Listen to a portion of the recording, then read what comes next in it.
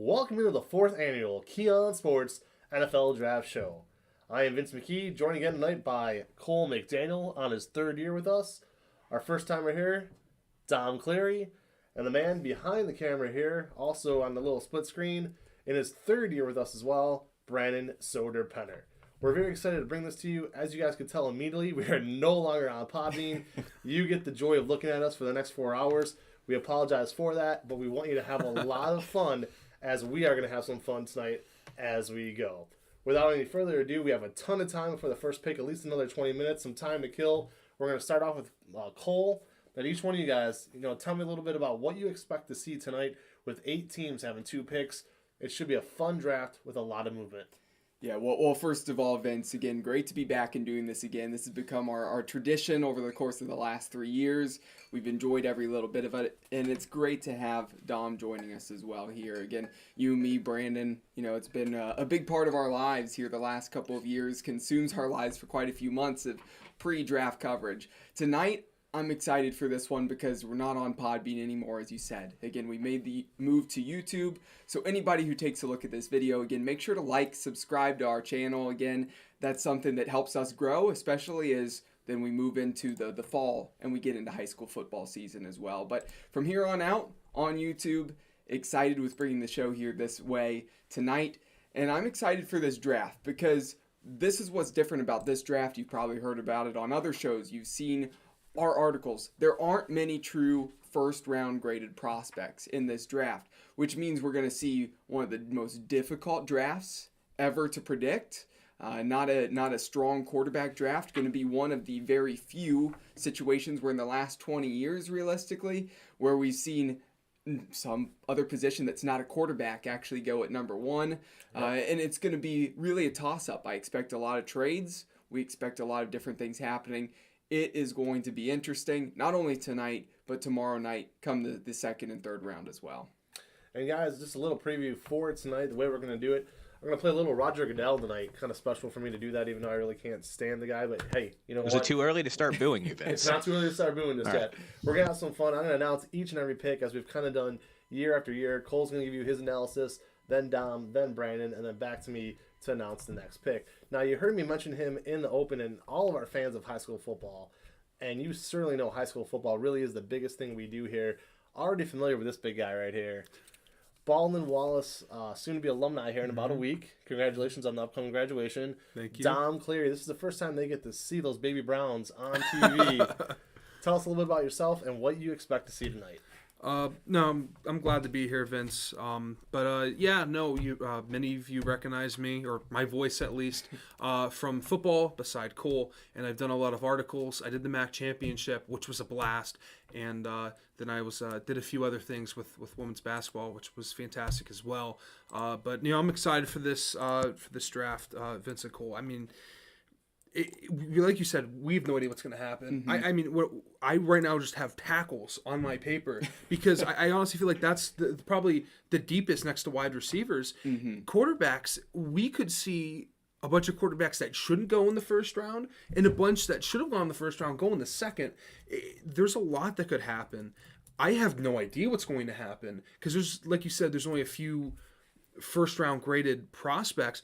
There's 15, I believe, that have been graded for the first round, which is extremely unusual. We're going to see a lot of teams trading back, a lot of teams trading up, teams that haven't had quarterback vacancies in a while, like the Steelers or even the Falcons. I mean, the Panthers, who they've had Teddy Bridgewater, Sam Darnold, but they had Cam Newton for a number of years even before that. Now, do we get a quarterback? Do we wait Seattle, who's had a quarterback for so long? Mm-hmm. What do those 4 teams do? Do they get someone to protect the person they have now, build up what they have? I think that's going to be interesting. I'm looking forward to what those 4 teams are going to do out of the rest. And you touched on it. And to add on to that, the interesting thing is the perfect storm of what's going on in this league at the moment. What we're looking at is a draft class where we said there's not a ton of top-end talent at the quarterback position. Some teams are already looking towards next year when C.J. Stroud and Bryce Young and those guys are going to be coming out into the draft. This year, there are some decent players. You saw the mock drafts as well, but you also saw the prospect rankings. Myself, I think Desmond Ridder is actually that guy. So does Brandon Soeder Penner over there. He believes that Desmond Ridder is actually that guy. Maybe doesn't have the highest ceiling, but could be the most successful because of the size, the accuracy. Again, could still improve on putting that ball in the same spot every single time he steps back and throws, but he's so comfortable in the pocket and he moves well. So there's a handful of guys that they have some potential, but they need to get into a good situation. And then there are also guys like Matt Corral, who's a guy who I can bring up, who I think he could have some potential in the league, but he needs somebody to develop a system around him, like the Ravens did for Lamar Jackson. If you put a guy like Lamar Jackson just back in the pocket and you make him adapt to your system, he wouldn't be successful. But the Ravens built a program around him. They built a team around him. That's what they have to do with a guy like Corral. So we're in a situation where it's not only just that talent, but we're in the same shoes with, we actually might have some of the most talent of quarterbacks in the NFL right now. There aren't that many quarterback needy teams, especially in the AFC. The AFC is so loaded. The NFC still has a handful of good quarterback rooms on their team. So they're in good shoes. They're in good situations, in good positions. And don't forget, something that we're not necessarily going to harp on all night, but something to pay attention to is some of these teams might think, hey, should we just snag a good position group player?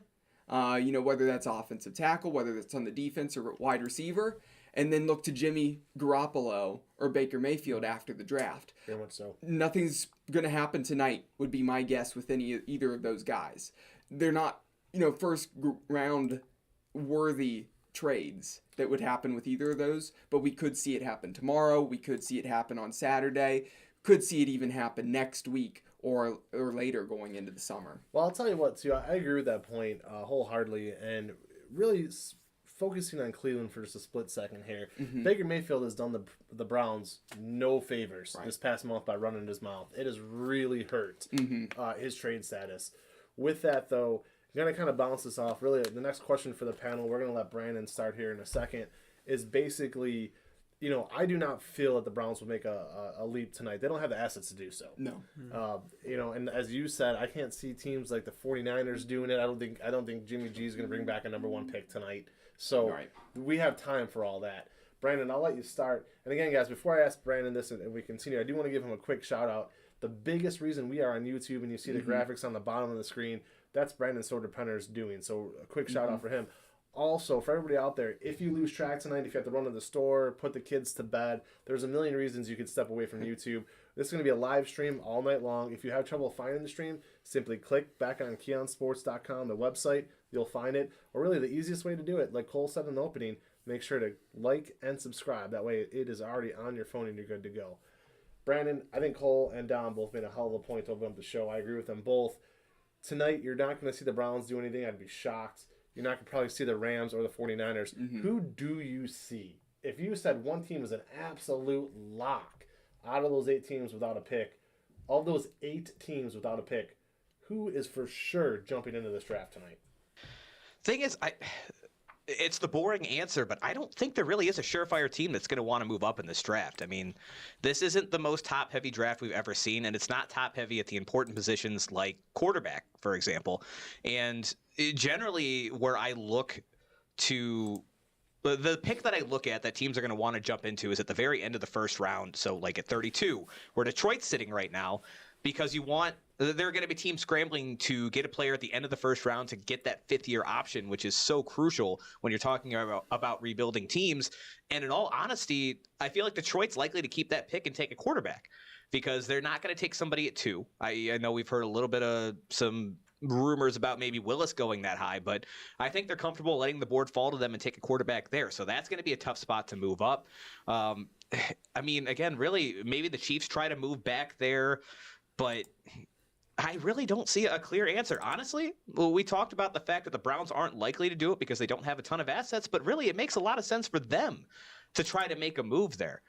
So receiver is the biggest position of need right now, that and defensive line that I feel like the team is looking at. And yes, there's a ton of receiver talent in this class, but I mean, where we're going to look at that wide receiver run, it's going to be towards the end of the first round. And then when the second round starts, the Browns aren't going to get any favors dealt to them either because you have Detroit, Jacksonville, Chicago. You have a lot of wide receiver needy teams picking before Cleveland does. So there's a good chance there's 8 receivers off the board by the time Cleveland gets their first crack at it. So while it's going to be difficult, I feel like Cleveland may actually be the team that needs to try to find a way to move up here. But like you said, it's not going to be easy no matter what in this draft. And I just don't think that Cleveland will be the team to trade up and do that, because are they desperate that they have to do that? No. Now, last year they probably didn't go into the draft thinking that they were going to make any sort of a move. There's been talk about that again today. So anything can happen. I mean, everybody's in those war rooms. It's not like the Cleveland Browns just completely took the night off and they're all at home with their families. No, they're still together as a group. If something happens, a guy they love is sliding, they might look to make a move. And of course, they're running situations where they're doing their own types of mocks, where they have their own mock drafts going on, and then based on what happens before them, they make a decision. Based on what's going on, they practice this for weeks, those front office guys. So there's a possibility. If I would say there's a team that would most likely come up and try to get into the first round, who does not have a pick in the first round, I'm going to say the Chicago Bears. Yep. Okay, the Bears would Absolutely. be my most likely team, because they're right there in that beginning section of that second round. But what they're trying to do is they're trying to protect Justin Fields. And we know that their offensive line has their issues. It still has holes. They're looking to build onto that. I would say that if you see a guy like Tyler Linderbaum, center of Iowa, you see some of those offensive linemen start to slide, and the farther they go in the first round graded guys, the Chicago Bears might be getting on the phone and trying to trade up with the Kansas City Chiefs, a team like that right at the end, so they can get an offensive lineman, so they can protect Justin Fields, who was their first round pick last year. Absolutely. And I think if you are the Browns, this is where we see teams that know what to do when they're in a situation where they can win. The Browns need to take that next step to become a winner, not to, we can win a playoff game. We need to go to the Super Bowl. Teams that know how to do that don't trade up unnecessarily. Right. They don't trade up in the top 15, and they don't have to. You can trade up to 32 or in the late 20s, or not trade at all. You would see the Steelers not even trade in this situation, or the Patriots, the 49ers.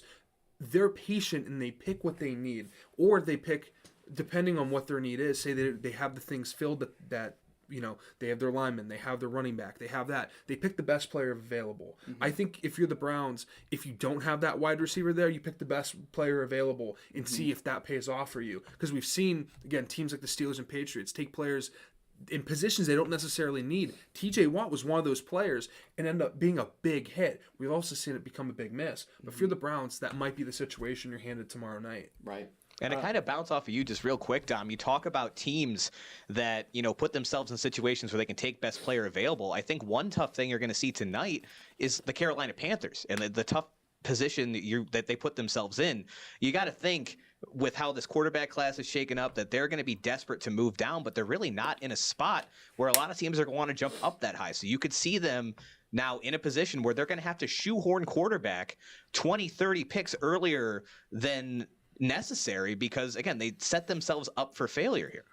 Well, guys, before we get to it, as the draft is about to start here any minute, want to thank one of our top sponsors here, JBL Roofing and Constructions. Sports fans and homeowners alike, let me take this moment to tell you all about JBL Roofing and Construction.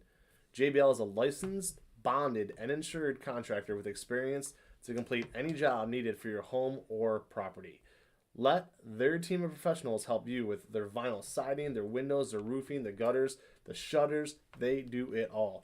Get the job done right. Get it done right the first time with no stress. Call them today, 330-677-9463, or visit them online at jblrc.com. All right, fans, it's no secret. We really are based here in Northeast Ohio, so we know there's a lot of Browns fans watching us tonight. We've already addressed them.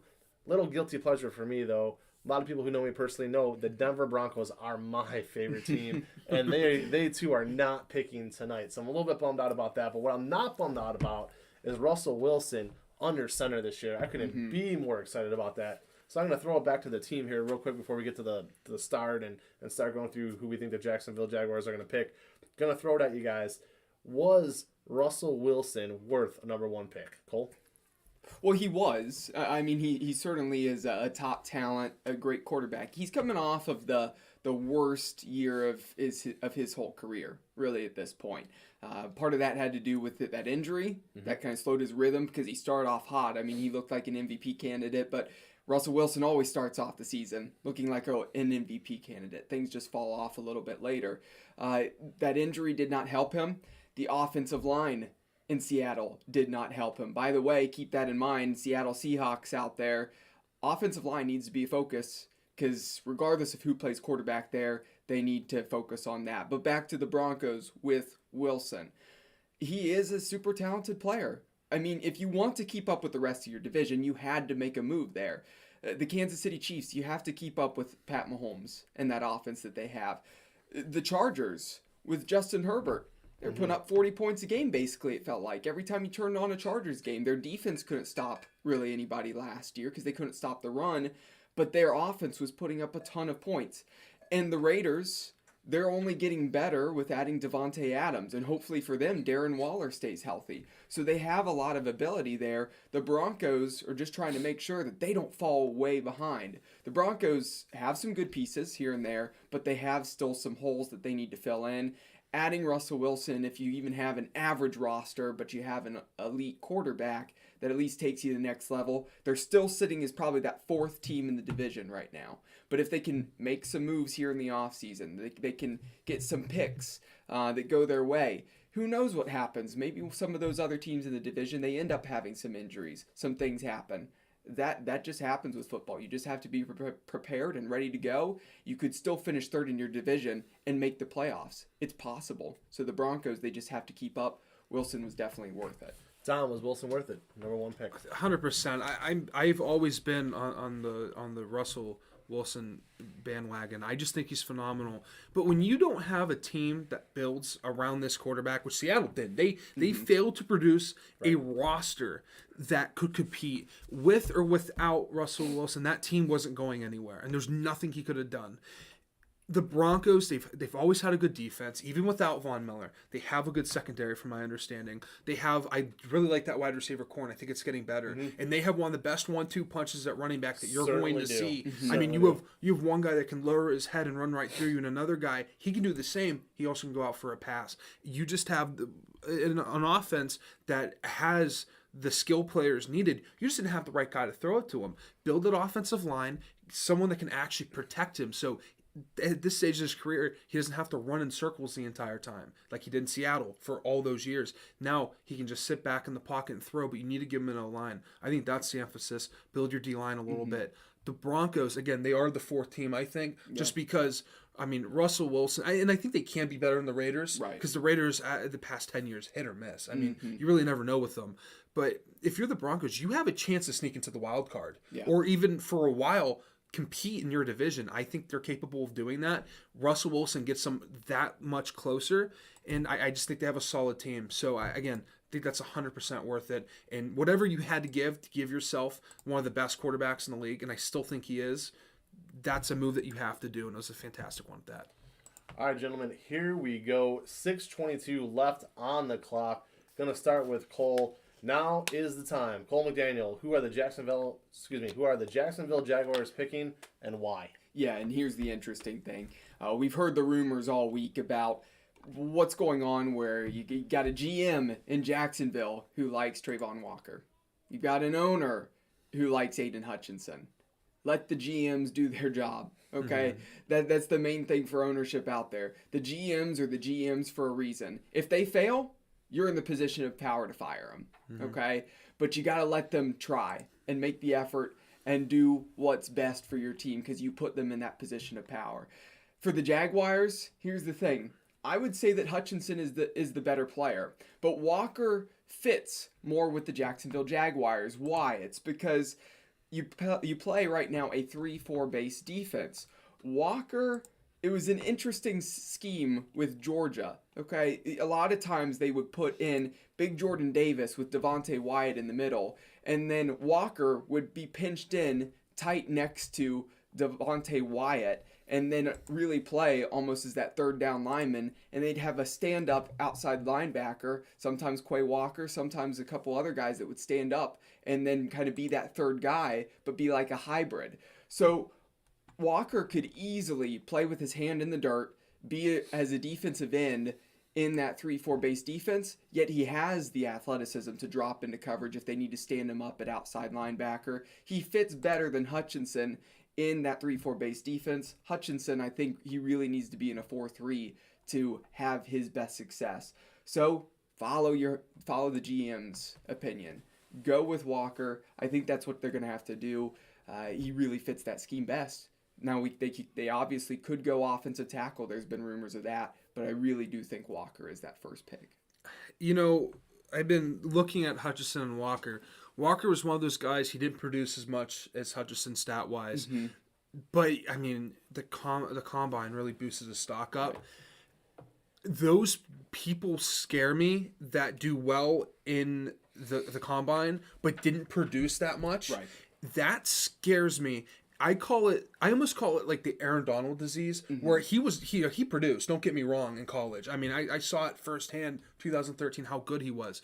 But his Combine, I mean, someone that can play inside, but you be a pass rusher as well, could play outside a defensive end, doesn't matter where you put him. Just a big body that can move. I feel like when people see that, they get scared, and they want to draft him because the Combine, it's the end-all be-all in the NFL, and it shouldn't be. I think Hutchinson, without considering systems, is the number one. Right. But like you said, when you run a defense where Walker can thrive in, and that's what he played in, you're going to have to go with him. And if you're the GM, you know your scheme, you know what you have, you know what the defensive coordinator and the head coach wants, you're almost going to have to go with Walker. Yeah. But I think, ignore schemes, I think Hutchinson is the best player out of the two right now, just because of the production output that he put in this past season. I mean, it was one of the greatest defensive seasons that we saw from a pass rusher at Michigan, and they do a very good job on developing defensive players at Michigan, as we've seen in the past. So yeah, I mean, frankly, I would actually, if it were me, I'd actually probably look to another position group, honestly. But the reality is, we know the Jaguars want an edge rusher. That's probably the direction they'll go. Brandon, what is going to happen with the first pick of the NFL draft this year? So I'm with you guys. I feel like it's going to be Trayvon Walker. Like, that's what all of the buzz has been about. And just let's step away from the X's and O's from it for a second. Like, I'm fairly confident that's what the pick's going to be, but I'm not a huge fan of what they're trying to do here. And if you look at Jacksonville's history, they keep wanting to make the splash play. And actually, it looks like we're going to switch over to the pick as they're getting ready to announce. So it is in, and it was Cole McDaniel and Brandon Soder-Penner nailing it. Trayvon Walker, defensive end out of Georgia with Jacksonville. Brandon, I'm going to let you finish that point because clearly this was exactly what you were thinking. Yeah, and again, it makes sense. But Jacksonville, again and again, tries to go with the splash play or tries to go with the upside.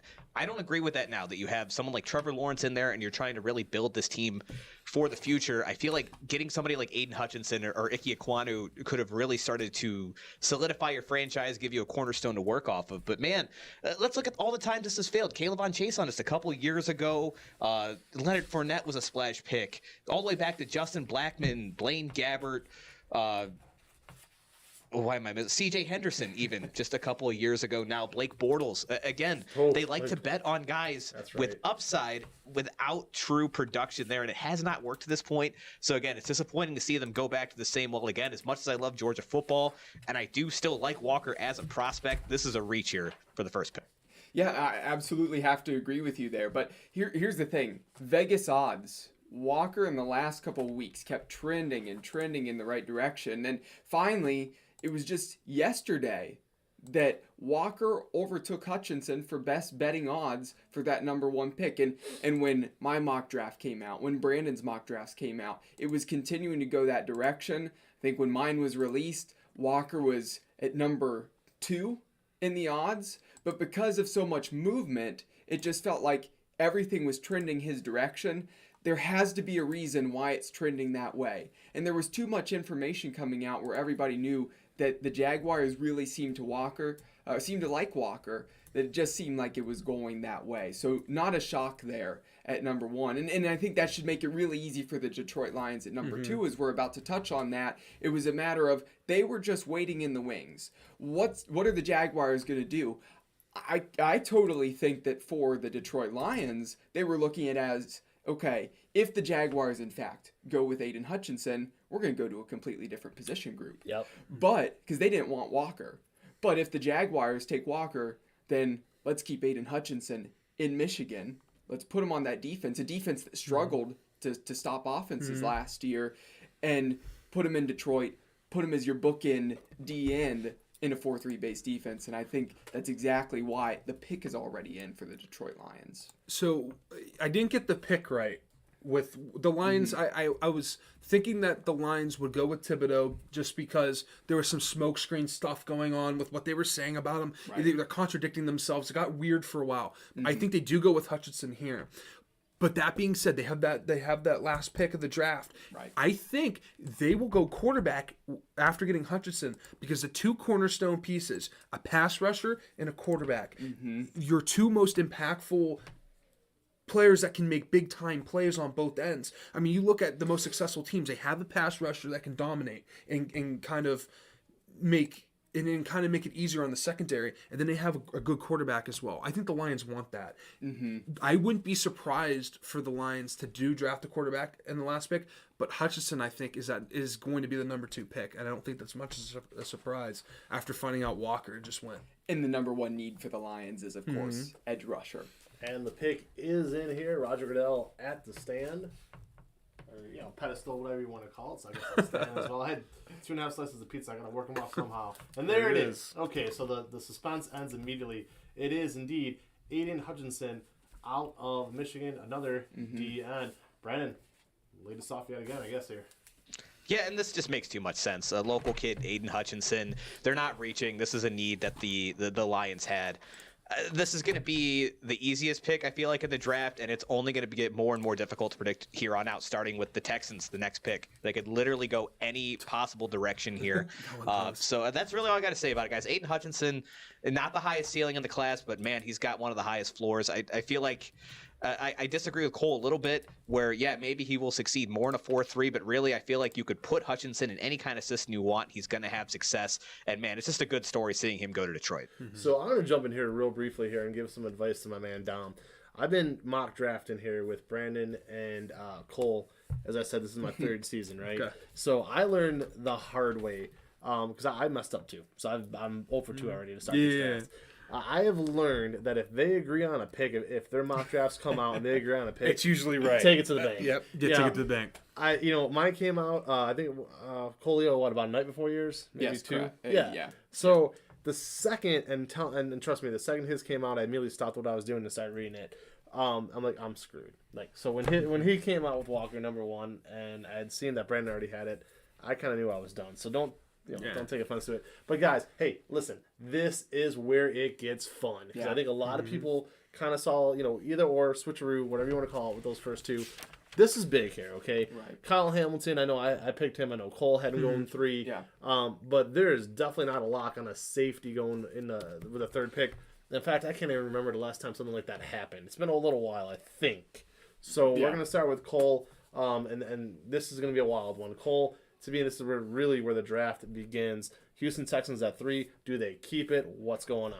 Yeah, and you said it. I mean, I'm starting out 2 for 2 in the draft. Brandon over there, he had these picks as well. So this is where it does get interesting. I wouldn't be surprised. I'm sure Brandon wouldn't be surprised if the rest of the draft, all these picks ended up being different because that's the kind of year it is. I mean, these guys who have first-round grades, they're so marginally different from the second-round graded guys. There's really not a huge gap. But when you look at the Houston Texans, what's the main thing for them? Could they do a lot of things? Yes, they could, but they've stood behind that they like Davis Mills as a quarterback. They continue to say that. If they really wanted Baker Mayfield, they could have done it in the trade, but it seemed like they really wanted the picks. Now, could they still look to do something with Jimmy G or Baker, later on? Yeah, they could, but it really seems like Davis Mills is the go-to guy for them. What's the main thing for them? What does Lovie Smith's team need? Defense. To even stay afloat in this loaded AFC against these powerful offenses, they have a really poor defense, especially in the secondary. It is not good. When you have Tavier Thomas as one of your starting corners, that's scary as well. I mean, he was depth for the Browns. So you look at it, and they need corner, and they need safety. Now, Kyle Hamilton would be the guy for me, just because Hamilton's rangy. He's such a great piece. I think Derek Stingley, who they'll also pay close attention to, I think he could slide because of his injury issues. What concerns me about him, concerned Brandon as well, is the whole situation last year with Caleb Farley, with the injury. That's what I look at when I see Derek Stingley. Stingley's such a good player. The Texans might go for Stingley here at 3. I wouldn't be shocked, but I have them getting actually Stingley at their other pick in the first round. Hamilton won't be there. I think you need to go with Hamilton, and you can capitalize on both in this draft. And like I told you the other day, I'm gonna skip over you real quick. And You're good. Go ahead. You're good. Because he said the magic name. I love Stingley. Mhm. We were texting about him. I think it's an injury-prone situation. Yeah. If it wasn't, I think this would actually be a no-brainer and a shock with him going third to a lot of people. But like you said, I think they're gonna steer clear of that because I think they know they could probably get both guys down. Yeah. Well, Hamilton, right? The Notre Dame safety. Yeah. He, for a while, looked like he was the number 1 pick before the season ended, and then slipped a little bit to 3. Not much. Right. But I think that's where I believe that's what I had at the 3rd pick. Mm-hmm. I feel like that's a no-brainer. But it feels like there hasn't been a lot about him. He was one of the players that you haven't heard much about him in almost a few months. But I feel like he's the pick. The thing is, this pick is almost hard to predict because it could literally be any position. And after the first 2, no one had any idea where anyone was going to go, like you mentioned. Sure. So I'm guessing it's going to be Hamilton. I would pick Hamilton. But boy, they could go out of left field with this one. And it's the Texans, knowing they could make a really bad decision and pick someone that we had very low. Well, and keep this in mind as well, because they're really linked to Hamilton and they really like Hamilton. Don't be surprised. There has been talk about the Texans trying to trade up with their other pick. Correct. They could easily do Stingley here at this one, and then Hamilton. They trade up to get back into into the top 10, so they can't snag him. And here we are with the selection right now.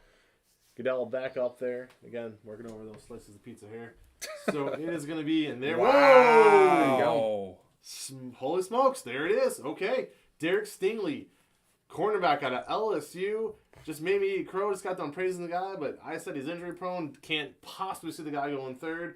I couldn't be more wrong. There he is off the board. Cole McDaniel, take us away. Yeah, well, I had him going at 13 to the Houston Texans. I realistically thought I think he could have made it out of the top 10 because there are so many other needs for those teams in the top 10 that I don't think they look to corner as much. And the injury issues, and like we said, the Caleb Farley situation last year. Again, the Titans ended up taking Farley. He hardly touched the field all year because of his injury problems.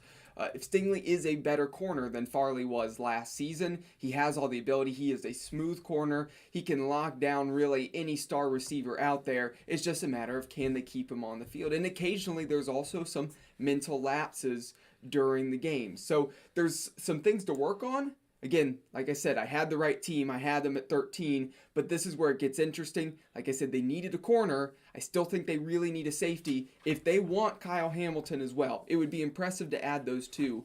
They're going to need to trade back up into this top 10 so they can snag Hamilton. Tom, Claire, how far away, even with this pick of Stingley, are the Houston Texans away from being a playoff team? Because to me, it's light years away. Especially in that division. I shouldn't laugh at that.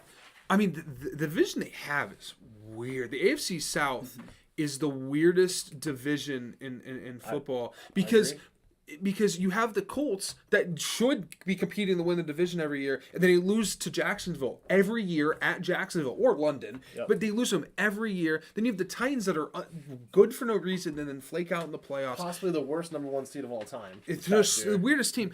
So, you know what? I never like to put more than 5 years on a limitation in any league, other than baseball. Like the Pirates, it's like 20 years. But like with the Texans, say Mills is your guy. He develops the way you want. You add a few offensive line pieces, add a few guys in the free agency. Maybe you get a wide receiver late in the draft one of these years. You could be in the playoffs in 3 to 5 years. Now, again, that's not a short time period. A lot can happen. Quarterbacks retire. People move teams. But we see that in football, too. Oh, all the time. Absolutely. But so the Texans, I would say about 5 years is your window of really, really competing. But if they make every right decision, we could see 3 years they could be competing for a wild card spot.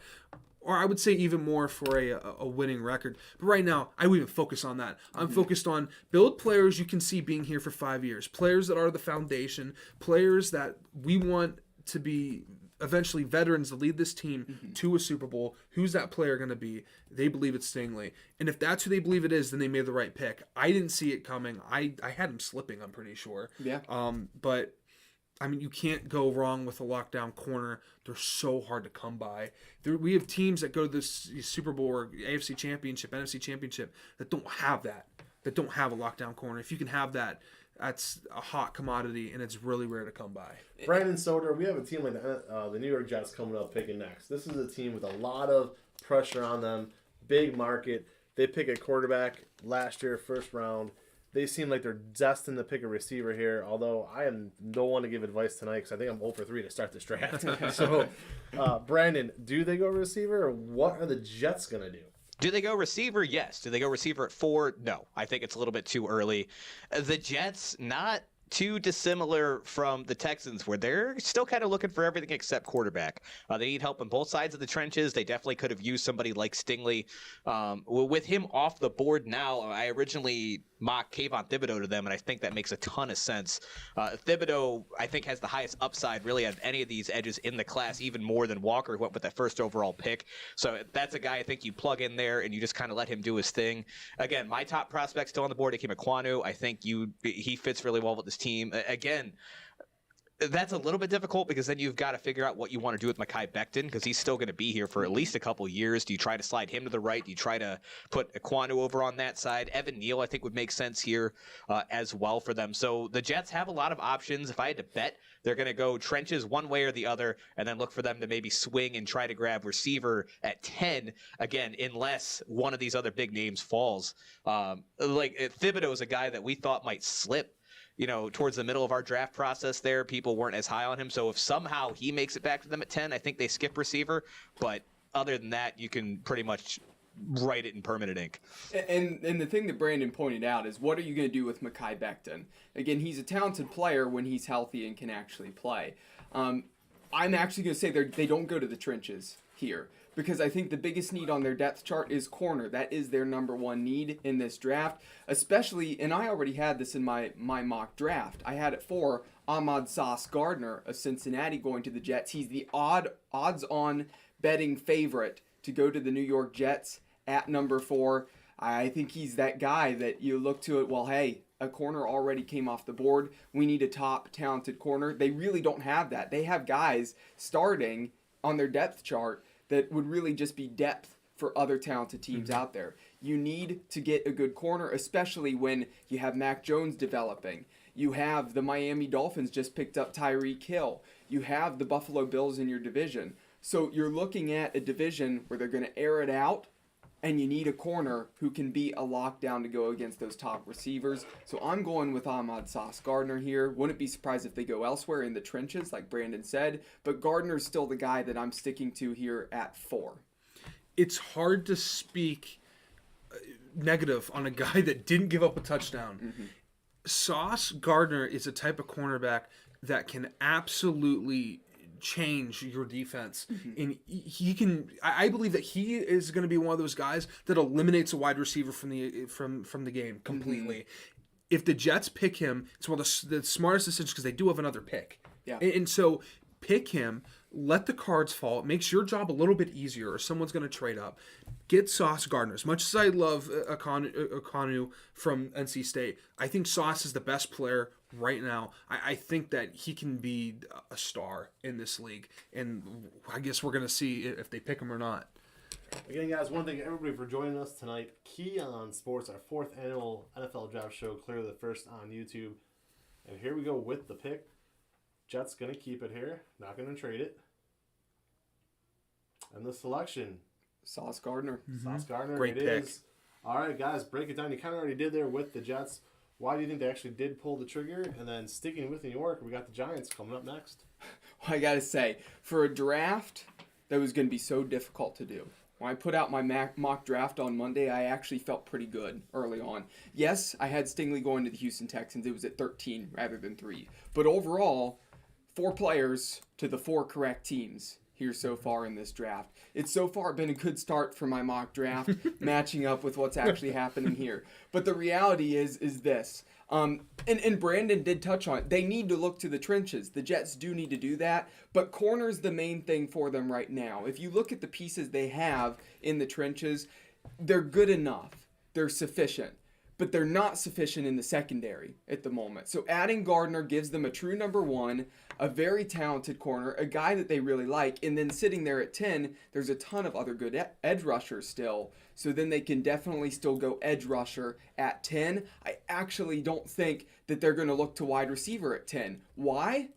Because they're in the sweepstakes for Deebo Samuel.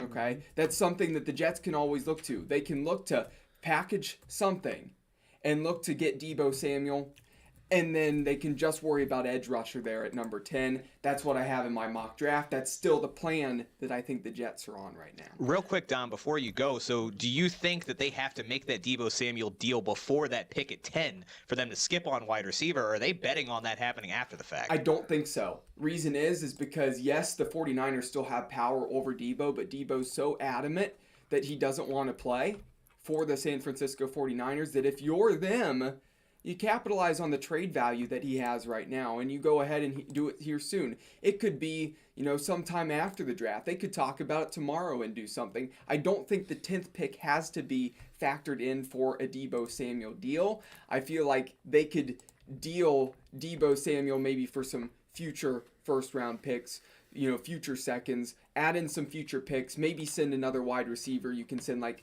Elijah Moore or somebody the direction of the San Francisco 49ers. You don't need to package pick number 10 in for a Deebo Samuel deal, but I think he'll go to New York. That's my best guess.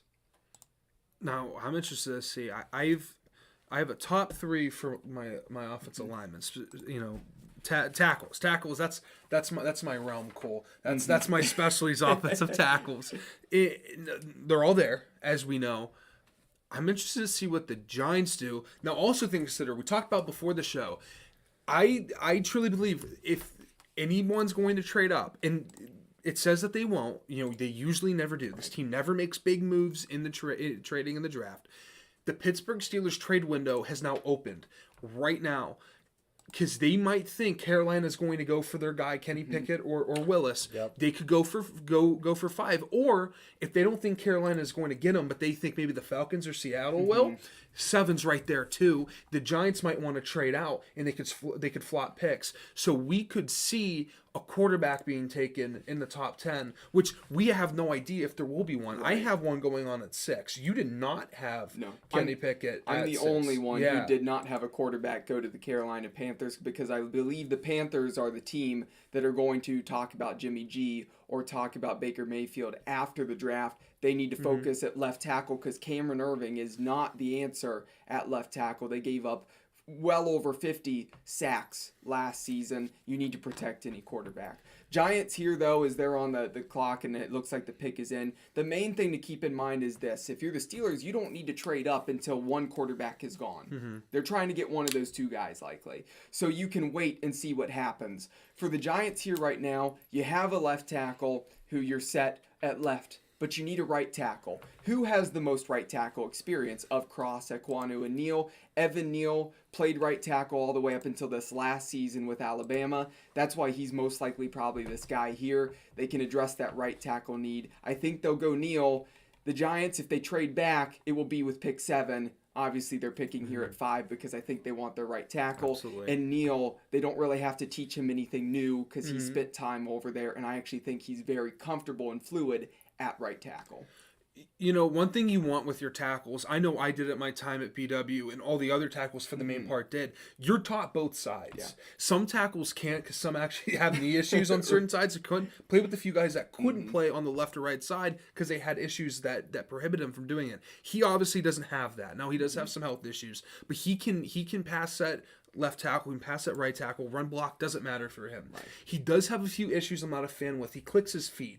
Yeah. And I'm not a fan with. He was able to get away with it. But if you have Myles Garrett coming at you and you click your feet, you're going to end up at the quarterback's feet. Right. You can't do that. But he's strong. He lunges a little bit. But boy, when he gets his paws on you, your head snaps back and there's nothing you can do. Right. Now there's a difference of blocking the defensive end from Tennessee and blocking a Myles Garrett or a TJ Watt, but he is probably the highest ceiling of any tackle, and I think that has all the physical keys. I think it'd be a great pick for the Giants, especially if you want to flip-flop them around. Right. Because we saw with the Lions, with their selection last year, they put him at right tackle, and he struggled to adapt. Right. If they pick Neal, he won't have that problem. I think it'd be a great pick here at 5. Well, we're going to find out right now. Actually, I had Kenny Pickett going 5, so after listening to you guys talk, that clearly isn't happening. Don't rule it out, man. Don't rule out quarterback here. Just the Giants, they do some strange things every now and then. New head coach this year, too, man. It won't shock me. And it's right. I mean, Daniel Jones easily next year could see his job come to an end if he doesn't, step it up this season. But I don't think this is the year that they'll do it. They're probably going to look more towards next season with those quarterbacks. I can see them going offensive tackle, though. Here we go. Goodell. Now, that's a cool story here for this kid. He's a part of the Make-A-Wish program, and he gets to announce the 5th pick. Keep in mind as well, at 7, I have them taking Kayvon Thibodeau as well. An edge rusher still sitting there.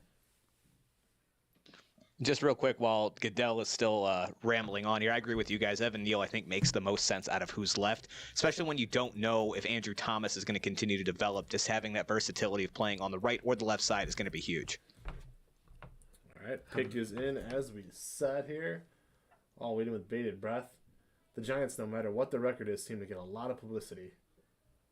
New York, that's it's why. in, and there we go. Wow. It is. Cole remains perfect. Maybe not in the exact order he would want to tell you about, but he's picking those names, fans. Cole, take it away. I mean, you just said it. I had them taking Kayvon Thibodeau at 7. This is the interesting thing is the Giants must feel like maybe the Panthers are going to go quarterback, and that gives them their choice of tackle. Because this is why I had the Giants go with Thibodeau at 7 rather than at 5.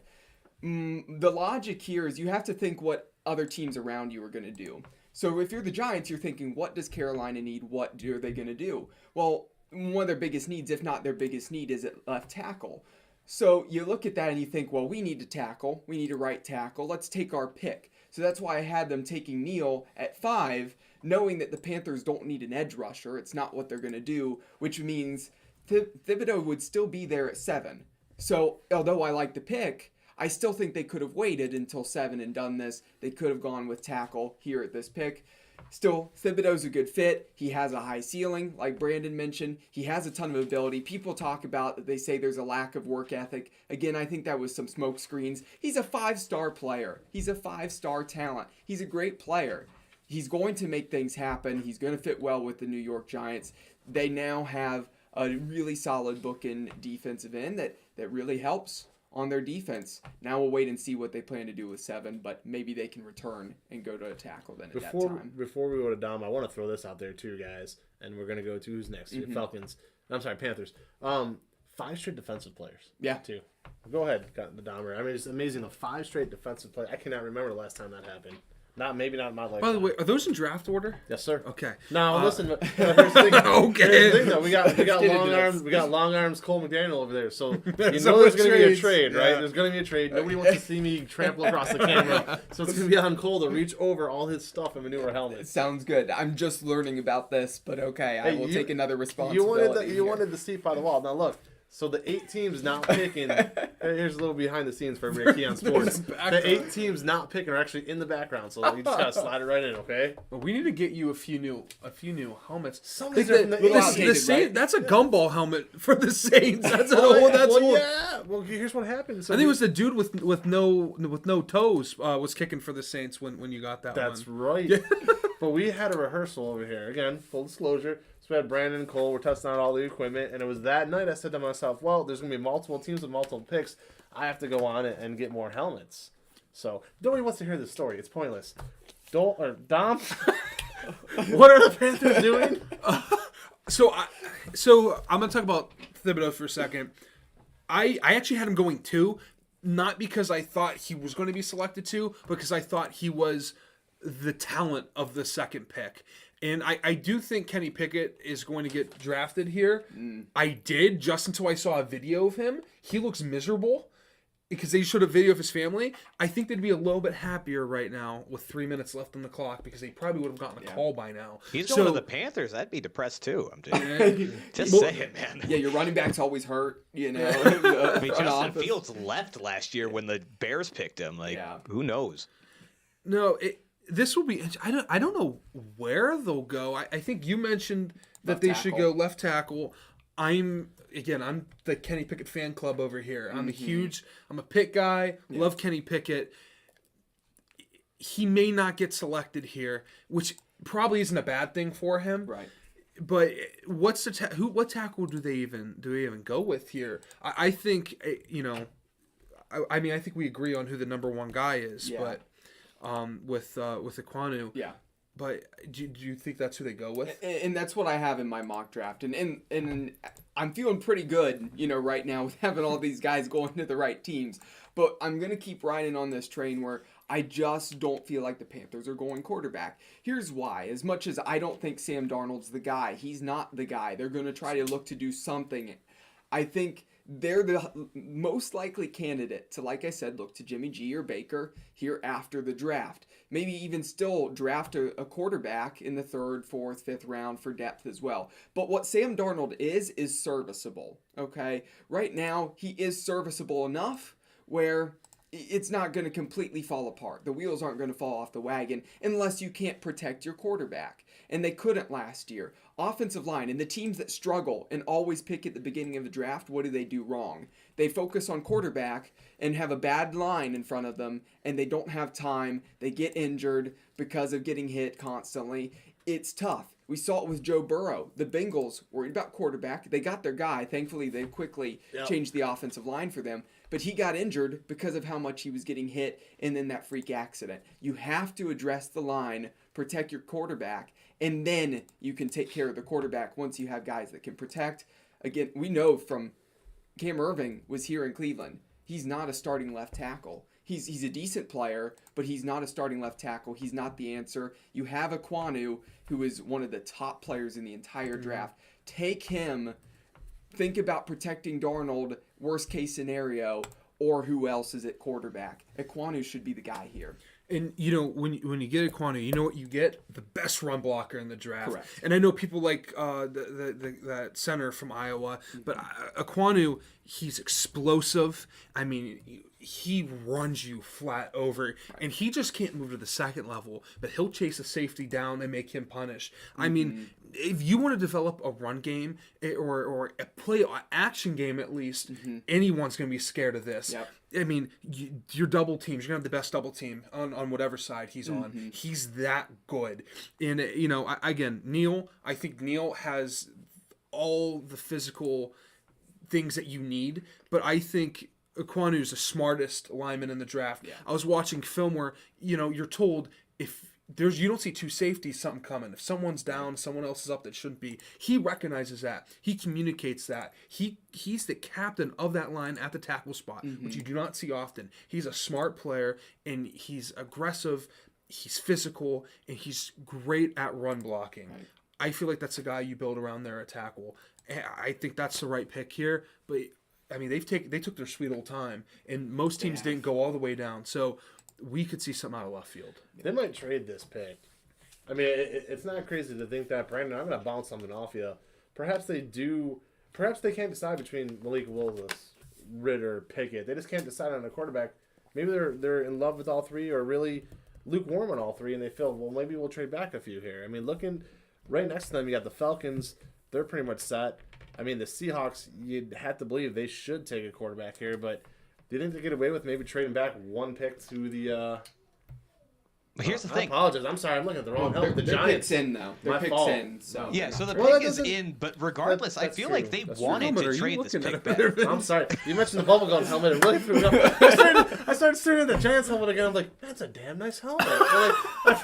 It took me back to my childhood with the Giants spelled across the thing. I don't know why they don't go back to that. I loved that. I grew up with that. And before the pick gets announced, Brandon, go ahead. sorry. We got off topic. You guys are good. No, I feel like Welcome to the show, Panthers. the Panthers probably wanted to trade this pick back. I fully believe that they That's what I did thought, yeah. because they need a quarterback badly, and they would be reaching no matter who they took here. But the thing is, who's coming up to 6? There's no team that is a candidate to try to jump up this far, and if they did, I don't think Carolina was going to get as much back as they would have hoped for. I feel like that's going to be a theme this draft where you don't see as much capital being exchanged to move up. We're about to get our answer right here.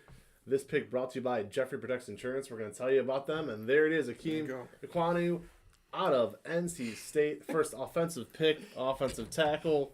And there we go. Cole, what are you now, 6 for 6 on this? 6 for 6. Amazing. On the night. Well, you start. Okay. Main thing is, I addressed it. Yeah, this is the team that's going to look to Jimmy G and Baker Mayfield. And I'm going to stop saying that here at this point because there's no need to continue to address this. The main thing is, what's the trick, people? Why have I nailed these picks here so far tonight? The main thing is, if anybody, not even football related, if you're going to go get a job, do you sit down with a team and get an interview? Yes, you absolutely do. So what did I research? I researched what teams met with what players. Okay? If there wasn't a meeting, then they weren't picking that player. So I went in and took a look at and saw about who actually sat down, who did they interview, who did they bring into the facilities and sit down with. And that helps you narrow down based off of what the position needs are, what those needs are, what they like, what's trending for them. And the main thing is, who did they sit down with? And so any of these picks, again, it was all guys that came into the facility they sat down with, and there was definitely word about of them sitting down and having a meeting. Because if you're going to hire somebody, you're going to get to know them. So that is the main thing there for the Carolina Panthers. I think this is huge for them. Address left tackle. They gave up so many sacks. Dom touched on it. Ekwonu is a fantastic run blocker. That is his strength. But he's still a pretty good pass protector as well. So you shore up left tackle quite a bit more, and then you can look to move for a quarterback later on, whether that's here they maybe try to get back up somehow into the end of this first round. They do it in the second round. But I really think this is a team that they're going to look for a quarterback later on, after maybe the draft's even completed. So I think, after the Giants, I don't think the Giants pick a quarterback here. You have a 2-pick draft. Let me make sure. Yeah, Falcons, Seattle. You can check by the gumball helmets. But now I think the quarterback window opens after the Giants pick. You have Atlanta, who I think Corral is actually available with Atlanta. I don't know if he interviewed with them, as you mentioned. I don't.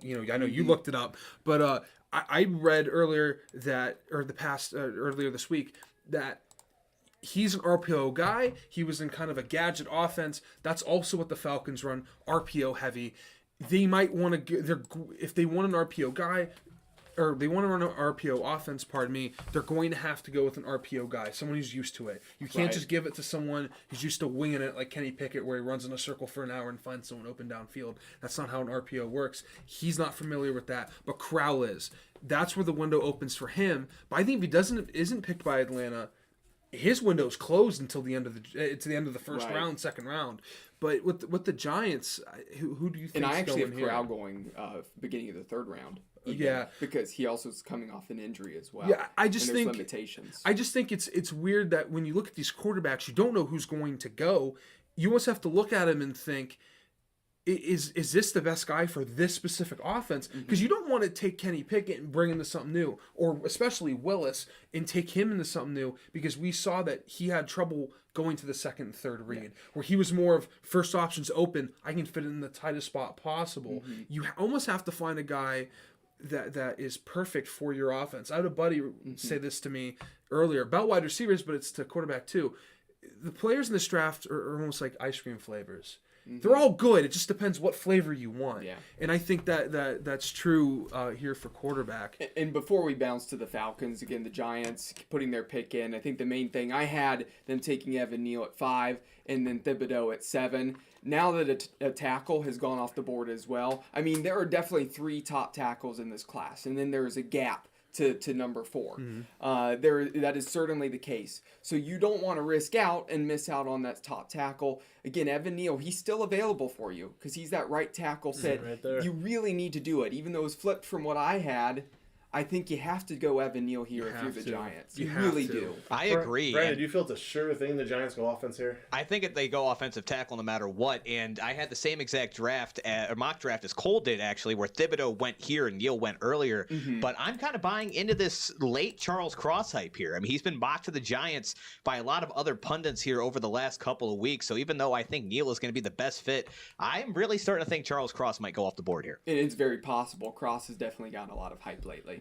And still no trades, so the Giants will use both of their picks. I wanted to point that out. The selection is in. Is it our first skills position of the draft? Nope. There we go. You guys nail it. And to me, it did seem like a sure thing. Offensive tackle, Evan Neal, out of Alabama. Like you both said, like you both had it. They're clearly going to go tackle there. Brandon, we're going to get back to you in just a moment here. Dom, a lineman yourself. How great does it feel now? We've seen back-to-back linemen go off the board in the top 7. Good feeling for you? I feel fantastic. As someone who played tackle, I wasn't built the way these guys were. I would be, I am draft eligible, by the way, guys. So if we see my name across the board, but it's nice. That would be the greatest moment of Keon sports history, just so you know. There's nothing better. Everybody out there would see me openly weep. Tears of joy. Tears of joy. And him laugh at me as I'm crying. yeah, exactly. Well, go ahead. Maybe they take the third string left tackle from Baldwin Wallace, but I don't think so. He's a sleeper pick. But it's that's yeah, sure. But it's nice to see the value of linemen really be shown, especially the left tackle. I mean, you've seen The Blind Side. Those who read the book, it goes into more depth. It took one person to get hurt to realize how important, how rare a tackle is. If you don't have a left tackle, you don't have true protection for your quarterback. Your left tackle is your pass blocker. Your right tackle is your run blocker. Neal's a true left tackle, but he can play both sides. But Ekwonu, he can play right if by the standards I just put through him. But it's nice to see two guys. They can move. They're athletic. They can run people over. If they get their hands on you, you're ending up on your back. And if you're a quarterback, you see Neal, you see Ekwonu to your left, you're a little bit of a sigh of relief. I know I would. And whoever is going to be the quarterback whoever should be the quarterback. The Giants know who their quarterback is. It's Danny Dimes for now. Don't know where I was going with that. No, it sure is. I mean, they solidified that with their first 2 picks. Yeah. But if they don't take a step up with him, they are in some trouble in the quarterback situation because he has not really progressed. Yeah. Brendan, we looked to the Atlanta Falcons. Obviously, they had a little bit of a quarterback jumble in the offseason. I actually spoke with Cole a couple days ago. We talked about it. This might be a situation where they pick a quarterback. I don't think Marcus Mariota is a 16-game starter or 17 games, whatever it is this season. Me and you both kind of agreed on that. Yeah. Brandon, I would love to get your opinion on this. I mean, is this where we see the quarterback go? Pick number 9. There's definitely a chance that Atlanta could go quarterback here, seeing as how they got Marcus Mariota as kind of a stopgap. This is another spot where I've seen Malik Willis mocked quite a bit if he were to make it past Carolina, so it's definitely a possibility. Here's why I don't think it's going to happen, and unlike Cole, I don't have the best track record. I'm getting the positions right, but I'm getting most of the players wrong to this point. But I got 3 names as to why they're not going to go quarterback, and that is Damiere Byrd, Olamide Zacharias, and Kadero Hodge. Those are the starting 3 wide receivers for the Atlanta Falcons this year. And when you have this much wide receiver talent in the draft and none have come off the board at this point, I think that's the direction you got to go. You got Kyle Pitts as a solid weapon. Cordarrelle Patterson really stepped up at running back last year. If you can get another receiver in there, you've got the workings of a solid offense, and then you can look elsewhere for quarterback down the road.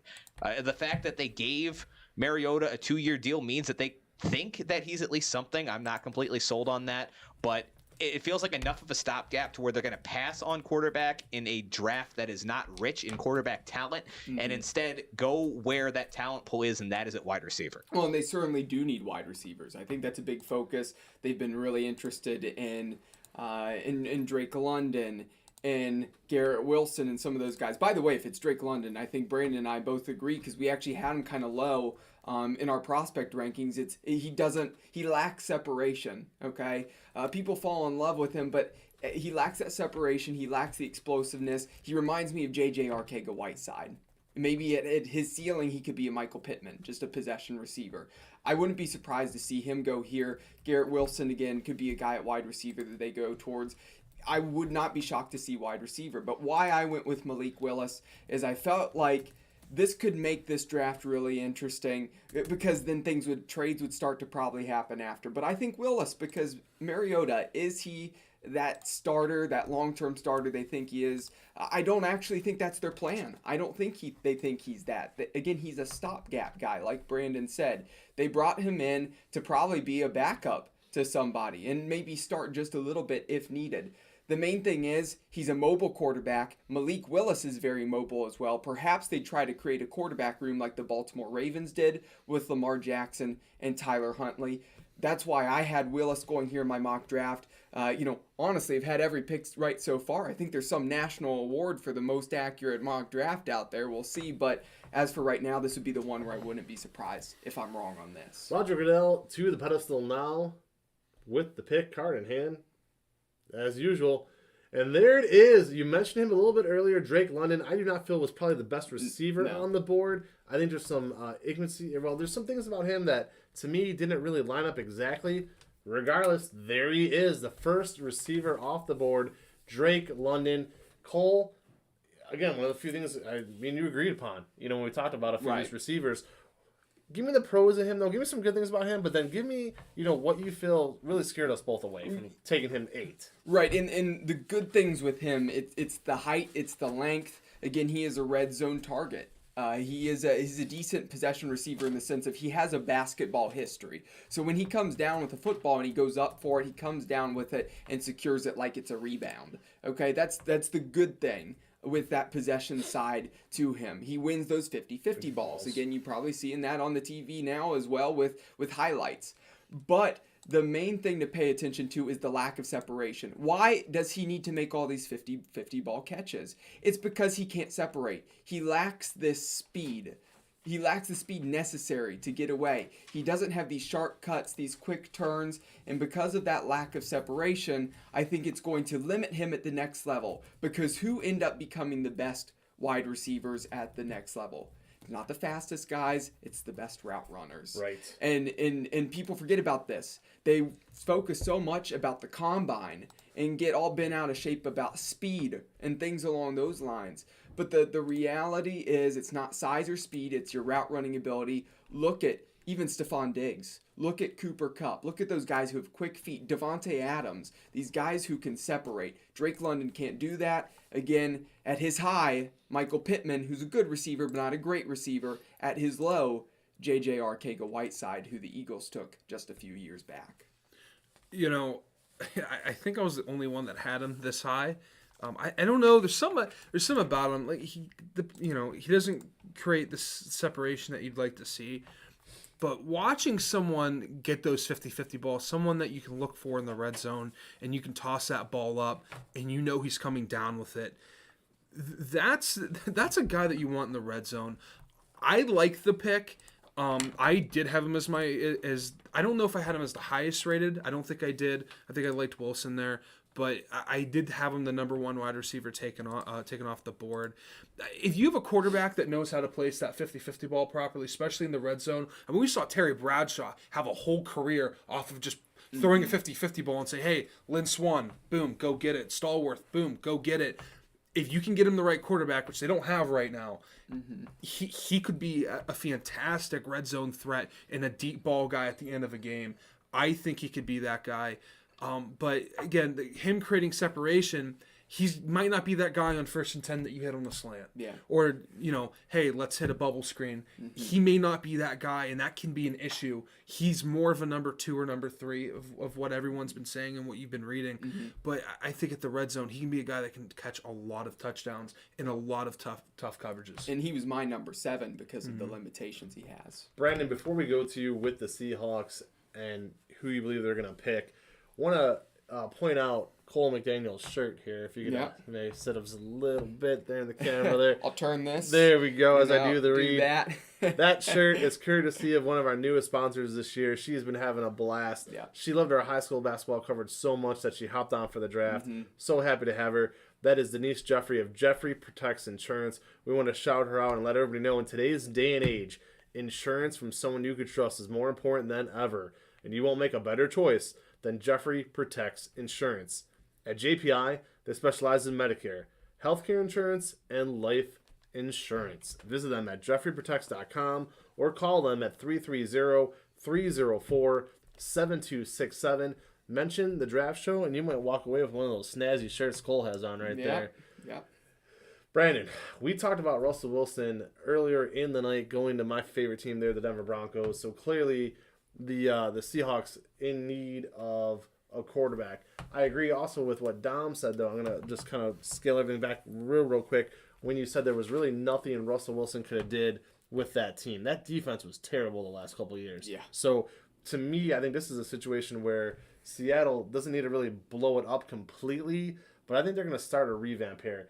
Do they begin that revamp with a brand new young quarterback? That's a lot to put on a kid. Right. And real quick, before we get to Seattle, their pick's not in yet, so I'm going to call a slight audible, Vince. Not to go back too far here, but I just got to say I absolutely hate this Drake London pick for the Falcons. Yeah, agreed. As everyone knows, I am a Falcons fan, and this team is in desperate need of a wide receiver, but this was not the guy. Like Dom said, he projects as like a 2 or a 3. He's a one-trick pony type, where at best he's going to be a red zone target. I'm not even really convinced he's going to be that great in those areas. Yeah. You watch the tape, I'm just not impressed. I don't see the explosiveness going up for balls. I see him going up against inferior competition in the Pac-12 and just being able to win off of his physical traits alone. And that is not something that's going to translate to the NFL. When your wide receiver room is so depth of talent, I don't understand why you don't go for someone with more versatility. Wilson, Olave. I'd be okay with Jameson Williams at that point since the team's not really going to be competing next year. You've got some time to wait. I've got Drake London down at wide receiver 9. Right, and I realize I'm way lower than average, but man, I just do not think that this pick made a lot of sense for the Falcons at all. But moving off of that soapbox, Seattle, this is another candidate that could definitely be taking a quarterback. I think it's all really going to come down to Pete Carroll and what his plans are for the future and how long he plans on sticking around. If he's going to go through this for another 5 years or so, yeah, maybe they take a quarterback here and try to develop a Malik Willis, which I think would make a decent amount of sense for them. But if he's only got a couple years left in this, I think he either just tries to see if they've got something with Drew Lock. They obviously traded for him for a reason. They see things they like. They don't. Or as a Denver Broncos fan, I'm just telling you, they don't. But continue. I can't imagine why, but again, they took him in that trade one way or the other. Yeah. Or again, they go after a Baker Mayfield or a Jimmy Garoppolo. But it really comes down to Pete Carroll. I originally had them going cornerback. Top 2 guys are off the board at this point. So I think it's either quarterback or offensive line here. But if I had to put my money down right now, I think this is where we see the first quarterback go off the board. Well, I had them trading back with the Washington Commanders, expecting maybe the Falcons take Malik Willis at 8, and then that makes the Seahawks need to think about it. Commanders come up above the Jets and take Garrett Wilson because they like him. In this situation, the pick's in for the Seattle Seahawks. They're going to be selecting here. I would think it would be Malik Willis for them here to go quarterback. But the other thing to keep in mind is quarterbacks keep going down the board. The Seahawks could easily take a quarterback later on, early in the second round. I could also see the Seahawks here going with Charles Cross, who they've been heavily linked with at left tackle, help out that offensive line, similar to what I said about the Carolina Panthers. And I think our offensive lineman next to me would agree. If you don't have an offensive line to protect your quarterback's not going to succeed. So whether it's Drew Lock or if it's Malik Willis, whoever it is at quarterback, if they can't get protected, then that's going to be a big issue. And obviously you're in a division with the 49ers who have a good front 7, with the Rams who have a good front 7, the Cardinals who have been developing their front 7 and getting better. So you need to protect your quarterback. I would say Charles Cross would be the smartest decision here for the Seahawks, but I'm expecting Malik Willis. Well, the wait almost over here as Goodell at the pedestal again, the podium, whatever you want to call it. And yeah, I mean, really a number of ways that could go with this pick. But there is something very interesting. All right, offensive tackle. You know, man. You know Charles Cross, Mississippi State. Cole, will let you finish your point? I mean, the main thing is, regardless of what quarterback you have in there, whether it's a star quarterback or whether it's a serviceable one in Drew Lock, you need to protect him. The quarterback you have right now is right-handed. The quarterback you're going to bring in because of this draft class, if you bring somebody in, is right-handed. That blind side comes from that left tackle spot. Charles Cross, again, he's that third best tackle in this class. There's a huge drop-off to number 4.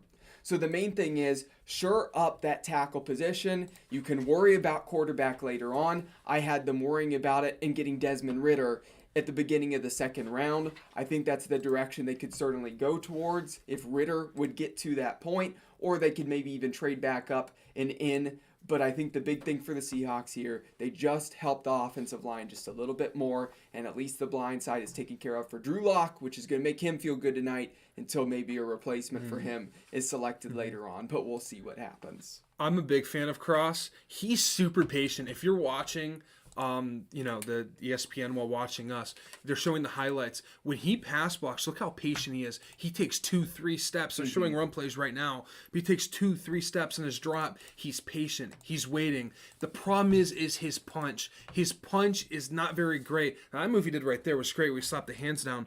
But his punch is not very great. When he gets hit, you can see how he takes the impact and he goes back a little bit. That's a concern. But boy, does he not give up sacks, and you can't ignore that. I mean, he may not be, at the pretty pick like we saw with Ekwonu and Neal, but boy, is he a safe one, and he'll keep your quarterback safe. This guy is a fantastic pass blocker. The other concern I have with him is that he does open his hips a little bit on his third step on his drop. He does open up. He will improve on that. Because when he was in high school, that issue was probably worse than it is now, and it's probably got better throughout college. Now he's going to be in an NFL room with an NFL O-line coach. They're going to fix that. He's going to have a great career. He needs to develop that punch a little bit more. I think Neal's a guy to look at who has a punch as well, or has a great punch. Cross can look at Neal for that, but boy, Cross is fantastic. He just puts up great results. And he kept his quarterback up on his feet all year long. Yeah, and I had the Seahawks trade back from 9 to 11 to get Charles Cross in my mock draft. The thing is that they honestly probably could have gotten Cross at 11 and maybe picked up something else by trading with the Commanders. But again, if nobody's interested in it out there and coming up, surprise, not even a single trade yet to this point. But if you're the Seahawks, again, you get Cross at 9. He seemed to be the guy. Last couple weeks, some things had been trending. Again, who do these teams meet with? They met with Charles Cross. They seem to really like him. There were good things in that direction. That's big for the Seattle Seahawks to help them out. Again, maybe that can slow down some of those talented edge rushers in the NFC West. Yeah, and as you said, again, no... Sorry about that, guys. As you said, no trade movement at this point, and I think it's really showing more than anything what the league really does think about this quarterback class. And cycle back a couple months ago when we were looking at the Senior Bowl and quarterbacks started to rise up the charts again, I thought, here we go. Every time we talk about how the class doesn't look that great, and then all of a sudden quarterbacks get hyped and hyped and hyped. And for the first time since really, I feel like the E.J. Manuel draft, we're seeing teams exercise restraint and not go and reach for some of these players and not fall in love with the traits of Malik Willis, even though you're going to have to develop him over a long period of time. So it's refreshing to see that teams, at least right now, there's still plenty of time for it to happen, aren't reaching for this quarterback talent. We're actually getting some of the best players off the board early in the draft. Really not a lot of surprises as far as who has gone in the top 10 at this point. There hasn't been that super shocking pick. Every one of these has made a lot of sense so far. So while it is one of the more difficult drafts to predict, unless you're Cole McDaniel apparently this year, it's good to see. Like, I don't have any real gripes so far out of any of these selections. So team's doing a really good job to start this draft off. Kyle Hamilton's still on the board, though. And the Jets pick came in really fast. And here's the thing is, the funny thing is I had in my mock draft Washington trading up from 11 to 9 with the Seahawks because the Seahawks could still get Cross at 11. The Commanders really liked Garrett Wilson. He's a guy that would be great and give another weapon. So I really think you need to get above the Jets to get Garrett Wilson. I'm surprised the Commanders didn't get on the phone, didn't make a trade with the Seahawks. The Seahawks could still get their pick at 11. Commanders could get Garrett Wilson. I think this is a mistake that the Commanders didn't trade up because the New York Jets will probably go Garrett Wilson here I think that is probably the direction they'll go. As we stare Agreed. At the New York Jets fans, it just reminds me I'm so doggone glad they moved the draft on to New York every year. And there it is. Garrett Wilson, receiver out of Ohio State. You just said it. Again, Cole, I'll let you finish your point on Garrett Wilson. The main thing is Garrett Wilson has to be the best receiver in this class. So talented. I mean, he can climb the ladder. He is the smoothest route runner, one of the smoothest out there. I mean, if you, as a coach, you want to turn on film of somebody to show your kids, your players, who runs smooth, clean routes, who's got those quick feet and those head and shoulder fakes to throw off a defensive back, that is Garrett Wilson. He is so talented. He has these great hands. He has good speed. He can do it all. Jet sweeps, bubble screens. You send him down the field. I mean, you loft it to him on a fade into the corner. Regardless, any route, he can run it, and he makes an impact with the ball in his hands. The Jets just picked up a good one. It's really going to help out Zach Wilson as he goes into his second year. That's a good start to the draft with them. Sauce Gardner at corner and Garrett Wilson at wide receiver. The Jets are taking strides in the right direction in still somewhat of a tough division and in a tough AFC, but that helps them. And then everyone out of the Buckeye State, both picks. Yeah, they did. Yeah, Cincinnati and Ohio State. Yeah. So, excellent. All right, Dom, I mean, you know, they're showing Lynn Swann on the screen here as a player comparison. One of the things I enjoyed most out of the videos Cole put out there was his player comparisons. Mm-hmm. I mean, and it speaks volumes of what we can translate that to, because over the course of time, football really doesn't change that much. It does, but it doesn't. You still need the same skills to succeed. What is going to make this guy, in your opinion, a good receiver in the pros? You know, I think we could all agree that Wilson was the highest of talent-wise of all the group. I know I had Drake Leonard going first before him, like we saw, but he just has a talent. He can do it all. Like you said, he can climb the ladder. When it comes to the route tree, there's not one thing he can't do. He's a phenomenal wide receiver. And I know right now Zach Wilson is sitting on his couch smiling right now because he knows that he has someone that he can rely on every single place that he has to. I mean, you know, you can put Lynn Swann up there as a comparison, but when you look at what they want Wilson to be, they want him to be an Antonio Brown where he can do every single type of thing. And we got breaking news, so we might want to touch on that here. Vince, go ahead. And as you see, I'll go ahead and go with it. The Washington Commanders were on the clock. They have now traded with the New Orleans Saints. The Saints have come up to 11. They want somebody on that board. So the Saints now on the clock. They have 5 minutes to go. Interesting trade there because I thought the Commanders might decide to make a pick. I thought they were going to come up and try to get a guy like Wilson. Maybe that threw off their plans. They move back, and the Saints come forward. I'll toss it over to Brandon here right this second. Well, I'll tell you quickly here, though, the Saints have, I mean, with 2 picks to play with right there, we don't know yet which one they moved to get ahead. But that's interesting in itself because everybody kind of thought it would be one of the 8 teams not picking would be the first to trade back in. But boy, oh boy, have the Saints been aggressive. Go ahead, Brandon. Yeah, I got to think this is for a quarterback, guys. I mean, when they initially made the trade with the Eagles to, you know, get that additional first-round pick, it looked like they were kind of trying to shape it up to where they could go and get a guy that they wanted, and the fact that both Willis and Pickett are available here, I feel like that's the direction they're going, because really, I mean, the board was kind of falling the way that they wanted. There's plenty of receivers still available. I don't think they jumped up to grab one of these guys unless maybe they really fell in love with Jameson Williams, but I really feel like they're going to go signal caller here. Again, I'm trying to look for information as well as to what picks were traded, but yeah, as we said, New Orleans now on the clock, about 4 minutes left to make this pick. Well, it makes you think maybe they'll do that. But you do have to remember that they did just bring in Andy Dalton. So the New Orleans Saints now have Andy Dalton and Jameis Winston in a quarterback room together. So do I think they're going to add that third? No, I think they brought in Dalton to be prepared because they really didn't have great backup play for Jameis Winston. I think they're looking to roll with Jameis Winston right this second. I don't think they're looking to make a major move. I do have them going quarterback later on, but that's to add a little bit of depth. I think that they're going with Winston. I think they're probably sticking with Dalton. It makes me feel funny that they're coming up and trading to number 11, but the reason being might be because there's so many good wide receivers. They love a wide receiver on the board. They know there's teams ahead of them that want a wide receiver. They saw Drake London come off the board. They saw Garrett Wilson come off the board. And they know a guy like Chris Olave. They love Ohio State Buckeyes. They love to get wide receivers down there too, in the sense that they don't have a bunch right now, so we knew it was going to be a main position of need, but they do really love those Ohio State Buckeyes. I wouldn't be surprised if they surprised everybody rather than quarterback, come up in a number 11, a guy who people thought they'd take a little bit later and didn't need to trade up for in Chris Olave. They do it just to make sure they get their guy. Now, before I make a point, do you know if they met with any quarterback and what quarterbacks they met with? I can pull that up and I could tell you exactly who they met with, but I do know I had them going with Sam Howell later on. They did meet with Sam Howell. He was the primary quarterback. So my instinct with them trading up, I actually didn't think they were going to get a QB in the first in the first round. I don't know why. I thought signing Jameis Winston, a guy who I think is still good, who still has a lot to put into the NFL. Right. I mean, you don't put up 30 touchdowns in a season if you're not a great quarterback.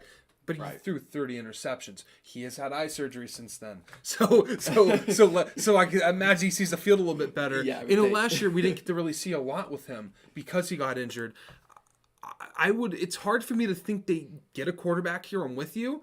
But why do you trade up? No, Olave might be the answer there, but I think Willis might be gone right now. With that pick is in, might say Willis, Liberty quarterback on there. And I don't know why. There's something with Kenny Pickett where I think he's going to end up dropping, where we're going to see almost the same thing happen to Dan Marino back in the 80s, where he dropped all the way back. And then Pittsburgh's going to think, do we make the same mistake again where we don't draft our quarterback after our old one is either aging or just left? But I think if a quarterback does go, it is Willis. I think it would be weird if they picked Howell here. That's almost like a disgusting pick to me. Well, Howell has to be, a second, third round type of guy. Maybe even fourth, he leaks to that. But he's going to be probably tomorrow is when we're going to see Howell happen. This really can't be quarterback in my opinion. I would be shocked to see a quarterback go here.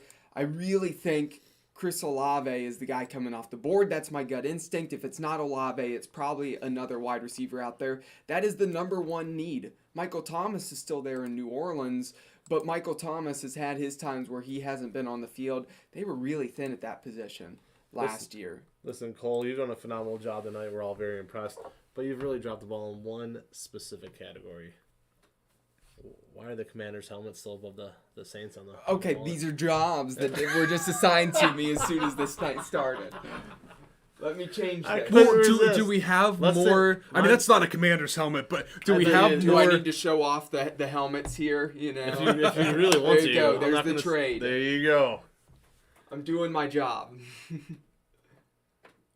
We might have to switch that I'll tell you Washington helmet. It makes me feel good, though, that one of the bubblegum helmets I had to buy is one of the ones in play here. Just in case. I'm glad that I picked two Saints helmets. Very possible. We might have been stuck. Did you have to buy helmets recently because of the... Yes. Yeah. He did. Earlier in the show, I told a story that went nowhere, but basically, yes, I had to go buy more helmets. Once I figured out that 8 teams were picking twice, I had to go buy those 8 teams helmets again. Guys, this has to be Chris Olave. Yeah, I know you're saying I dropped the ball in the helmets, but I'm teasing you. Relax. All I'm saying is Chris Olave. Here's the thing for him. They'd be crazy to go with the quarterback with the first-year coach. What I'm going to say is, if it's Chris Olave, he better be thankful because he just got even a pay raise because he was probably going to get picked later in the teens. Very much so. So he's going to get even more money by getting picked at 11. But again, a lot of people forget Payton just retired. So again, new coach, do you really want a rookie quarterback? No. Yeah, exactly. Agreed. Of course not. So, we see a lot of times that it's a strange way of agreeing with you. So, we see a lot that they pick a rookie quarterback for a first-year coach, and it almost never works out. No, that came out of left field. It's almost like Payton did, watched the movie that Disney made about him, and said, no, maybe I should I'm out of here. Yeah. Great movie, by the way. Exactly. Did you see that? It was really fun. Maybe he probably said, oh, man, this movie really, because all of a sudden he retired. I'm like, what happened? And I had Chris Olave going at pick 16, so that could be 5 picks earlier here then. Back-to-back Buckeye receivers, that's got to be the first 2 if that happens. It would be very fascinating. A lot of firsts in this draft, to say the least.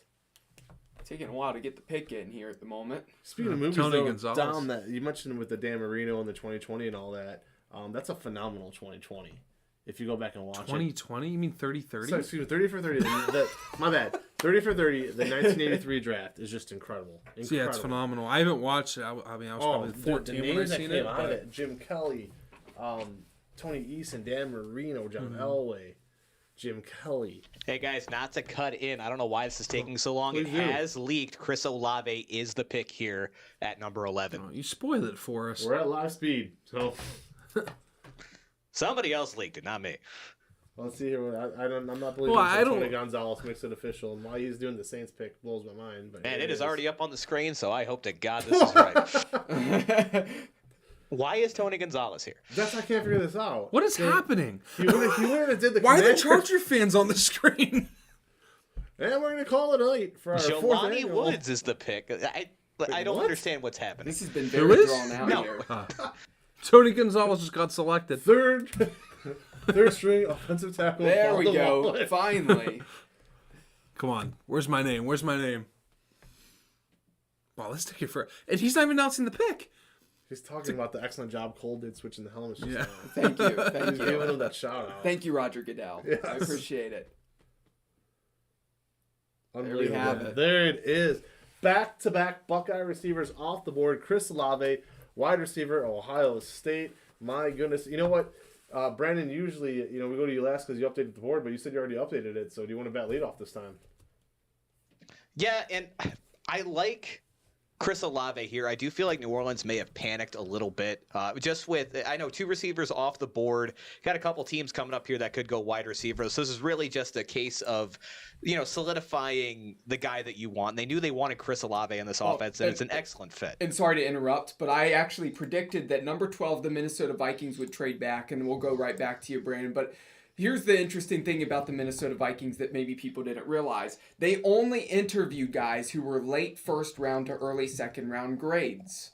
So they didn't have anybody who was actually graded to be a top 20 pick that they sat down and interviewed with. That's why I thought at number 12 the Minnesota Vikings were most likely to trade back. They traded in division with the Detroit Lions. Wow. And we'll pop back to Brandon here in just a moment. But to break that news, back-to-back trades as well. No trades in the top 10. Now 11 and 12 are traded. And as I switch the helmets, Brandon, I'll bounce back to you as we had to announce that. We're going to guess it's the third. so- I don't know, Cole, you think it's the 32nd pick? I don't know. Has to be. They're not going to trade a second We can't rounder. even see these on camera, but the helmets have become such a big thing tonight. We'll post a picture up on Keon Sports Twitter during the absolutely. draft We'll so you have guys Cole can post see with this all what over we're him. dealing with here. So we'll never forget who's coming up. But so I'm not entirely surprised that Minnesota traded back. What I am surprised about is that the Lions being aggressive and coming up here. I knew it. I called it at the beginning of Okay, the so show. maybe quarterback. But everything I have been hearing says, and I don't understand why, that they like Jared Goff. So I am surprised that if it is a quarterback that they're jumping up this far, that means there is somebody on the board that they have completely fallen in love with. That being said, man, they need help at receiver. There's a lot that they can still go for there that they could have traded up for. The edge well has kind of run out a little bit. Kyle Hamilton still available here. That would probably be my selection, if anything, trading up for Hamilton, getting a top 3 prospect here all the way at 12. Yeah, and the main thing is, you brought it up, what do the Lions need? Quarterback is on that list, but do I think it's going to be one of the main things? I actually had them going with Matt Corral right at the beginning of the 3rd round, even.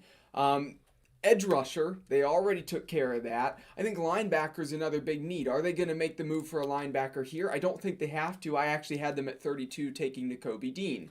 But now that they come up, it makes you think, maybe are they in play for a quarterback? Could it be Kenny Pickett? Could it be Malik Willis? Could it be one of those guys along those lines? We'll wait and see on what they actually want to do there. Again, maybe are they going to go corner and look to the secondary? The main thing is the Lions' biggest need is on the defensive side of the football throughout this draft and early on. But quarterback's still in play for them. They're saying they like Goff, but we also know that they have to keep their options open. And they might even be thinking, we like Goff enough, we want him to start, but we like a quarterback well enough to come in and push him from behind and be a little bit of a competition, and they sit and develop behind Goff. Is that a possibility? It 100% is a chance, especially with a class where you can't definitively say, is Pickett going to be a star immediately? That's not a guarantee. So maybe they feel like a guy who has gone to the Super Bowl in Goff could start initially. It's just a matter of will we see like Cleveland knows, where Tyrod Taylor was the starter for a few games and then Baker stepped up. Could it be a situation like that? We'll wait and see. I'm not necessarily sure on what they're going to do here. This is probably the first pick I'm a little bit stumped on. Not surprised about the Vikings going back because I knew they were going to trade back. That seemed the most likely team to do so. But I'm shocked it's to an in-division rival. Why are you trading with your in-division rival in the Detroit Lions? Now, really quick, guys, we just saw, just go a little bit behind the scenes, a scene very eerily similar to the Justin Fields pick at 11 last year. They flipped to Malik Willis in his camp. Willis was not there. Willis was up and out of his seat. So, again, who knows? Yeah. Maybe it was a bathroom break. Maybe he's grabbing a water. But, I mean, hey, he could be on the phone with the Lions here. And, again, could make a little bit of sense seeing as how they jumped this far up. Also, guys, we are scouring. I'm still trying to look. As soon as we get details on these trades. And There it is. Oh, there we go. Call it immediately. 32 and 34. As we figure 32 for sure. Wow. 32 and 34. I mean, So, that's good for the Vikings. No trades through the first 10 picks. Now back-to-back trades after that. No, I just want to still nobody trading back into the first round.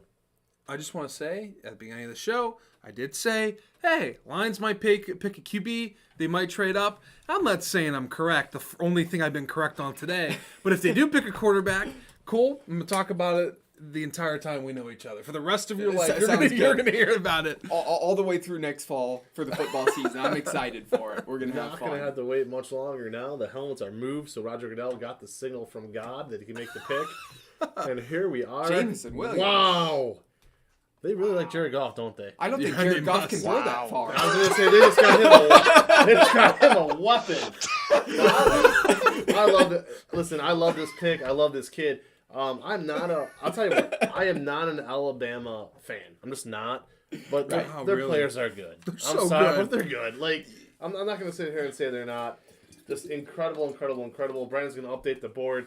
Cole, lead off once again. What do you know about Jameson Williams, a guy who really just lit it up? Well, and the main thing with Jameson Williams to keep in mind, everybody, is he's a burner. I mean, that's just what he is. He's a speed guy.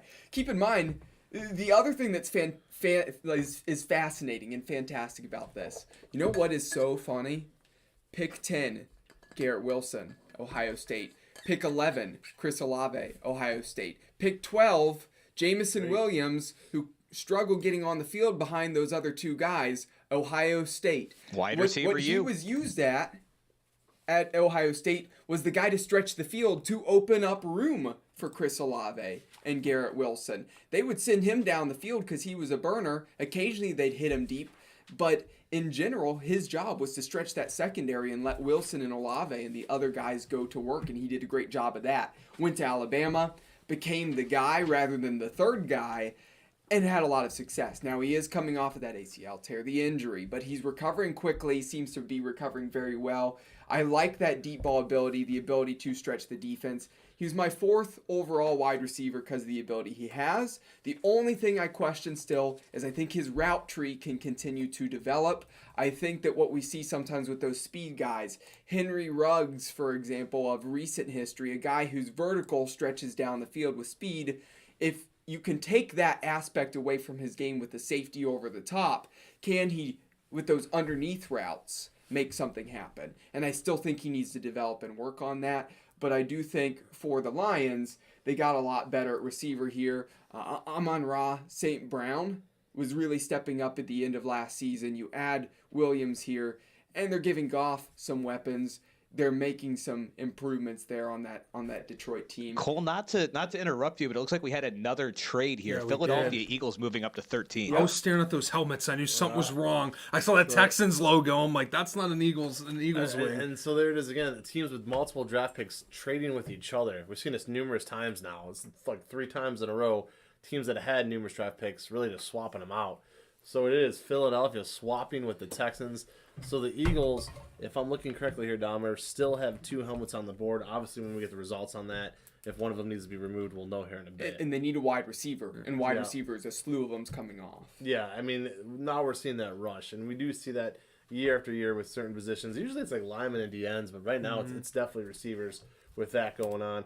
We are at commercial break with ESPN, so we're just going to give you a really quick recap of everything that's been going on. And yes, I will butcher some of these names, so I apologize in advance. Trevon Walker, defensive end out of Georgia, went number 1 to Jacksonville. Aidan Hutchinson, defensive end out of Michigan, went number 2 to Detroit. Derek Stingley, cornerback out of LSU, went number 3 to Houston. A guy me and Cole both liked a lot. Surprised to see him go that high, though. Sauce Gardner, cornerback out of Cincinnati, went number 4 to the Jets. Defensive end out of Oregon, Kayvon Thibodeau, went to the Giants. Ikey Ekwonu, offensive tackle, North Carolina State to Carolina, the Panthers. It was the big man, the offensive tackle, both Brandon and Cole saw it coming a mile away from Alabama, the offensive tackle, to the Giants. Drake London, a guy that none of us were really sold on except Dom, actually. Atlanta, the receiver from USC. Charles Cross, sneaking into the top 10 to Seattle, an offensive tackle from Mississippi State. And then craziness has happened. 3 straight trades, and here is really the the carnage from all that. It's resulted in 3 straight receivers being picked. All of them once caught a touchdown pass for the Ohio State Buckeyes. Garrett Wilson goes to the Jets. Chris Olave goes to the Saints. And then Alabama sends Jameson Wilson to the pros in Detroit. I'll keep this short and sweet because I really do not know how much time we have before this next pick gets announced. Brandon, I'll let you start. Garrett Wilson, Chris Olave, Jameson Williams. Who has the best pro career? Jets, Saints, Detroit. You would have to think Saints. But that it also could possibly mean nothing. So, again, what do you think? Garrett Wilson, Chris Olave, Jameson Williams. Who has the best NFL career? Well, Olave definitely landed in the best spot, even in the short term. I like Jameis Winston better than any of those other quarterbacks these guys are going to be playing with. I think Wilson has the best talent out of everybody. Not that Olave was that far behind him. So you pair him up with a good organization and a solid quarterback that can push the ball downfield. My money's got to be on him right now. And also, real quick before we bounce it back, the Eagles getting ready to make this selection. They obviously moved up here from pick number 15. So here's what we got. The Eagles sent pick 15, 124, 162, and 166 to the Texans for that 13th selection. So again, 4 picks getting sent to Houston. Houston just moving back 2 spots, and they pick up quite a bit of late draft capital. And that's super smart for the Houston Texans because we talked about how the AFC is so stacked. Really, they're climbing a mountain right now, and I said that in my mock draft. They just need to load up on picks. The nice thing for them, I talked about Kyle Hamilton being a guy they should look at to add with Derek Stingley in that secondary. They should easily, at 15, the Texans still be able to get a guy like Kyle Hamilton because the Ravens, at 14, they don't need Kyle Hamilton. Yeah. And the Eagles are probably coming up for a wide receiver here because of the slew of wide receivers coming off of the board. So that's the big main thing. Here's the interesting wrinkle that we could see. I doubt it would happen, but keep in mind, Jalen Hurts was atrocious in the playoffs. Yeah. They're probably not going to change anything. They're not going to make a move there. No. But Hurts is a mobile quarterback. Could they look to maybe a Malik Willis, somebody who is a mobile quarterback, and then make a move and send Gardner Minshew somewhere to a team that needs a quarterback because Minshew's a talented player? Perhaps they could. That would shake up everything. I don't think they'll do it. Expect a wide receiver to come off of the board here for the Philadelphia Eagles. It's just a matter of what wide receiver it is, and I'd probably lean towards guys like Treylon, Burks, specifically Jahan, Dotson, guys to look at who maybe could be on the radar for the Eagles. And guys, we've been getting blown up in the chat room. Obviously, we're not going to do any birthdays or anniversaries this evening. But we got a ton of comments, so again, thank you for those comments. With that being said, though, as you can see, this table here, our mission next year is to grow to the point where I could get a bigger table and we could line these amazing helmets that we are just obsessed with on the table so you can see them at all times. That's kind of the goal. But again, all joking around, we absolutely love the comments. Keep them coming. All right, fans, this has been a fun one. Again, 3 straight receivers off the board out of nowhere. Incredible talents. London went earlier, so we have 4 receivers in the last 5 picks. No quarterbacks yet. I agree with Cole. I'm not a huge Jalen Hurts fan. I mean, he got them to the playoffs, but correct me if I'm wrong. Wasn't their regular season record like 9-8? Yeah, they had It a wasn't very decent good. regular season. Well, it was like 500. It wasn't Yeah. too bad, but they struggled on offense with definitely formulating a passing game. And they were 9-8 in an awful division. You Yeah. can't discount that by any means. They had no business making the playoffs. And for the record, Dom, I believe this is the bubblegum helmet pick too. It is. So I'm It is very, the bubblegum. Very helmet, excited yeah. about this. From one. Randall Cunningham was running around in the backfield when you got that helmet. Loved him. He was awesome there in the Kelly green helmet with the cool wings there. One of these days, me and Cole are going to take you out for a beer and a chocolate milk. And if Brandon wants to come along, you know, Chocolate milk. he's kind of got the newborn in the situation. Although, you know, what? Camden's, he's over here. He's now, one so you now. can get Yeah, annoyed we with got the some boys. flexibility. He We're can going to go for some beers and some chocolate milks. So I'm going to tell you about the good old days of how good quarterbacks used to be. The chocolate milk's for Dom and for Camden. So, real quick, as they get ready to make this pick, and just to put my 2 cents in, I think Treylon Burks, while I thought he may be in danger of slipping out of the first round because he's really someone that a team has to fall in love with and be scheme specific, I think he has the best bet of going here to Philadelphia, just when you look at the other receivers they have on that team. But sleeper pick here, George Pickens. I feel like teams are higher on him than they've been letting on. And they also need a corner as Brown's well. been talking about him too. So we'll see if they go corner because that is a big need for the Eagles. How cool is it for these high school kids? As I said before, we are so into high school football here Yeah. at Keon Sports. Yep. What a feeling. I know you guys can't see it, but up on the screen, these are clearly they look like high school kids for sure. On the stage with Goodell. And it's got to be such a great moment for them. Obviously, last year, the draft in Cleveland going down really Right. you know, towards Cole's bachelor party. You know, I remember going down the next day and looking at those helmets. Yeah. I mean, just really cool stuff. Here we are, though. You were at that draft? At the Cleveland? Did you go there or? No, I mean, I watched it from home, but what I'm Okay. saying is just when the draft is in your town, how cool like the Yeah, environment is. All right, the small talk is over. The pick is in. Jordan Davis. Jordan Davis. Interesting. Great pick. Wow.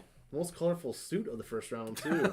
Defensive tackle, Georgia. Cole, what do we know about Jordan Davis? Well, he's a monster of a man. That's the thing. He's big, 6'6", 340 pounds. He moves well. He's a really good run stopper. He can be a 3-4 nose tackle. He can just be a 4-3 defensive tackle, but he truly is a run stopper. What's the issue with Jordan Davis? The biggest issue with Jordan Davis is how long can he be on the field? First and second down. He played less than 60% of those snaps each game for the Georgia Bulldogs. He's not a third down guy, okay? Fourth and long, again, you don't see him out on the field. He's a first and second down guy. You bring him in for goal to go scenarios, short yardage situations. He is a monster, but can they condition him even more to the point where he could spend more time on the field? I'd love to see him even spend more than 60% of the snaps on the field because he's a game wrecker.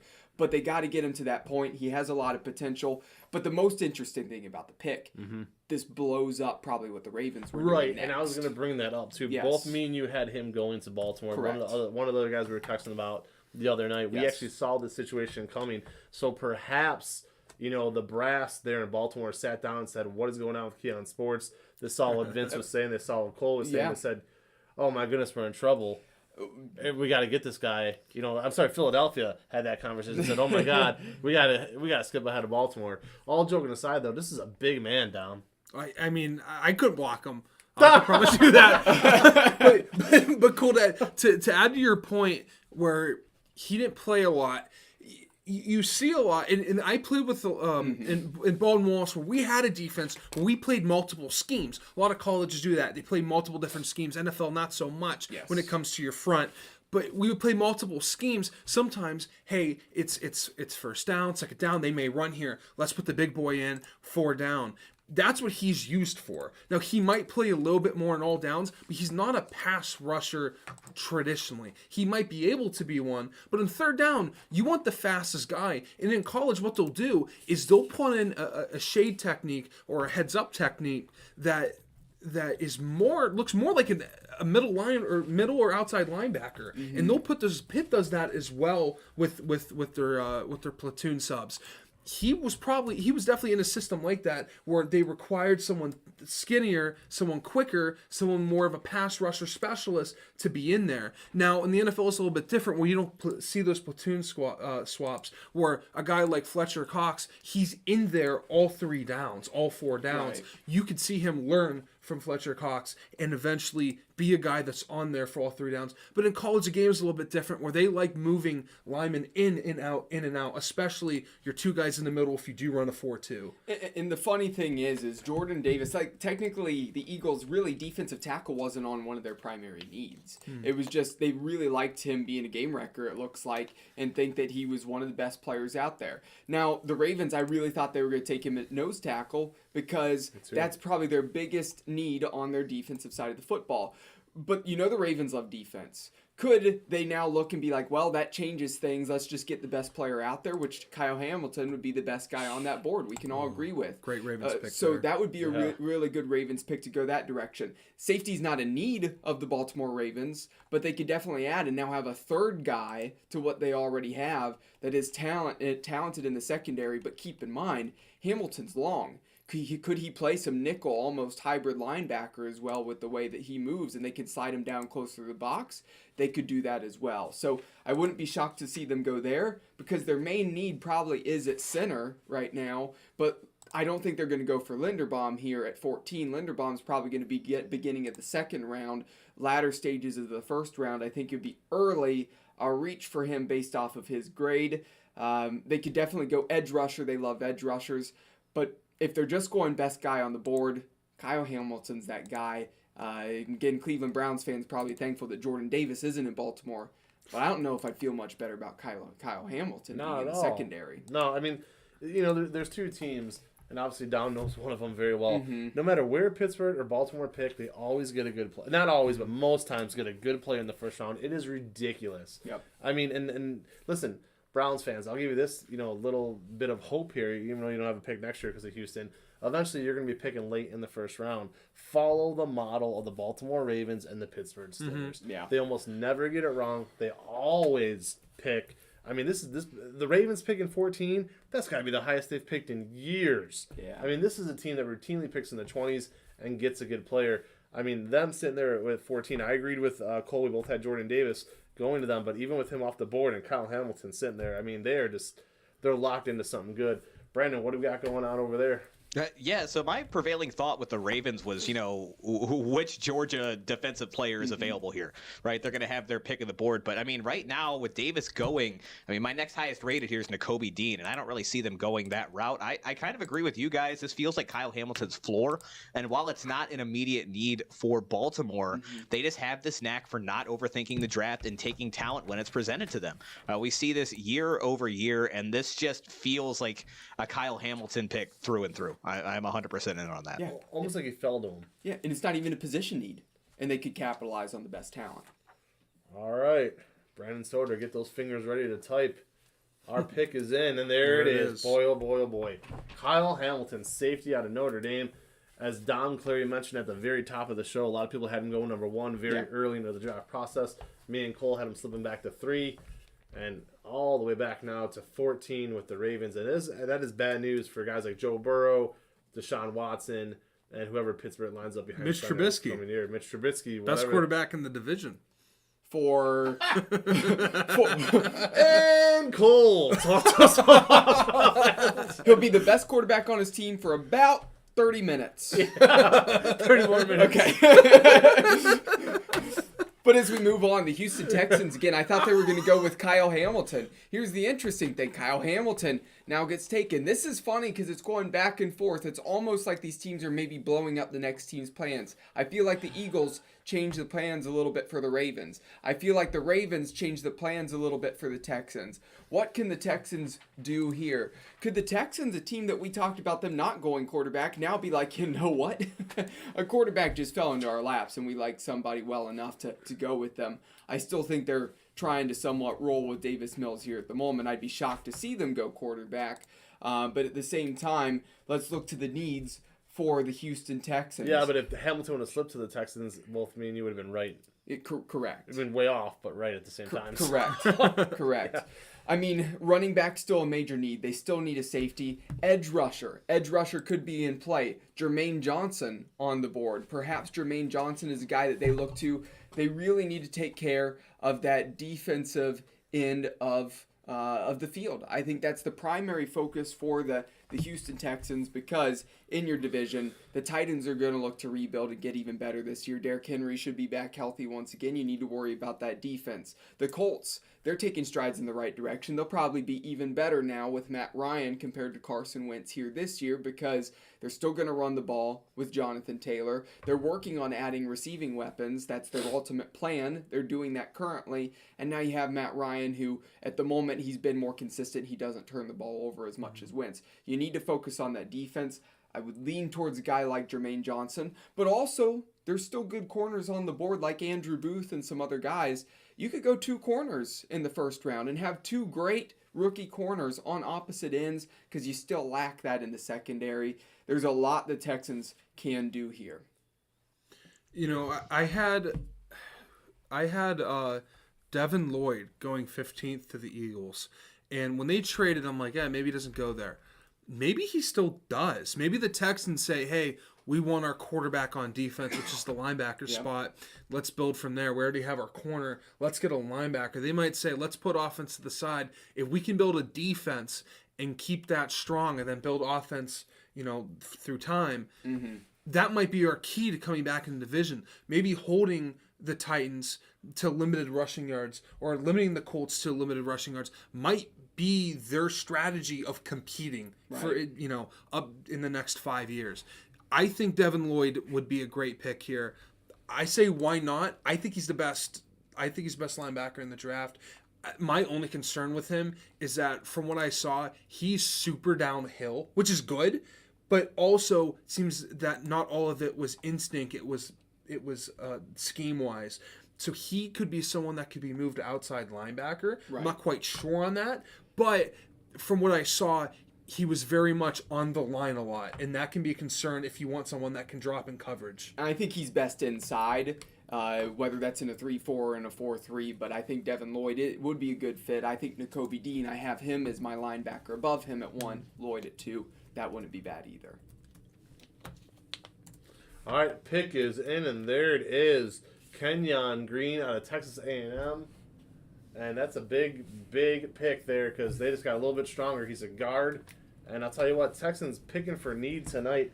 I like this pick with Green, although, again, if they could have got one up and got Hamilton, they would have had a safety and a defensive back. I mean, that would have been sickening there. But regardless, Kenyon Green, tremendous guard, coming out. Texas A&M, Cole, what can you tell us about young Kenyon? Green was the number 1 interior offensive lineman for me. It was kind of 1A and 1B with him and Tyler Linderbaum, and then Zion Johnson was right after. But Kenyon Green, very sturdy. I think he's good in pass protection.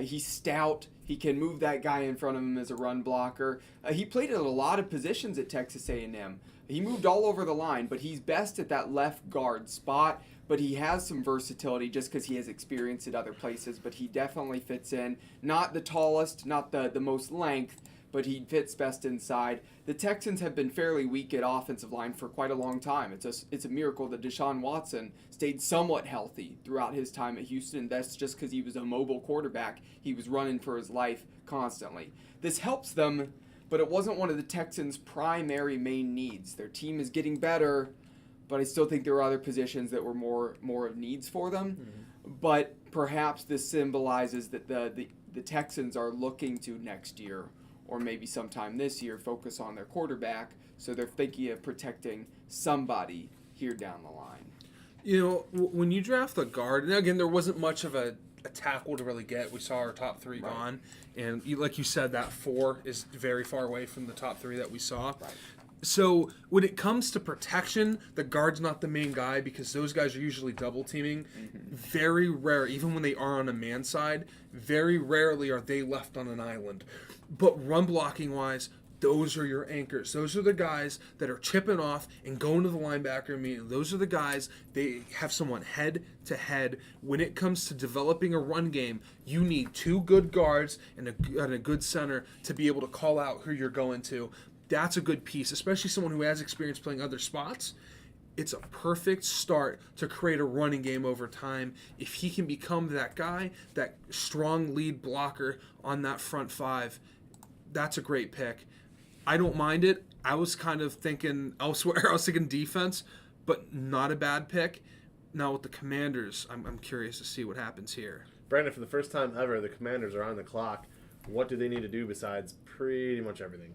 I mean, it's wide receiver, guys, and I think they're happy that not a lot of receivers have gone since they traded back. I mean, obviously, we've seen 4 off the board. I think a guy like Treylon Burks makes a lot here, especially if they can secure Terry McLaurin for the long term. You know, McLaurin's going to be your true X, and you can bring in someone like Burks to be more of your gadget guy, kind of run him more like a Deebo Samuel type. So I think that makes the most sense. I think Sky Moore is in play here as well, just to get that pure speed factor in the slot for them as well. But I mean, really, like you kind of alluded to, there's a lot of places the Commanders could go because this team is not great. I mean, they need guard help, they need help in the secondary, but that wide receiver spot's kind of glaring right now, opposite of McLaurin, and you've got Carson Wentz in here. You obviously think he's your future. Give him as many weapons as you can at this point, and just try to figure out what you have sooner rather than later. And Skipping ahead. Oh, go ahead. And before we get to that, big news in the NFL, something to keep in mind as well. There has been a trade, not for this pick, but the Arizona Cardinals have sent the 23rd overall pick to the Baltimore Ravens in exchange for the 100th overall pick and wide receiver Marquise Hollywood Brown. I'll tell you what, we're out of luck, man, because I only have one Ravens helmet. So you're just going to have to move him back. Well, this is for the Cardinals, again, sending that pick to the Ravens. Hold on, what are the Cardinals doing? Yeah. What is going on here? That's how Ravens going for They it. do not know Steve what they're doing. Keim and the Cardinals have no idea what's going on. And I don't know if they're afraid that they're going to screw up another draft pick like they have done year after year, taking linebacker for what feels like 17 years in a row and not being able to improve that team. But this was not the solution. Kyler You Murray need help even- at receiver. You're in a receiver-heavy draft, and you take Marquise Brown? If I'm Kyler Murray right now, I'm thinking, what in the hell? Well, you know why? You know why they did it? To please him. Right? Go grab a purple and a black marker, and we can try to color No, this we're thing good. with the Ravens Hey, helmet. we made it 16 picks in, guys. We literally made it halfway through the first round before my helmet system blew up. We got far. I didn't think the Ravens were going to do what they just Cole did. has something with the marker. I would really like No. to see his artist skills. Vince, go ahead. All joking aside, you though, can help us out. No, a couple things though. Skipping ahead, I was going to say, just unbelievable that a team as good as the Chargers are going to be picking next at 17. I mean, just incredible. As good as they were last year, they're picking in the top 20. But outside of that, even a little bit more ridiculous. We were talking around about with the Saints and quarterback. You guys realize they could still do it, right? Every single quarterback is still on the board. They pick next, or they pick two after this. I still think they could go quarterback. Why not the Saints? I mean, we kind of talked ourselves out of it after they took Olave, but again, here we are again. You guys are about to have the exact same conversation you did about 25 minutes ago here in a minute. Yeah, I don't know. I just don't think they'll do it. But as for Washington, who's on the clock right now, I agree. Wide receiver is a big need, but there's things that they can do. Cornerback, also a need. Linebacker, a need. Center, offensive guard.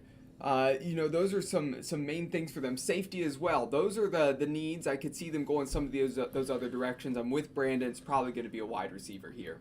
And the Washington Commanders on the clock have made their pick.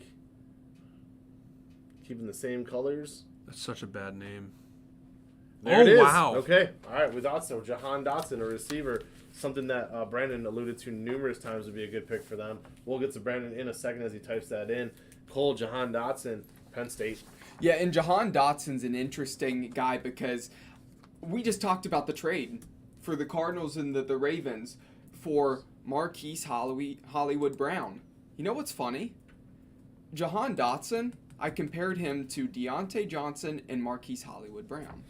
So right after that trade happened, we made this announcement, I said that Jahan Dotson has some similarities there. He's a smaller guy, he's quick, he can actually climb the ladder, he makes a ton of great catches. The interesting thing for being a lighter wide receiver, he is a willing blocker, but even though he's a willing blocker because of his lack of size, it's not advantageous for him. It's not a strength of his. But despite being smaller and being shiftier, he's not as much of a slot guy as an outside receiver. that's where he excels the most. Can you put him in the slot? Yes, you can. But I actually think for the Commanders here, if you keep McLaurin, you have him on the outside, you have Jahan Dotson on the outside, and then I actually still think you run Curtis Samuel out of the slot there. And Curtis Samuel, again, he has explosiveness. Not a lot of size at wide receiver for the Commanders, but some explosiveness, tons of ability. They're keeping it in the Big Ten. Penn State player there joining with 2 Ohio State receivers. You know, we've seen a movement a lot where the size of a wide receiver isn't really valued as much as it used to be. Now, you see guys like Juju Smith-Schuster or Claypool, and I'm using Steeler examples, I know, where they like those guys as blockers because of their size. But when it comes to receiving, they want someone shifty, and that was a quick pick. And here we go with the Chargers. And you talk about the Cincinnati Bengals surprising everybody last year. Don't sleep on the Chargers next season. Me and Cole love to talk about the Chargers on our weekly show. And I like Devin Lloyd here at linebacker. I like wide receiver. Boom, Oh, you're wow. both All right. wrong for once. It's Zion Johnson, the guard out of Boston College. Protecting your quarterback in Justin Herbert. Need it. Awesome pick. And actually putting a nice guard next to Rashawn Slater, who's a very talented left tackle. So that is an interesting pick, but it is a good pick. Here's the other thing I want to keep in mind. I was about to break another update here. There has been another trade. So the Titans are trading wide receiver A.J. Brown to the Eagles in exchange for the 18th overall pick. This has now been traded to the Titans. You're about to see this. A.J. Brown is a Philadelphia Eagle. How does Swap out the A.J. helmets. Brown There you get go. dealt for the 18th? And Marquise Brown went for the 23rd? And we're sitting on Baker These Mayfield. receivers aren't even close. I don't get that How, trade. yeah. That's a bad trade. Something had to have broken down there in Tennessee as far as the contract talks went. I'm sure he's going to get an extension now. But, man, this Marquise Brown trade is looking worse by the second. Shocking. Wow. Yeah, because the value of Marquise Brown and A.J. Brown don't even compare. I mean, it's just not there, which is so interesting. That's Very, absurd. very odd. All right, Cole, we're going to cap that again then. So, Zion Johnson, offensive lineman, going to the Chargers. Then we had the Titans swapping with the... Who'd you say it was again real quick? Titans swapped with the Philadelphia That's right, Eagles. We're on the Philadelphia clock Eagles. right now. Okay, so you'll swap those helmets out there in a second, unless they secured... I mean, see, here's the thing, too. We'll find out in a minute, but now you're at the point 16 picks in that you don't think a first-round swap of picks. Like, you need a lot more than that because you could wait. I mean, I don't see, this is tough because now, you look at... Brandon mentioned it earlier in the night. He said the Browns would possibly trade back into the first round. 16 picks in, we still haven't seen a team that wasn't picking, correct me if I'm wrong, trade back into the first round. I don't think so as I'm staring at these helmets. We've seen a lot of swapping with the teams already picking and nobody trading back in. That's crazy to me. Yeah, it's super interesting. Some of these trades that are happening, a lot is moving. We expected this. We expected a lot of trades. But the funny thing is nothing happened in the top 10 that was trade related. Now it's all been happening now. And it's the middle rounds to the end of the first round. You know what this tells me? Tomorrow, second and third round are also going to be wild. And this is kind of what we expected in this draft. It just took a little bit longer to get there. But when we hit pick number 11, this thing has been wild for the last 7 or 8 picks. It's been nuts ever since. No, I have a suggestion with that Cardinals helmet because we don't know what to do with it. What if we put the Browns helmet there? Considering the Browns moved to Baltimore, so technically it's put the Browns head. It's not in use. No. I know that probably made a few people mad, but I will point out. My young friend. Like, you don't know the help me insult out, of guys. what I you just know. So help me out as I fix this. Okay, so we're going to remove the Eagles and swap it with the Titans.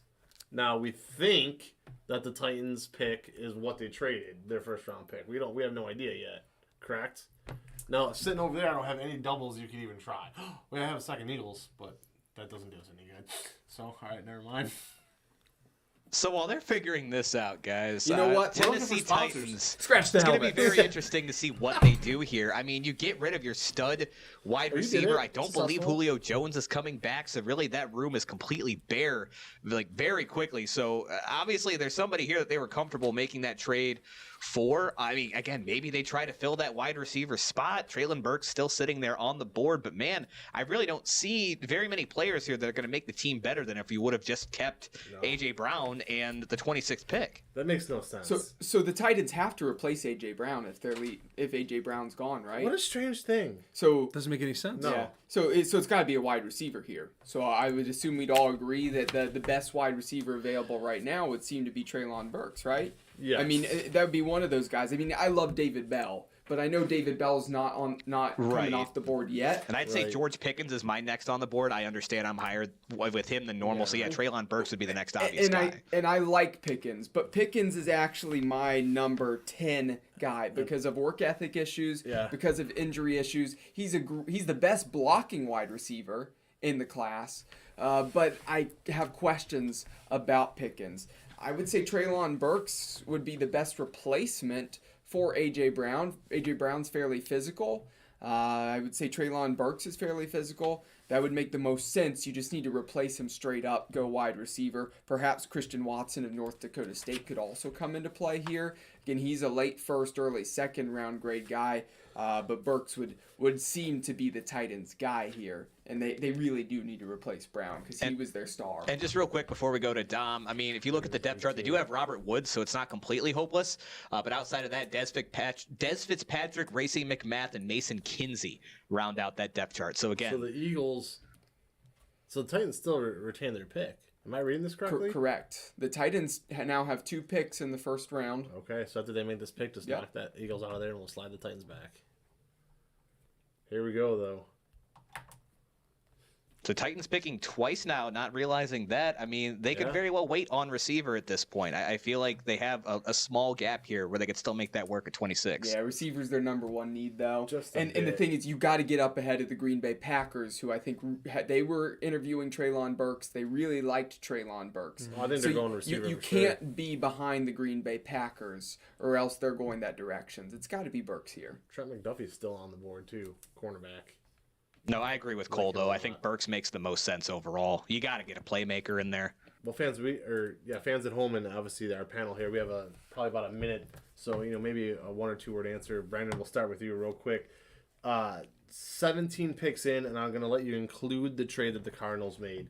What is the most surprising thing of the night so far? Because for me, it's been, I'm not going to say lackluster by any stretch, but going somewhat according to form. But what do you feel has been the biggest surprise? Can I tell you what else might be surprising?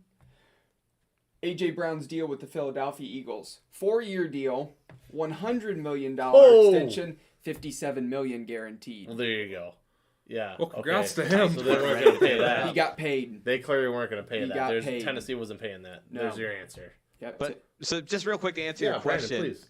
Yeah, the Cardinals, well, while it's infuriating, it doesn't surprise me because Kaiir has historically not been great on draft night. Their GM. Terrible. Really, the Lions jumping up as far as they did to come up into the first round and take Jameson Williams has definitely been the biggest shocker for me, but a good one at that. 10:06 Eastern Standard right now. It's taking 2 hours to make 17 picks. Doesn't seem that long. Yeah, we're used to it. Pick is in. There it is. You guys called it. Treylon Burks from Arkansas. Cole, what do we know about Burks, and what is he going to do to help a guy like Ryan Tannehill? Well, I mean, Burks has a lot of ability. Now, I got to say this. Drake London and Burks, there are some little similarities in the same sense of not getting a ton of separation. But that's because Burks is, at wide receiver, almost built like a tight end in a way. He's much more of a fuller body than what Drake London actually is. When I look at Burks, he probably is the physical freak of the group because he is just like a tight end at wide receiver. He can hit a second gear when he hits open space. Now, it takes him a little bit to get up to that full speed, but once he hits the second gear, he can absolutely be gone. He's a threat with those 50-50 balls. If it's head in his direction, he's great at snagging those. A ton of ability there, but again, can he separate? That's probably a big question for him. I think he's going to do a way better than Drake London would be my guess, just because of the physicality that he has, and I think he's going to be able to hold up super well. So that's the main thing with Treylon Burks is his ability, and he really replaces A.J. Brown well. And the thing is, the Titans didn't want to cough up that money.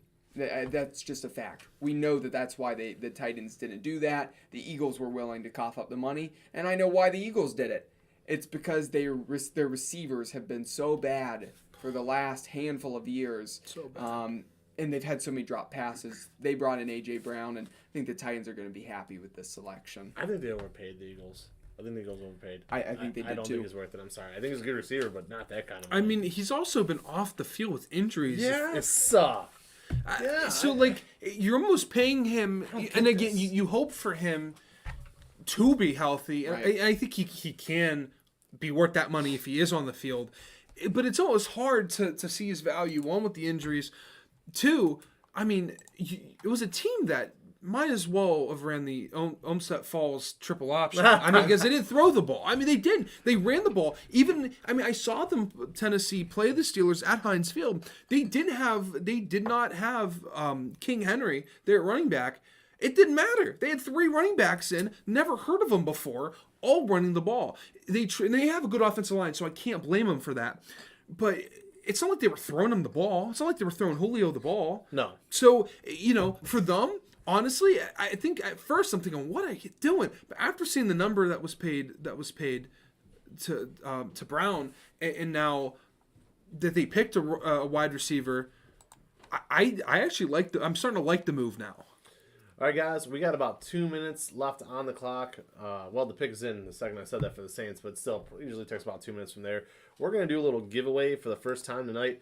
Wasn't planning on doing this, but just overwhelmed by the number of comments in the chat room here on YouTube. So, again, thank you for that. The giveaway is going to be very, very simple.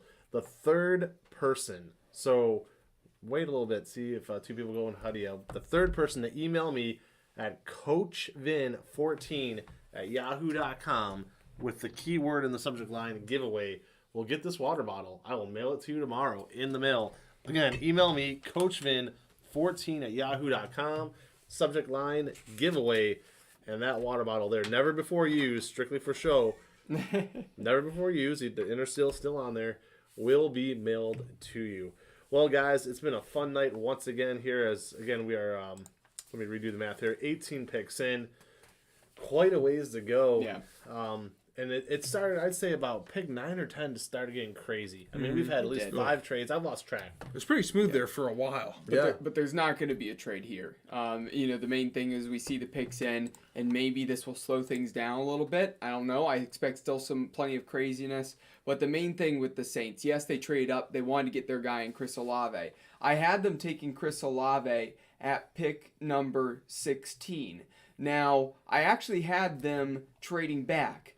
They're actually going to sit here at 19 and select, but I had them going back with the Packers at 22 and taking Trevor Penning of Northern Iowa. And I know you hate that pick. We talked about, though, the drop-off from the top 3 guys to the 4th guy. And Penning's really looked at as that 4th offensive tackle in this class by many out there. I think he has the ability, because of the aggressiveness, that they can tone down some of the maybe overcommitting to with the aggressiveness, some of the maybe the boneheaded plays that he can make because of getting over aggressive. If they can shore up his technique, he has that you would ideally like to have. If you're the Saints, though, you have to replace Armstead at tackle. You're still set at right tackle. You need to focus on left tackle, and I think they're going to stay on the offensive side of the ball. I have them taking Trevor Penning. I think they do end up going Trevor Penning here. How crazy do things get, though, with all 4 of us if they take a quarterback? I'm going to fall over. I'm going to pass out if it's Kenny Pickett. Because the originally- Pittsburgh Steelers are right there. So close. So close. I originally had Pickett mocked here. I definitely don't feel as good about that now. I'm kind of with Cole. I think Trevor Penning makes a lot of sense. Also, don't roll out corner guys. Only 2 cornerbacks have gone. They were both very early. But really, the board there wide open. Trent McDuffie, Kaiir, Elam, Andrew Booth Jr. all still available. So it may not be the biggest need for New Orleans, but they could go that route. But again, I'm with Cole again. We've, especially in the mid rounds, I feel like we've kind of been on the same mindset here. I think Trevor Penning, especially at this point in the draft, is a solid value for the Saints. The Tennessee picking next, but it's Pittsburgh. Okay, Here we go. New Orleans Saints. The selection is in. There it is.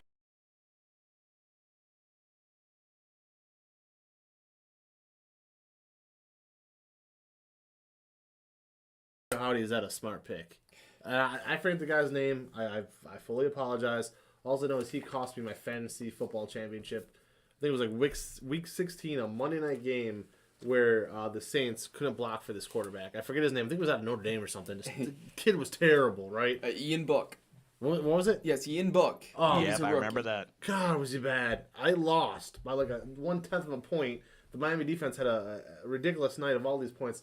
Regardless, whoever's back there, whether it's Winston or whoever, you got to block for the kid. What will he do for them? Yeah, I think the main thing for the Saints here with Penning, I mentioned it. They're good at right tackle. They needed that left tackle, regardless of whether Winston's in, if he can stay healthy, or if Andy Dalton needs to step up at some point. The main thing is they need to protect that quarterback. They need to be able to get, if Michael Thomas is back on the field, they need to get him the ball. They need to get Chris Olave the ball, their new receiver. Marquez Callaway has shown a lot of potential. At tight end, you got your utility guy who does it all, and Taysom Hill, who plays some quarterback too. Mm-hmm. You've got guys to get the ball. It's just a matter of getting it out of the quarterback's hand, keeping him upright. This is what they need to do. It's a smart pick. I know Dom doesn't necessarily love Penning as a player, but there is a lot of potential there. And actually, what's a fairly thin offensive tackle class. There is some potential here later on, some of these mid to later rounds, but it was really that first three and then the big drop off, and then there's just some other names in there. Good players that maybe have some potential, but there are some weaknesses again. I just think that they did the right thing. They picked the right guy. It's just going to take some coaching to get him on the right path. That's all. I don't like this pick at all. So I had him going to the Packers in my mock draft. Not because I thought he should go in the first round, just because I wanted to write the reason why he shouldn't go in the first round. He does a good job getting in space. His first step's good. I can't deny that. He does good things, but and people say, oh, well, he's nasty. He fails to finish on plays sometimes. Yeah. He'll go down the field, and it's almost like he's lost. Yes. It's almost like he's in the middle of the ocean. He doesn't know where he is. Yeah. You can't do that. When you get in your stance, the first thing is, where are the safeties? Where are the linebackers? Where do I go? What am I doing? It almost seems like he knows the play, but can't read the defense. Right. You have to do that as a tackle, especially if they're putting him out space when you're pulling outside of a tight end. You're in space with cornerbacks and safeties, and he whiffs. You can't do that. And also the whole nastiness thing. First of all, the top three guys ahead of him were nasty, if we want to use that word. This guy does boneheaded moves, like throws the defensive end into the quarterback. Into Desmond Ridder. That's not nastiness. Yep. That's a bonehead move. That will not just cost you your job. That will cost a quarterback knee surgery. Yes. And you'll end up in free agency. You can't do that. Now, if he can avoid those certain things, he can make a decent career. I mean, boy, you look at his size. That's someone that you want to succeed because of how big he is. I mean, he has all the intangibles. But when it comes to actually playing, you almost have to question if he's even NFL ready. I don't think he is. But if you can develop him, if he can pan out to his full potential, he's past the moon. This guy's going to be an all-pro guy. And not to cut you off on your own point, but you grew up in Pittsburgh. In Pennsylvania. We got You're a fans from Pittsburgh watching Steelers just fan. for Dom here. Exactly. Oh, Luke Brennan, there he is. I want you to be able to talk about the Pittsburgh Steelers. I know you're on a roll. You love talking about offensive tackles, offensive line, but I'll give you the floor to talk about what the Steelers are going to do here next, as you're from Pennsylvania. Again, you got people watching. He's got his boys in the What's going to happen? So before we start, Zach and Luke, I appreciate you guys tuning in as they're bombarding the chat right now. I know they're on Xbox, probably watching it, probably just making fun of me right now. Thank Brandon and Cole for talking me into YouTube this year. But go ahead. Yes. But with the Steelers, my heart is pacing right now because I honestly don't know what they're going to do.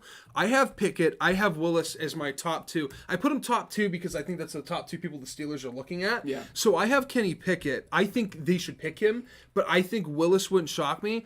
But no, but before I hand it off to you, comparison for Kenny Pickett, I have Big Ben, Eli Manning, and Josh Allen for one factor. All 3 of those guys are able to move around. And that is definitely relevant. I think Pickett is a better fit. The funny thing is Willis is actually the odds-on betting favorite to go to the Steelers, but I think Pickett's the better fit. He can still play his home games at Heinz Field. That'd be awesome. My comparisons for him, Big Ben, again, the glove on the hand, that's something we see at times. Here is the downside with him. I actually see some Baker Mayfield and Kenny Pickett because when he gets out on the run, he lost it. Yes, he does. soars it and gets it up there. That's the biggest concern with him. That's the big concern. He needs to get those passes down. He can't always rifle everything in. That's something Baker Mayfield didn't learn. But I think Kenny Pickett doesn't have the same ego that Baker Mayfield had. I think he can reel it back in. I agree with you. But I do think that Kenny Pickett has to be the pick here. This is the best fit, even though a lot of people have had hype around Willis. Now, Don, this is your first draft with us, so I'm going to give you our little tradition. Brandon makes the pick for your favorite team. So in years past when the Broncos picked, I can't breathe or talk. So Brandon makes the pick. I'm going to allow him to do it again. Brandon, talk us through the Pittsburgh Steelers pick. All right, and just to throw it in, I think Kenny Pickett makes way too much sense here for Pittsburgh as well, just looking at their history. But Goodell's up there. He's going to take his sweet old time introducing Franco Harris. Dominic Clary's name comes across the screen, right? This is the time. I haven't had my CPR training in like 10 years. I might pay. And knowing the Steelers are going to they're going to get like a linebacker. Or like which honestly, if they make that move, I'm not even going to be upset about it. But Nathan Hando asked the question who I personally want. I want Kenny Pickett. And Mitchell Trubisky, hold on. Mitchell Trubisky is the best quarterback on the Pittsburgh Steelers for 15 more seconds. At least. It's like Adele's off the stand. It might be 10 I still now. think Mitch was starting to tear it up in Chicago right before he left. Probably Justin Fields. Story for a different night. Oh, Lord. I've never been recorded while watching the Steelers pick. That's why I took YouTube off. We're still on YouTube. I didn't want you to see your own reaction. Yeah, no, my reaction's not going to be good. All right, guys, here we go with the 20th pick in the 2022 NFL Draft. Franco Harris in all his glory. Love Franco. Selects Kenny. Let's go! Let's go! Let's go! We're going to the Super Bowl. Okay. Great moment in Kiosk Sports history. Slow your roll. Oh, and by the way, my friends, they're recording that right now. They're gonna make fun of me for it. I already know. I'm calling this it will out. be the most watched spot of the entire show. We need sponsors. CoachVin14@yahoo.com. Cole McDaniel. There you have it. I mean, did it not make so much sense? Here's the thing about Kenny Pickett. The reality is this. I didn't have him as the number 1 quarterback. I think Desmond Ridder is the guy who's going to have the most successful career. Brandon has Desmond Ridder as the number 1 quarterback. I think a lot of people thought Malik Willis was the one trending. Kenny Pickett was my number 2. Like I said, there's good things and there's bad things. The Baker Mayfield tendencies where he sometimes flees the pocket a little early, tries to rifle it in, gets on that. He sails it high because he's trying to rifle it in. He needs to tone that down and fix that. So for Pittsburgh Steelers fans out there, that is something Kenny Pickett needs to fix. But I think he can work with a quarterback guru. He can keep that ball down, and he's not going to be able to sail that. He's going to have some development, but he should be able to beat out Mitch Trubisky. Trubisky will be that second guy, that backup, but you knew they had to go quarterback. Unfortunately, again, the memorial was done in remembrance of Dwayne Haskins, the tragic incident there. That quarterback room was thin, only down to Mason Rudolph and Mitch Trubisky. Smart move here with Pickett. I think it's a really good play. And there was a lot of discussion about, his hands are too small. Oh. The guy could grip the football. He throws with a glove. He's comfortable with a glove, and it works for him. And Big Ben, actually, in bad weather, he wore a glove a lot. So I see some similarities there, and he's got some mobility. I'm happy for him that he goes to Pittsburgh. He stays where he was already playing at Heinz Field. Good for Kenny Pickett. I'm happy for the kid. Before we go to Brandon to break down the pick next, because I want you to take a breather here, I want to remind you of somebody, too. Aaron Rodgers, if I'm not mistaken, went number 24 to the already made Green Bay Packers. Yeah. Look what happened in that situation. Yes. You're sitting pretty right now. Yeah, no, I'm feeling pretty. Brando. And a trade. Oh, real quick, trade. Patriots trade with the Chiefs as Cole will adjust the helmets. Brandon, what do you know about Kenny Pickett? As I try to adjust on the fly here to get the Kansas City Chiefs now on the board.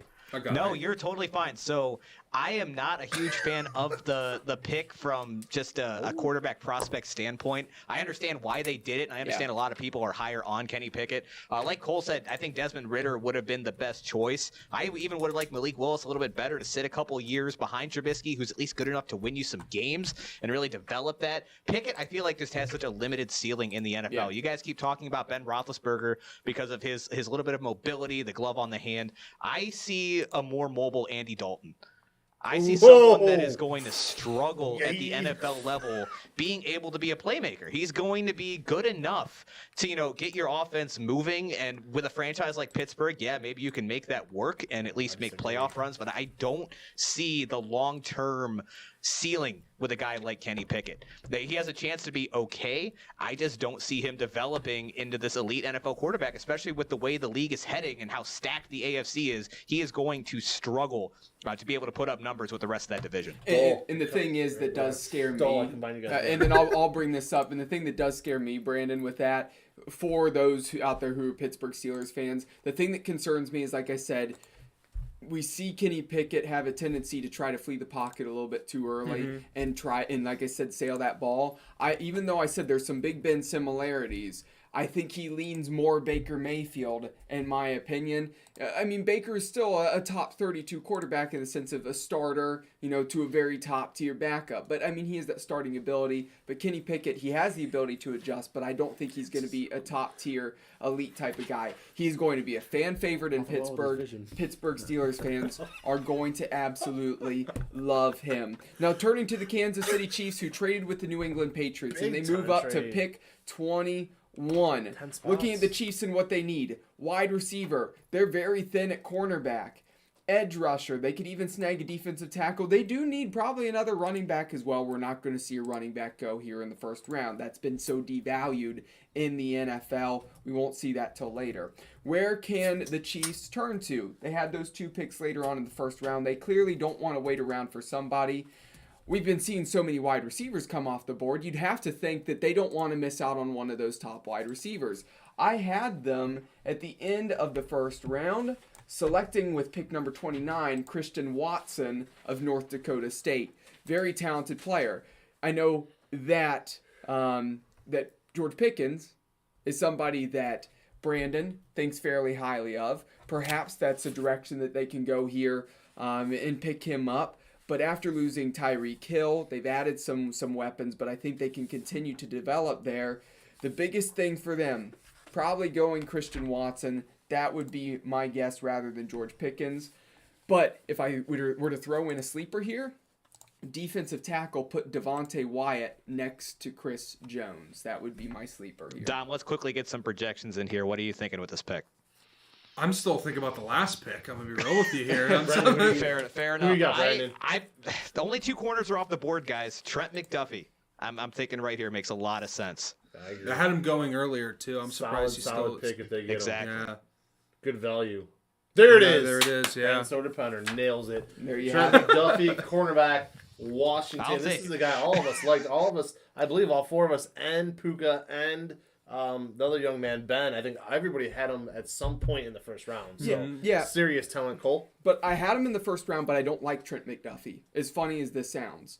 The mock draft is all about what's going to happen, where do you think people are going to go. Trent McDuffie, a lot of people are looking at him as kind of a top 3, top 4 corner. When I actually did my evaluations, I dropped him back quite a bit. Remember, I had Roger McCreary as number 1. He's the guy I think is going to be most successful in the league. Trent McDuffie was my 8th best cornerback. And this is only the 3rd corner to go off the board. Why was he number 8 for me? Because there are good things, okay? He has some ability. I actually like him blitzing. He has a lot of ability getting after the quarterback in blitzing. He's a ton of speed, and he limits yardage. What does he do poorly? What he does poorly is I think he bails too much. You know, a guy who bailed way too much on those wide receivers with a guy who had speed in front of him? Shaun Wade. And Shaun Wade dropped drastically. And I see some similarities between Trent McDuffie and Shaun Wade. Because of that, I don't like him as much as an outside corner. He can succeed as a nickel. I think you really need to play him a bunch at nickel so then he can take advantage of that speed. But it works for the Chiefs because they don't have a bunch of depth, but I think there are other better corners out there. Brandon Soeder, Green Bay Packers, what are they going to do here? Yeah, and just real quick, I do agree with you on McDuffie. I don't have him quite as low, but I had a guy like Andrew Booth Jr. significantly above him. Yes, so I do think that would have been a better selection. But quarterback, again, they had their pick of it, and obviously they're sold on McDuffie. But when they saw that only 2 had come off the board and no one had selected one in so long, I feel like it just made sense for them to make that jump. And they still have a later first rounder, if I'm looking at this correctly. Yes, they kept pick number 30, so they'll have a chance maybe to grab a Christian Watson, a George Pickens, someone that's going to fall to them still. Moving on to the Green Bay Packers. Originally, I had them going wide receiver as well. Again, it's starting to dry up a little bit, but I think there's still plenty of talent for them to go out and grab. And really, with the departure of Devonte Adams, the board is wide open for them. They have nobody really in that room right now. George Pickens, I think, makes a ton of sense. He's going to be a true X receiver. I know you're worried about some of the character concerns. So you put him with somebody like Aaron Rodgers, who, while I know he's a little bit of a diva, don't get me wrong, the gravity of the entire situation changes when that's the man running your team and that's the man that you have to report to every day. So I feel like he could fit well within that organization. Against Sky Moore on the board here, and then David Bell is my next highest ranked after that. So after those 3 guys, it really starts to dry up. I don't think you can wait to 28 to go and get your guy. I think Green Bay needs to plant their flag on the receiver they want here. Well, and they just need a receiving target. They don't even have to go receiver. Somebody I'm really high on, and this is something they could do. I think the Packers could honestly run 2 tight ends out there a lot. I think they have Robert Tonyan, but you could also look to a guy like Trey McBride, who I'm very high on, who Packer I think is the Nation number 1 will tight end. riot if they take a tight end here, man. You got to be one of the better. Trey McBride, though, I mean, he's a guy who I look at him like George Kittle. He's an excellent receiver. He's got that physicality. That would give Aaron Rodgers another receiving target who's excellent out there. I could see them make a move like that to have a second guy and have 2 talented tight ends. It's just another receiving target for him. Will they probably go receiver? Yes, they will. But that would be interesting for them to go with a guy like Trey McBride. As long as they're giving Rodgers a weapon, I think he'll be happy with it. You know, I'm going to go back a few picks because I didn't get a chance to talk about Pickett. So you're back with us now, Tom? Yeah. He can breathe again. Yeah. I can't tell you how happy I am about that move. Hold that thought Okay. once. We'll get you on day 2, buddy. Don't worry. We'll let you start off. Well, hold on. I'll announce the pick, and then you can go back to Pickett. It's all good. Green Bay Packers pick is in, and it is the selection. There it is. Quay Walker called it. Inside linebacker. Walker goes first I thought round. Walker had the chance to be the first linebacker taken, but I am still shocked. I didn't have him. Man. Wow. Interesting Shocking. selection. Green Bay, they've had some funny picks the last couple of years, to say the least. Dom, go ahead with your thought on Pickett, and then we'll start with Cole and Brandon on Walker. Now they stink in the first round of the Packers. I think we all agree They've on had that. some But weird rounds lately. no, but I don't. You know, you guys mentioned again going back on Pickett how, you know, his ceiling wasn't super high. But I was listening to Kurt Warner talk earlier this morning before I came here, where he was talking about a natural ball thrower or like a gamer almost, and he didn't like Ritter. But he liked Pickett, and I don't know what reason, but I seem to agree with that. When it came to big games, big moments, Pickett was always there. I didn't see that with the other guys. Pickett's first start, he beat the number 2 team in the country. Didn't have the best game, but boy, he led that team, and it wasn't a very good one. In 2018, didn't have a very good pass-blocking offensive line, so he had to leave the pocket early. I think that stuck with him a little too much later, because he did have a very good offensive line last year that protected him. So he is a little too antsy. I think he's always worried about making that big play. Kenny Pickett, he's made for the big moment. He's made for the spotlight. He's the right guy in the right spot. If anyone can make him a top quarterback in that division, it's Mike Tomlin. In Matt Canada, the offensive coordinator, has a college style fancy offense. It could work with Kenny Pickett, and I like it there. That's all I'm saying with Kenny Pickett. You guys can roll with the Packers. Got it. Cole, Another I'm going to trade, throw guys. this one at you for a second here. Yeah. This is the highest the Buffalo Bills will pick in the next 5 years. True or false? Wouldn't be surprising. I mean, the Buffalo Bills are good, but I think they're going to be right in this range. But 23 probably is just a touch the highest I agree. that they'll be. Maybe 24, maybe 25, maybe 26, but they're going to be somewhere out there. But going back to that Packers pick, there's always somebody who really surprises you when they come up. Here's the thing. Quay Walker was my number 5 linebacker. I had him behind a handful of guys.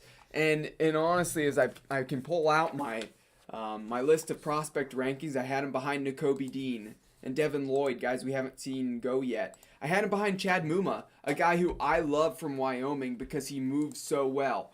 He is all over the field. He has some almost like JOK explosiveness with the way that he moves around the field. I wondered, maybe if a team like Buffalo, I had them taking Muma here in the second round, not right at this pick, behind Christian Harris. So Quay Walker, again, good linebacker. I had him at 5, but I had him as a second round grade. In my mock, he actually went pick 51 to the Eagles in the second round. So I think this is one where my guess is with the Packers trying to get a wide receiver, they probably should have been a little bit more aggressive and come up. I think they really like Treylon Burks. They didn't make the move up, or they didn't get the opportunity to do so, and now they're sitting in a position where they had to turn towards the defense. They're going to look wide receiver probably later on, but I do think this is a bit of a reach for Quay Walker. He's a good player, and maybe he has a good career there. But I don't know how I feel about him. I know he's also listed as an inside linebacker, but I actually think he plays better if he were in a 4-3 base defense as an outside linebacker. But he's going to have to play inside in that 3-4 that Green Bay runs. I don't know how I feel about the fit. Brandon, you expressed your interest there with Walker. A few things, as Cole mentioned as well. Maybe not the pick we thought Green Bay was going to make. That being said, Buffalo, a ready-made team here. I mean, what do you see them doing as they've slid up into this pick? Did they trade with Dallas? Is that what happened here? Because I thought they traded with Baltimore. That's what it was. So I've actually got the trade details here for you guys. A very minor swap. Well, it was where the Cardinals were. I get you. Yeah, so the Bills traded the 25th and 130th picks to Baltimore for the 23rd. So they don't have to give up they don't have to give up a first round at all. So the Bills are going to pick 2 of the next 3 picks. Or 2 picks. No, the Bills traded 25th and 130th for the 23rd. So again, with Baltimore, a fairly minor trade. Gotcha. So who do you think they're going to take? Yeah, so I feel like shifting up the way they did, wide receiver is definitely in play here. I feel like we're going to say that for almost every team from here on out. Everyone can always need more help at wide receiver. I originally mocked a cornerback to them, and I think we can see a run on corners here coming up. Andrew Booth Jr., Kaiir Elam, Roger McCreary all still on the board, so they kind of have their pick of those late first, early second round graded guys. So I feel like that's going to be the most likely option for them, and the most likely reason that they moved up. I don't see why else they really would have. I would say for the Buffalo Bills, it's got to be defense, right? I mean, you can add to corner. I had them taking Trent McDuffie. He's now off the board, so we can talk about Andrew Booth. What happened to these edge rushers? We talked about the ability at edge rusher, and they kind of disappeared for a while. I mean, Jermaine Johnson's still available. George Karlaftis. We see that the Buffalo Bills are still working on adding at edge rusher. They brought in Von Miller. Von Miller still has his injury issues here at times. They have Gregory Rousseau out there as well, but they could maybe look to add another edge rusher, especially if Von Miller is out at some point. Again, bring in a good third guy. Jermaine Johnson, like I said, probably would be more of the fit here, but perhaps corner, perhaps edge rusher. It's probably going to be on the defensive end rather than the offensive end because the Bills are pretty stacked on offense. What's amazing to me, just kind of going off topic for a split second, is just because they showed the stat just now on ESPN with all these receivers. I believe that was 6 in the last 8 picks or whatever it's been. Just a large amount of receivers. Mm-hmm. What a difference this league has made. Going back 5, 6, maybe 7 years ago, where a running back would go top 5. Yeah. Right, and it was it's a running back league, and even in fantasy football leagues now, it's incredible to me the numbers receivers are putting up and the importance GMs are putting on receivers. You need 2 elite receivers to compete. I mean, the Rams showed you that this year. The Rams were so deep on the end of the season that they even when they lost one of their top flight receivers. They had 2 others to pick up the slack. And traded OBJ for OBJ. The thing is, you need at least 3. I mean, you saw them. They lost a receiver and were still able to compete. If you only have 2 and one gets hurt, you're done in this league. Completely agreed. And there it is, though. They're going to go defensive, as Cole said, as a lot of us have felt with Buffalo. Really one key piece away on the defense. They might have picked one up here tonight. It is Kaiir, Elam, cornerback out of Florida. I've said defensive for them, and running back. We'll see if they go running back in the 3rd or 4th round. Time will tell on that. But for now, it is Buffalo. Kaiir, Elam, cornerback out of Florida, an SEC cornerback. Those guys are usually boom or bust, quite frankly. And Cole, I don't know too much about this guy. Yeah, Elam is he's a pretty good corner. He has plenty of ability, obviously, if he's going in the 1st round. But he was a late first, more of an early 2nd round graded guy. I had him going at pick 30 to the Kansas City Chiefs, going just a little bit earlier than I expected here at 23. But the nice thing is you have Tre'Davious White if you're up there in Buffalo. It just adds a corner opposite of him. I think Elam has the physicality. He has plenty of ability with the ball skills. Really ideal size, plenty of length.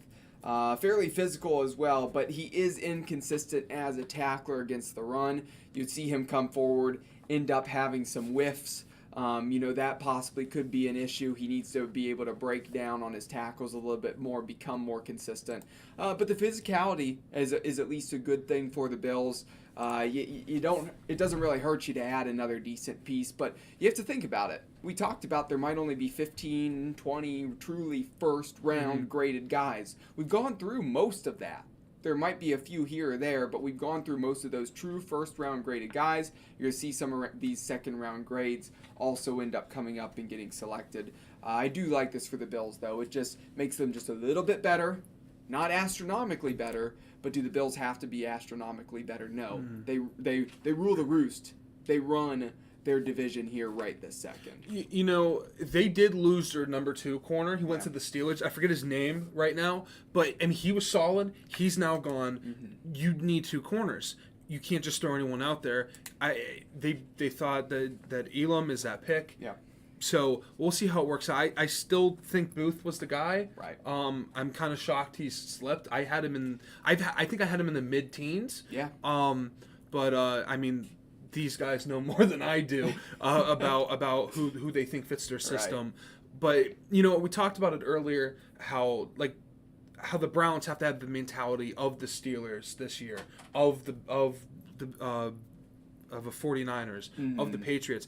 I think the Bills for sure have that mindset that we don't need a major piece. We just need a piece that we believe is going to come in, fit in right away, and help elevate this team. Right. I think they could have found their guy there, but it'll be interesting to see how it plays out.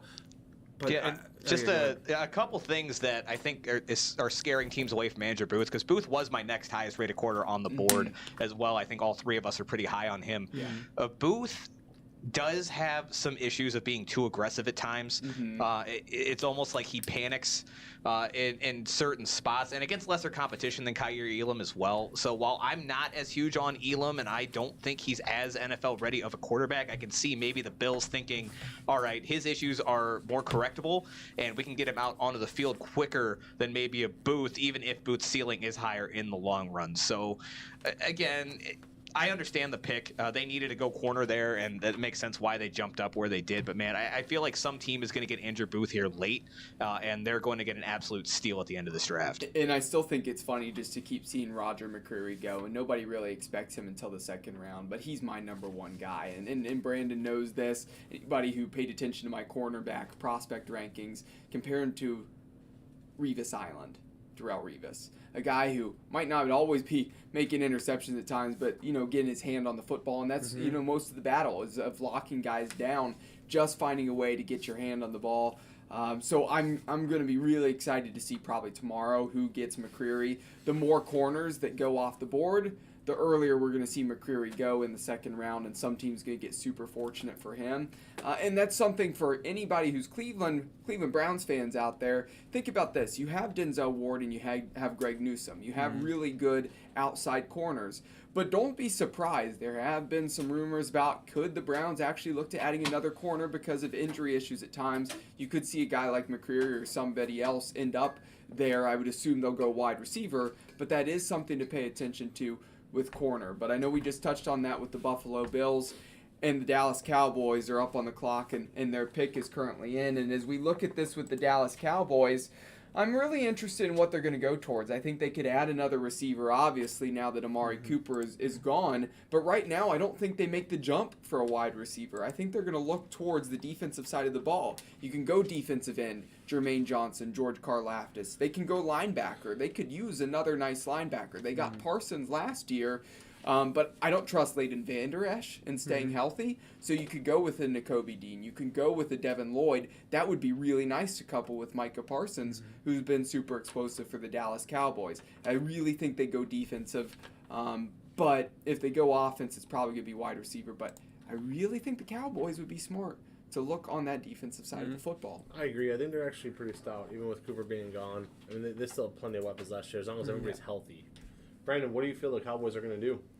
Yeah, if I'm the Cowboys right now, the one thing they're really lacking is a real pass rush. And while I think offensive line is kind of a sneaky need, we kind of assume that they're still a solid offensive line team, but we saw that fall apart towards the end of last year. I really don't like the way the tackle board has fallen for them. I don't think Tyler Linderbaum goes here.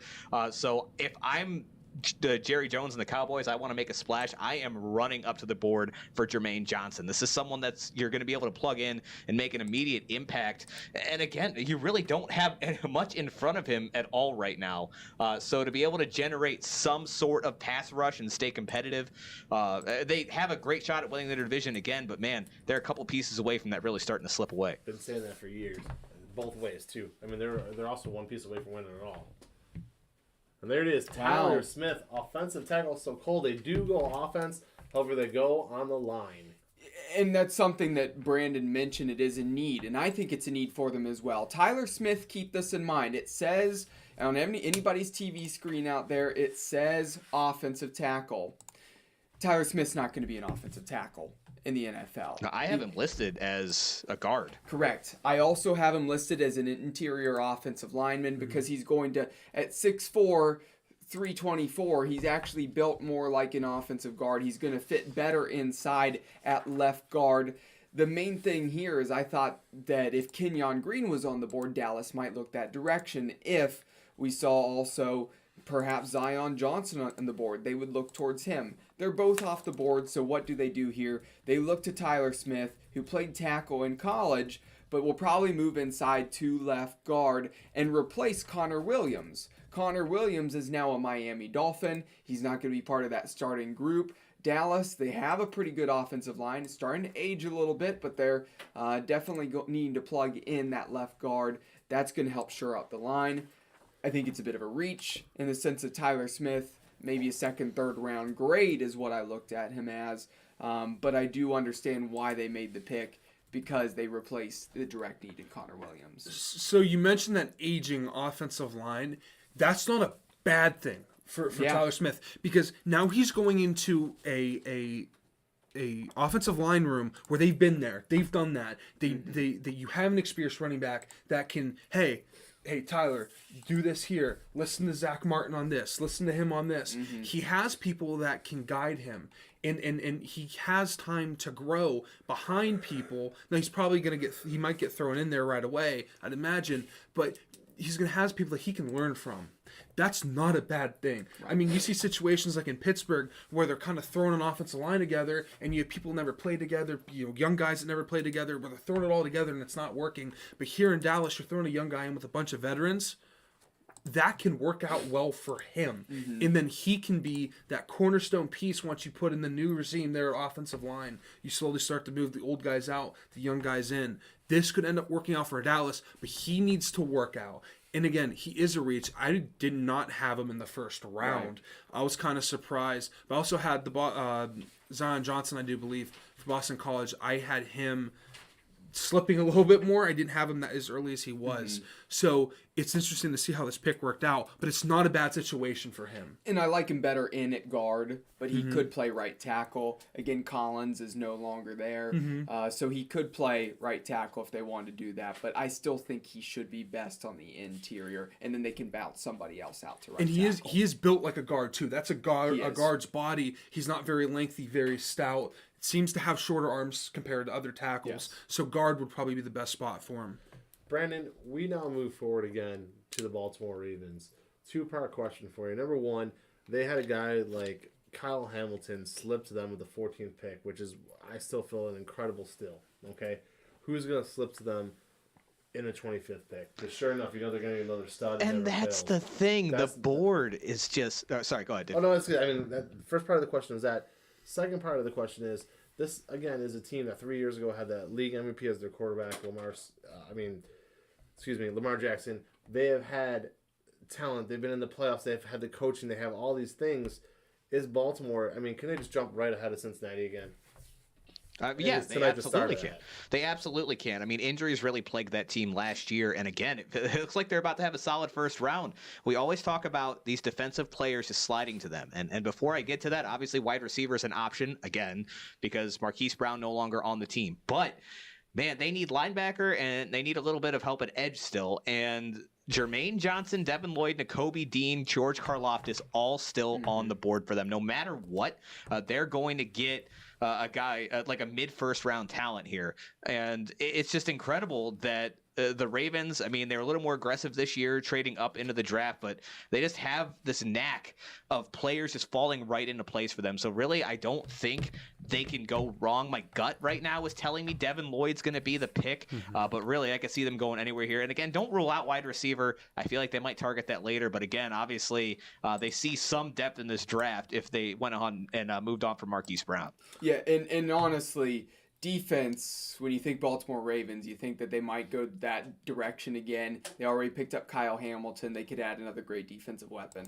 My gut would tell me, as much as we don't really know what the Ravens are going to do, we just know they're going to snag a really good player. Their biggest need is center. Tyler Linderbaum is still available out there. That would be a really smart move for them because they need to get that piece. They're going to get a center at some point. Why not take the best one available out there? Here's the other thing that's interesting. Remember, J.K. Dobbins, Gus Edwards, those guys got hurt early in the season. Something J.K. Dobbins, I think, he's improved on and is good on. I think they could, run some halfback screens with him. I think with some of the ways they play, they can get the ball out of Lamar Jackson's hands quickly as well on some wide receiver bubble screens too. So one thing that Linderbaum excels at is getting out and leading the way on screens. He's really quick in open space for a center. Maybe that's some of that wrestler background he has, that athleticism.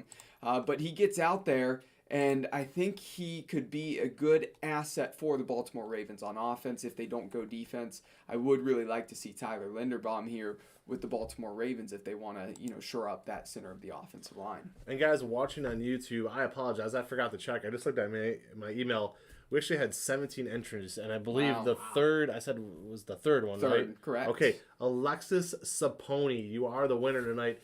Thank you, Alexis. She typed the word giveaway, send it to the subject line in my email at coachvin14@yahoo.com. Again, congratulations, Alexis Saponi.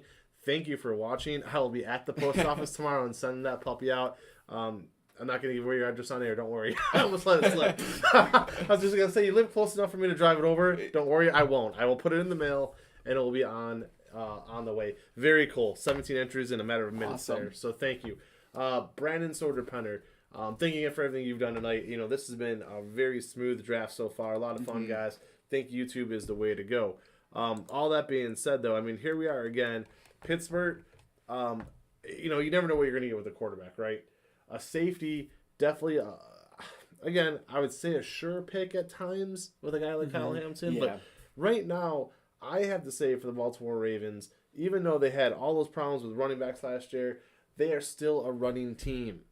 So with that being said, you have to go offensive line here. Number one, you have your mobile quarterback. You got to keep him upright.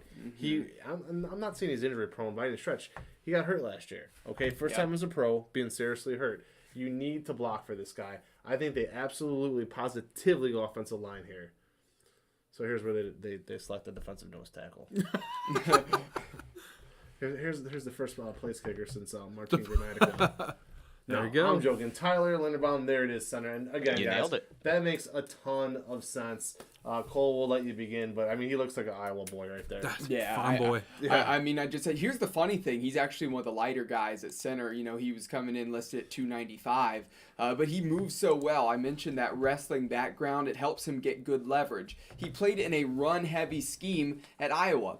It's just ground and pound, but I actually think he is most successful in a pass-heavy scheme. He's going to get a balance of both with Lamar Jackson at quarterback, a fairly talented running team. He can do it all. So Tyler Linderbaum, a great fit at center. Even though we thought, hey, Ravens, maybe they could go defense, it just made too much sense that he's still out there on the board. He's by far the best center. He has the technique. He has the ability. I mean, you see the Baltimore Ravens just really pick up a good player, and it just felt like it was the smartest thing for them. And that smart decision turns into a big move for the Baltimore Ravens. And speaking of big moves, what just happened, Cole? It looks like the Jets again. Trading the Jets, they want more action here in this draft. Wow. They're really trying to make some moves and catch up and keep up with the AFC. They already picked twice studs in the top 10. Now they come up, make the trade with the Tennessee Titans, who have already selected once in this first round. The Jets back on the clock at number 26. And I'll tell you what, I would love to call Vegas tomorrow and just see what the prop bet was. Here we are, guys. Pick number 26 on the night. We've had countless trades, almost double-digit trades, right?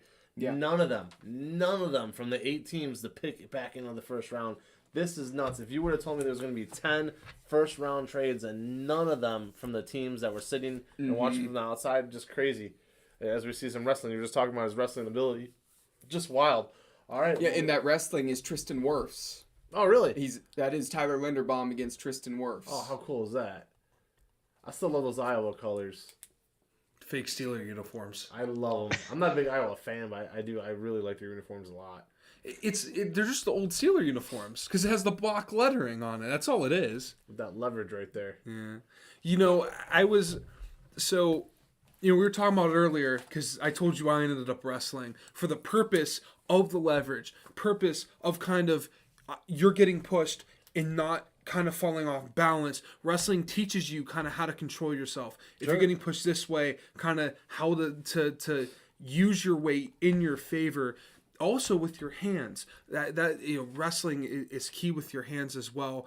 And when you're a heavyweight, there's a lot of pushing back and forth. Kind of have to have a quick move. I mean, he was probably a better wrestler than I was, I'd imagine. But wrestling teaches you those things. That only helps you, as a center, and being able to use your hands, being able to use your leverage, as you mentioned. This guy's a stud. He is. I mean, I had him as my 4th highest rated lineman overall, right behind the tackles, because I wasn't a big fan of the other guards. You know how I felt about Penning, right? So I was a big fan of Linderbaum here. So here's something interesting with the Jets coming up. Wouldn't think that the Jets would then make the move to have 3 picks in the first round of this draft. So the main thing is I had them taking Sauce Gardner at 4. I knew that they had interest in Garrett Wilson, but I had a trade happen, so Garrett Wilson wasn't available for them. So I had them taking at number 10, Jermaine Johnson of Florida State. I had them selecting the edge rusher there. They liked Jermaine Johnson, had him in for meetings. Again, that's a guy who I really thought. So they ended up going with Wilson at 10. Jermaine Johnson somehow made it to pick 26. They need to come up on the board here, select Jermaine Johnson, and like I said, they're going to walk out of the first round with Sauce Gardner, Garrett Wilson, Jermaine Johnson. Their top 3 guys on their big board coming into the night, that's a huge win for the New York Jets if they pick Johnson. And they're still gonna stink. I still think they're gonna be the worst team in that division. And probably, but it's at least a step in the right direction. Oh, it certainly is. Well, it's the best draft they've had in years. Well, behind that head coach of theirs, they're going to fight. I mean, they might sneak a few games here against the Bills or the Patriots or the Dolphins. This team's not going to back down because they're going to have some talent compared to last year. I like their running back situation compared to other teams. Wide receiver, they look better now. Cornerback, they look better now. Pass rusher, if they go with the last chance you guy, I mean, they are going to give teams some struggles like we saw from the Dolphins, I believe, 2 years ago when their roster wasn't that good and they just had a really bad season and they were giving team fits. We could see the Jets in that situation. Brandon, two questions for you again. Yeah, go for it. One, who are they going to pick, and who is the top guy left on your big board? Yeah, so taking a look at my big board, my top remaining prospect is actually Andrew Booth Jr., but right behind him is Jermaine Johnson, and I am more than believing that he's going to be the pick here. And if they get him, I am going as far as to say that the New York Jets, unless something else crazy happens, have won the first round of this draft. I'm still not sold on the future of the team because of Zach Wilson, but man, this is going to be impressive if they take Johnson here. I don't think you're going to find anybody to disagree with you. There it is. Yeah. Unreal. What a great draft so far for the New York Jets. That is a large human being. Yes, Jermaine Johnson, the second defensive end out of Florida State. Fellas, take it away. Sometimes there's a lot to say about this young guy. Yeah, and it's one of those things where he was highly regarded, and it's a surprise that he got this far. I had him at 10 to the New York Jets, still the correct team. He's my 5th edge rusher. I have George Karlaftis one spot over him. I prefer Karlaftis, but I like Johnson's ability. Again, he's a guy who was at Georgia, then last year at Florida State. He's pretty long defensive end. You mentioned a large human being, Vince. Again, fairly long. And he really carried a struggling Florida State Seminoles football team. He was the guy who popped off the screen on that defense. He doesn't have too many weaknesses in his game, has some athleticism, could really play as a 4-3 defensive end or a 3-4 outside linebacker. He'll be a 4-3 defensive end unless they change up the scheme in New York. I think he's just going to fit in really well there. He's going to make a ton of impact. My comparison for him was Sam Hubbard. Sam Hubbard, not necessarily a guy who, he's one of the top guys in the NFL, but very productive for the Cincinnati Bengals, makes an impact, has the athleticism, and I think that's where Jermaine Johnson falls into play. So talk about the win for the Jets. Sauce Gardner at corner, Garrett Wilson at wide receiver, Jermaine Johnson at the end of the first round. I got to tip my hat to the New York Jets. Congratulations on a great night. All they had to do for the Jets to start picking well is move the draft out of New York. Yeah. Exactly. I'm tired of Fireman Ed or whatever the heck his name is. Go ahead, Dom. Now, do you guys know the story behind him?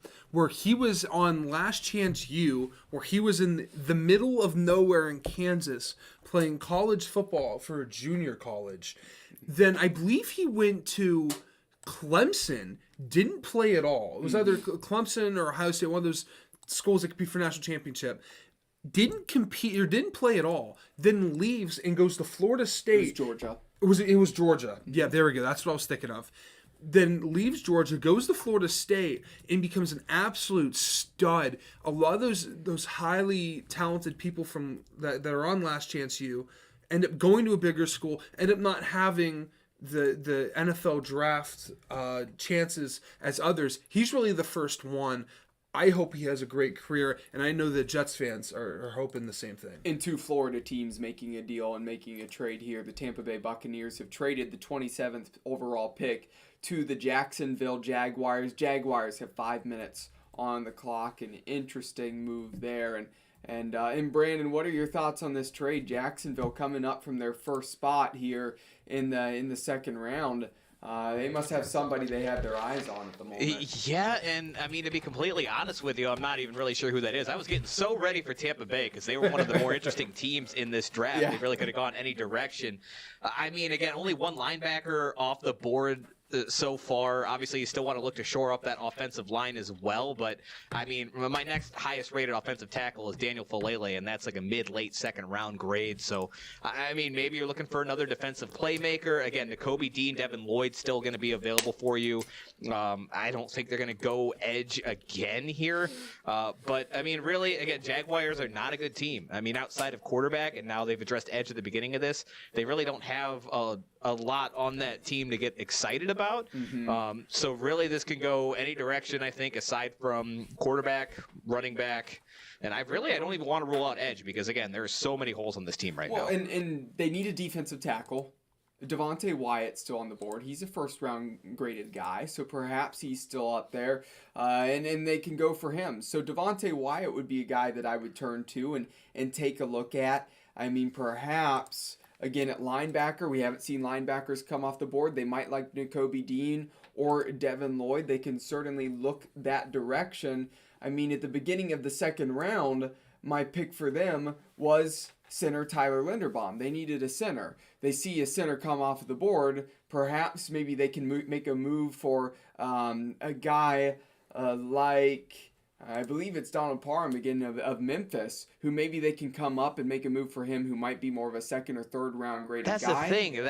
Everyone else I have, as far as interior offensive linemen go, we're talking about third round grades. Right. So, I mean, if that's really why they're making the move, that's an incredible reach. I don't put anything past Jacksonville because this is another franchise that has just made bonehead move after bonehead move. But, man, that's going to be a tough pill to swallow if they reach for Parham here. But linebacker or D tackle would have to make the most sense. And the value for trading up here, I would say Wyatt, Dean, and Lloyd would be the top three options if you're Jacksonville at 27. Yeah, and I think Wyatt makes a lot of sense, too, just because obviously he's going to be playing right alongside Trevon Walker.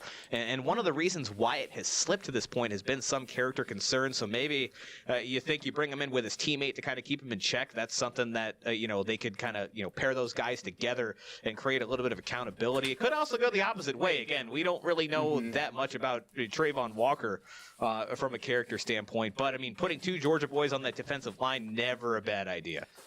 No, not a bad idea. It's just funny Devin Lloyd's come out of our mouths so much here this evening. I mean, I think all of us have mentioned Devin Lloyd's name.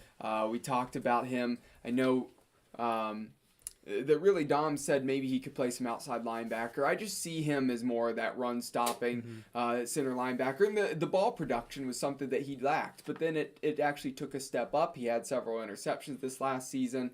I think there's plenty of potential with Devin Lloyd. He's probably the best fit here for Jacksonville. I actually compare him to Lavonte David, which is funny enough because Lavonte David played for the Tampa Bay Buccaneers, and there's the trade between the Buccaneers and Jaguars. I just think he makes plays, in many different areas all over the field. He's an impact guy. It would make a ton of sense if we do see Devin Lloyd here go to the Jacksonville Jaguars. Well, guys, while we have a quick moment here, one of our draft guru regulars every year is our main man there, Mike Rogers.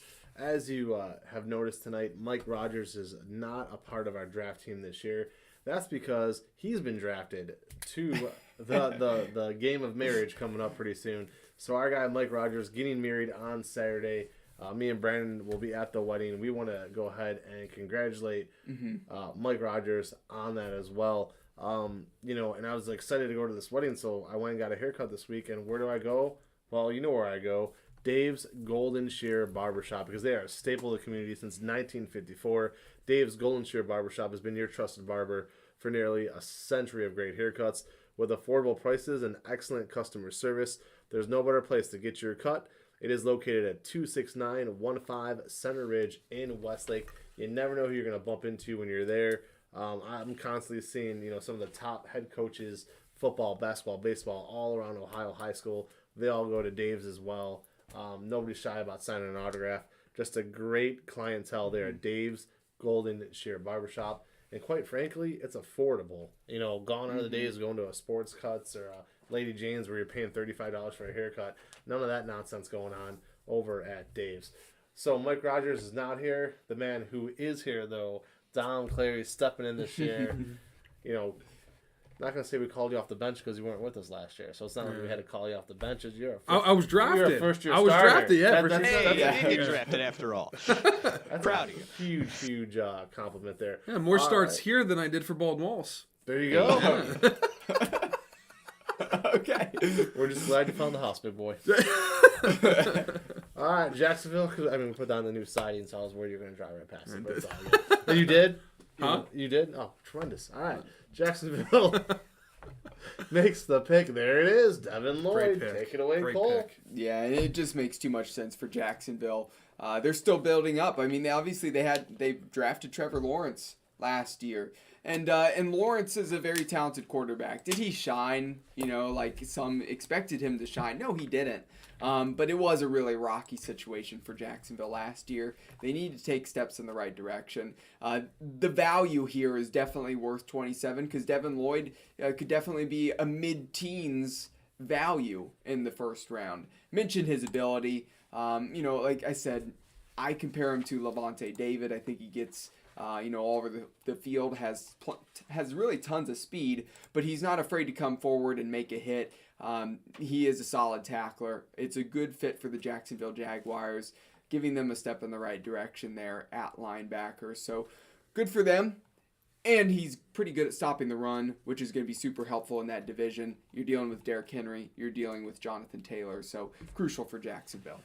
We got 5 picks left here in the opening round. Hard to believe. It's been a fun night. A little over 3 hours in. And to me, I feel like it's almost just flown by, quite frankly. It has. But here we are, 5 picks to go. And guys, it's kind of funny because I've brought it up a few times now, but I can't get past the fact that nobody's traded back into the first round. And there's been so many trades. It's almost like the teams, what would that be? The 24 teams that had a pick have said to each other, hey, we're only going to play with each other. Those guys, they already spent their money. They can't come to the store. And that's basically what this feels like right now because they have just completely shut out those 8 teams. But we have the Packers again. Guys, we talked about it at length. Brandon, I'll let you start this time. We talked about it at length about how badly they needed a receiver. They, yet again, made a bizarre kind of first-round pick, did Green Bay with Quay Walker, linebacker out of Georgia. That was the 22nd overall pick. Here we go now. Since that pick, all right, I'm going to give you some names here, some positions. So they picked a linebacker at 22, but since then we've had 5 picks since then. No skill positions, no offensive threats. So the receiver is still there if they want it. Yeah, exactly, and this ended up being a surprisingly decent move for the Packers. I still don't really think that linebacker would have been my first choice, especially not Quay Walker. But they were able to kind of look at the board and predict that the run on wide receivers would slow down. And this has really benefited them. Again, they could have picked all the same wide receivers there as they do now. I got to imagine they go receiver here. If they need to find a way to keep Aaron Rodgers happy, and if they manage to pass on somebody again and hope to get somebody in round 2, that's not going to do it. And we can't oversell this enough. They don't really have anybody. They have Amari Rodgers that they got last year, but that's it, guys. I mean, you trade your top receiver right after you sign Aaron Rodgers, probably because he wants that giant extension. You've got to go receiver. Again, would not surprise me if they pass on him, but man, it's going to be hard to sell that to your fan base. Yeah, my gut instinct is that the Packers don't go receiver here. The main reason why I say they don't go receiver is because there's a ton of depth in this receiver class. I think they might feel like they can still go tomorrow and get a good receiver. They don't need to go here for that. Yeah, so again, they might look... maybe, but I mean, there's only, at least in my estimation, George Pickens, Sky Moore, David Bell. After that, there was a huge drop-off. Then you're talking about guys like John Mechie, Calvin Austin, Christian Watson. Again, I'm lower on Watson than the consensus, but man, there's going to be a run on these guys early day 2. So if they don't go receiver here, which again, I'm kind of with you, they may not because it's Green Bay, but they could really be putting themselves in a tough situation. So something that I think that the Packers might do, even though it's not one of their highest priority needs, they might look to a position group that is thinner. And that's the safeties, in my opinion. I think they need another safety who has the ability to be versatile enough to also play nickel. There are a couple guys who can do that. I have Jaquan Brisker of Penn State going to them at this pick. Daxton Hill of Michigan's also available on the board. Those guys are both athletic enough to play nickel at the same time as play safety. I think that could be a direction they go towards, but my gut instinct with Green Bay is that they probably won't go wide receiver here. The same wide receivers were on the board earlier, and they didn't pull the trigger. So my gut instinct is that they're still not going to pull trigger here on wide receiver. They're going to look towards that tomorrow. Could they be a team that's maybe in play for Deebo Samuel? The Jets really might not need to even look towards Deebo Samuel because they got Garrett Wilson. But are you going to trade away Devonte Wyatt because he wants to get paid and then bring Deebo Samuel in? Like, that just doesn't really add up to me. I think their contracts are going to be more similar than they should be. Obviously, I think Adams is the better receiver, but you're still going to have to pay up quite a bit to get Deebo. Devonte Adams, is that Sorry, what yeah. you're talking about? Yeah, Okay. you said Wyatt. Okay, Adams, yeah. But, man, especially if they take safety here, guys, this fan base is going to go nuts. And I'm looking at my board. Really, like, maybe some people are still high on, like, a Devonte Wyatt. Or maybe you can sell that to your fan base because he was being projected earlier in the first round. But outside of that, man, this is going to be tough if they don't go receiver. Well, let me give you their needs. Wide receiver, offensive guard, offensive tackle, and corner. They don't need, really, the main thing is of those needs. Offensive guard would be a reach right now. Offensive tackle would be a reach. You don't need to do that. So it probably comes down to if your needs, wide receiver or corner, but I think that safety who can play nickel would probably be the direction they might go. That's why I think Brisker or Daxton Hill. And with the 20th pick in the 2022 NFL Draft, Looks like he's going to take his Sky time again will here. go on now. well, I'll tell you what, 5 picks left, none of them are going to be a quarterback if it stands that way. None of those teams No. are picking QB. So we're gonna get I don't through- know, man. Vikings are a sneaky pick, I think, for quarterback at 32. The Vikings are a sneaky pick at quarterback. And here we behind go Kirk again with Cousins. Goodell. Is Cousins guaranteed that money? Well, He's got one more year Yeah. that they're really stuck with him. Maybe I'm wrong then. All right, here's Whitworth. I can't believe he played as long as he did. And he played for the Rams and he's making the Packers pick. I'm very confused tonight. Well, it's because it's the man of the year. They just Okay. did a whole thing for it. Love those Rams colors. While we were talking about jerseys earlier, love the Rams. You know what's crazy? At the Super Bowl, there were more Charger fans at the game than there were Rams fans. It's their home stadium. Well, both home stadiums. Yeah, there's no Ram fans in LA. You know I beat Cole McDaniel 2 years in a row in our Pick'em League? Huh? I beat Cole 2 years in a row in the Pick'em League. It hasn't Did been you mentioned really? yet tonight. I just want to throw that out there. That's what we're God, Green Bay's got to go receiver, I'm right? saying that 1 week I picked, I think I did pretty good. All right, let's make the pick here, Yeah, guys. this pick might never be Yeah, I was announced. going to say. Aaron Rodgers is actually retired in the time that it has taken them to make this selection. I think I might be retired So they by could the go time they make the quarterback. selection. absolutely. Yeah. I know you had to slide that in there about the picks. It's been close every single year, but we're not going to talk about the mock drafts. We though. did no. And how those That's total a up. that's a little That's why I don't that's a put- little different. Nah, it's a little I got Vince on this one. Hey, Dominic, check your phone. I think they might be trying to find your phone number, Yeah, which I is think what's so. taking them. He's stalling. Wait, hold on. And they're having Yes, an hello? offensive lineman make the pick. Yeah. Who gets So- a jersey that says NFL Draft? I can't think of a stupider jersey. That's a Rob Lowe move to right there. order. I feel like Rob Lowe would show up with just an NFL jersey on to something like this. That's They don't think with incredible. Their own name, but that's a What story is for a different he? day. What is he? He's not even announcing the. No. What? What is happening? It was a speech. Come on, man. Back to the jerseys, though. Do you like those Rams jerseys? I like the old ones. I like. Yeah, I the like new the ones. Rams jerseys. You know what else I like? Draft picks. With the 20th pick. I'm trying to go the to bed. 2022 first round. Thank you. Still a pretty decent crowd watching on YouTube. We appreciate that as well. And that's the 28th pick. So let's start looking at the 2023. I was mock hoping- draft. Devontae Wow. Wyatt, Wow. defensive tackle Are out you of Georgia. kidding That's me? horrible. Put our fans out of their mercy. Was he in a roller skating rink? Wow. Well, I saw some little roller skating. and I'll tell you It's what. couple skate for Devontae Wyatt. But Devonte Wyatt, I have to give the Packers credit here in the sense of you're getting from some first round grade talent. I can't with these two. These two over here. Thrown by old hands. Anyway, for all of our listeners out there, as these two chuckle and laugh, and you probably can't even hear me here, but Devonte Oh, Wyatt I'm not my first girlfriend. is such a talented player, a defensive tackle, and I think he's actually the best guy. On my board, he was number 1 of the defensive tackles, and Jordan Davis was number 2. He has the athleticism. He can really do it all at defensive tackle. For the Packers, you got the best guy on the board probably, But the major thing is, was it a need for you? No. Will Aaron Rodgers necessarily love this? Yeah, probably not. But he will at least help get the defense off of the field and get Rodgers and the offense back on. They'll probably look to wide receiver tomorrow. Doesn't cross off a need here for their list of needs. But they did get some first-round grade. They didn't reach on a guy. But Packers, they have not been like the Jets in this draft. It's been a little bit shakier for them. Well, something tells you sometimes it's like they troll Aaron Rodgers. It's like they sit around and be like, how can we piss him off this year? They Mike Rodgers. live They got to Mike torture Rodgers and him. Aaron Rodgers together. It's almost like the Green Bay Packers' Jeez, whole Pete. purpose is to torture him. And I honestly think, and I know if there's any Packer fans listening, they're going to throw rocks at me when I say this. I think the problem with this team is they don't have an owner. Yeah. That has to be a problem with again, I know owners don't make the moves when it comes to drafts for the most part, but they set a direction, right? They set some sort of direction. There is no direction when the entire city of Green Bay owns your team. It's just I know you're the draft guy, and it is a good pick if we're talking about the player who they picked. Yeah. I think it's a good player. Yeah.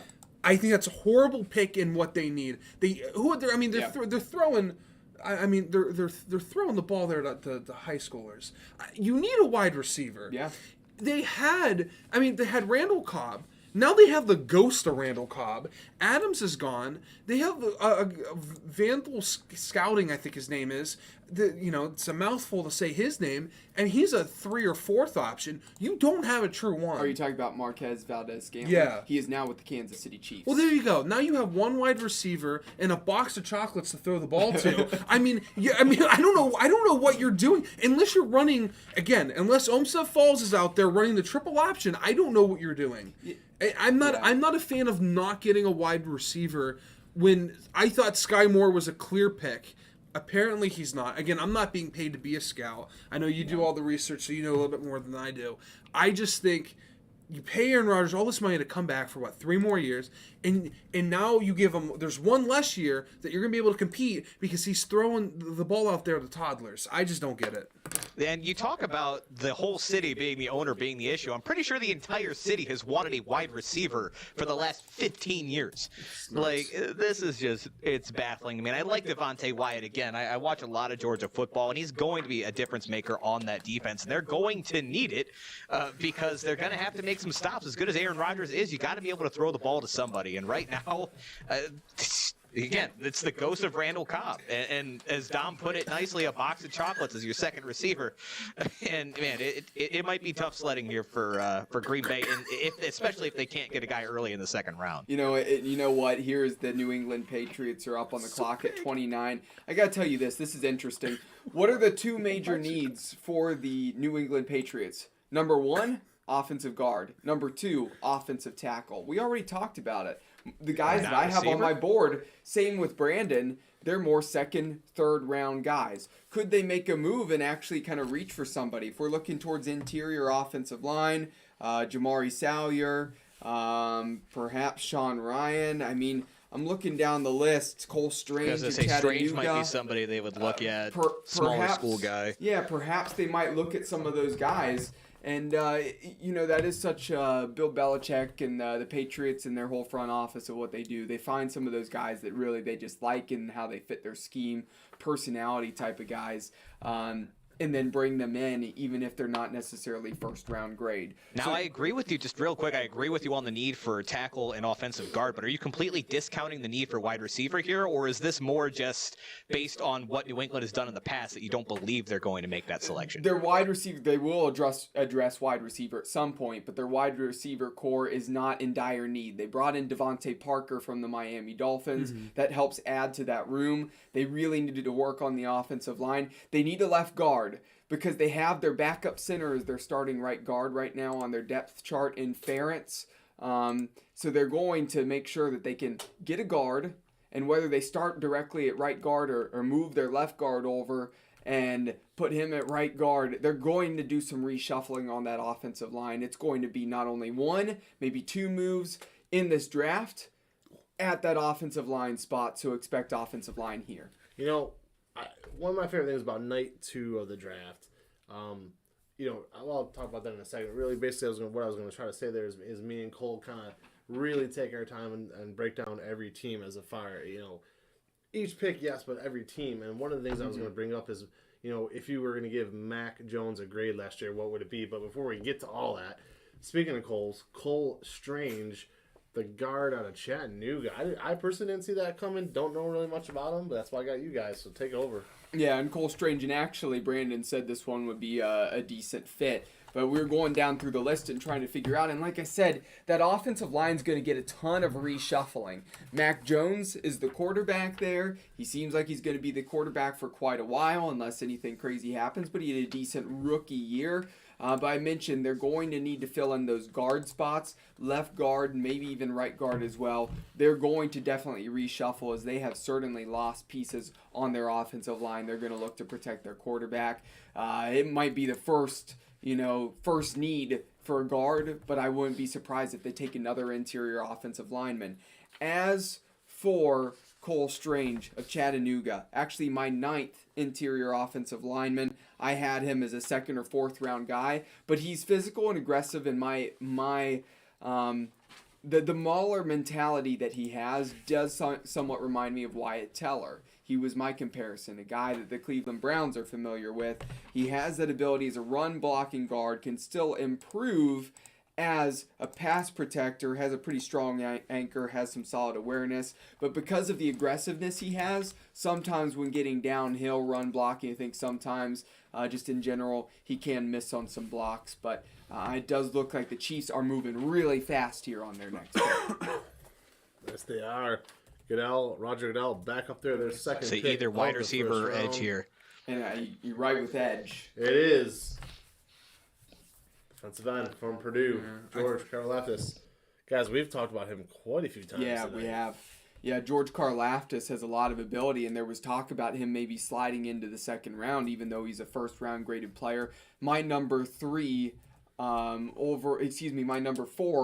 overall edge has a ton of ability, and perhaps this is a really good one for the Kansas City Chiefs. I think Karlaftis, when I look at him, the main thing is he has that physicality. He has some explosiveness. Despite being 6'4", he doesn't have the longest arms, so he doesn't have a ton of length. So if a big offensive tackle can latch on, they can really control him. But I like his motor. He's got that aggressiveness. Throwing it back a little bit, I do think he has some Michael Strahan-like explosiveness. I thought maybe the Arizona Cardinals would even look at him because there is maybe a little bit of that J.J. Watt. If they can add more weight to him, he could slide inside even a little bit more in that 3-4. Instead, here with the Kansas City Chiefs, I do think you're going to see him get to rush a lot there on that edge. Still put his hand in the dirt, but he could stand up because he has that ability, that athleticism. I really like the way that he plays football, but I think overall, just a really good player in George Karlaftis. Yeah, definitely some good value here getting Karlaftis this late. I did think there was a chance, just because the hype kind of seemed to fall away from Karlaftis, that he might get down into the 2nd round. So I'm glad that a team like Kansas City, who desperately needs a pass rusher, went and took a chance on him there. He was definitely the best edge left on the board, just like you actually had him as my 4th ranked pass rusher in this draft. So again, Kansas City, I mean, they still need a receiver here at some point, but doing a really good job solidifying that defense, something that really got exposed in the AFC Championship last year, and looking to kind of reload, especially with how difficult that division's going to be now. I mean, you get you shore up cornerback, and then you go and shore up your pass rush. I mean, there's a much worse scenarios that could have played out for Kansas City. So we had that run on receivers, guys. We had 1, 2, 3, 4 in 5 picks, and then 5, 6 total. If my numbers are correct, please check them. But 6 receivers. Actually, in my mock, I had 8 going in the 1st round. So far, there's 6 coming off the board. This is actually a spot where a lot of people feel the Bengals are going to go with a tight end here. So as opposed to seeing another receiver come off the board, which would be a 7th, which really wouldn't make too much sense for Cincinnati, a tight end in the situation probably would. Cole, what do you have to say about the tight ends in this draft, and who would fit the best with Cincinnati? Yeah, and with Cincinnati, I mean, they're going to look to add some depth in the secondary at some point. Corner, safety, I think those are both on the board opportunities. They could even go linebacker if they wanted to add a guy like Nakobe Dean, just because they could, honestly, because their defense is in fairly good position. The one thing on offense, aside from, they could look maybe to left tackle as well, add some depth there. But tight end, I think, is the main thing for them there on that side of the football. The reason why I say tight end is because C.J. Uzomah, now with the New York Jets, no longer with the Cincinnati Bengals, they brought in Hayden Hurst. And I think Hayden Hurst is a very good tight end. But you have Trey McBride, who, if I would give a bold prediction, there's a lot of great players in this draft. But if I think there's one guy who's going to put on that gold jacket by the end of his career and be a Hall of Famer, I'm going to say it's Trey McBride. And I know I'm putting myself out there on the line with saying this, but I mentioned he reminds me of George Kittle. He's a physical blocker. He's a good route runner, great hands. He can really do it all. You're going to see him immediately with whatever team he gets with become a fantasy football threat as well. For those out there who love fantasy football, add some value to that tight end position. I really would like to see Joe Burrow have that weapon in Trey McBride, and then you have Hayden Hurst and Trey McBride, and you can add that with the wide receivers. That would be interesting to take a look at that. If not, they'll probably go secondary here, corner or safety. But Trey McBride was my guy here. They might be able to make a move for him in the second round, but why not? I would go for him. I think he's going to have a great career. Yeah, and you kind of sold me on tight end a little bit there. It's a possibility, and just to add another weapon for Joe Burrow is always going to be a good move. Mm-hmm. I really think Cincinnati was hoping Linderbaum was going to fall to them, and I originally had him penciled in there, and that would have been just a dream scenario for Cincinnati. But I think, like you said, it's more likely they go secondary, and there's two names that still stand out. Andrew Booth on the board.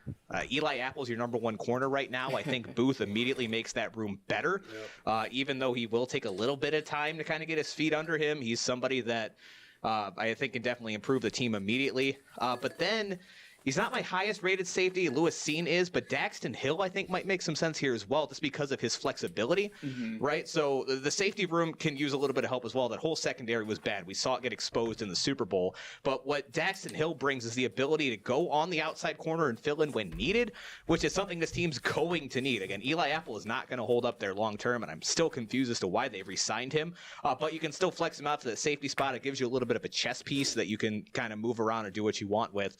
So I feel like it's one of those two guys. If I was in the seat, I would take Andrew Booth, but Hill might make a little more sense. And that's something Jaquan Brisker as well, the safety of Penn State, absolutely can do. Yes. I think he has that versatility to drop down as a nickel. He's a fairly hard-hitting safety as well. Very explosive, makes a lot of plays. So you mentioned it, Daxton Hill, Jaquan Brisker. Again, they could look to Andrew Booth. They could look to a corner, or they could go tight end. There's probably about 5, 6, 7 good options for the Cincinnati Bengals. Hey, they made it to the Super Bowl. They didn't win it, but they made it to the Super Bowl. Now, it's going to get even tougher this year. They got fortunate with some injury issues and some other things going on in their division, but they're going to be competitive once again. They just have to shore up a couple little holes, and they don't have gaping holes on that team. The AFC North was tough last year. Yeah. A little bit of a mess between the Steelers, the Ravens, and the Browns. They all had their issues, which was really weird. Yep. The Ravens fell off with quarterback issues. The Browns are the Browns. And the Pittsburgh Steelers, I mean, they had Ben Roethlisberger, the ghost of Ben Roethlisberger. Right. Now, Steelers are revamped. They filled some holes in free agency. They have a quarterback. Well, they have two. Ravens will look ready to go again with a healthy Lamar, and then you have Deshaun Watson and a revamped Cleveland Browns. This division, I mean, this is a true tough year, even more important than last year for the Bengals. Again, I think there's that Steelers, that Patriots, that 49ers pick here for the Bengals, where that small move means a little bit more than any blockbuster move. Which there's nothing, as you guys mentioned, there's nothing really. It can go so many different ways. There's nothing that's really a knockout here. So it's going to be interesting to see what way they go. You've sold me on tight end. Yeah. You've 100%. I never heard. I didn't even have the tight end this tight end on my mock draft, but now I'm convinced that he's the best thing since sliced bread. Definitely. Yeah. Watch the film on Trey McBride. What's He's interesting? fantastic. What's interesting to me is that there hasn't been any big names slide like there Yeah. has in years past. Like none. This is really gone. Malik Willis, has been about the Yeah. biggest slot. Yeah, Willis and Yeah. Booth. I do want really to talk it. about him in a little bit once we finish And up. the pick is There- in. It there is he is. Jackson Hill, Jackson Hill. safety out of Michigan. So we saw the Ravens pick a safety, and now the Bengals pick a safety. Bad news for Deshaun Watson and Kenny Pickett. Take it away, Cole. Yeah, and the main thing is with Jackson Hill, we talked about the versatility that he provides.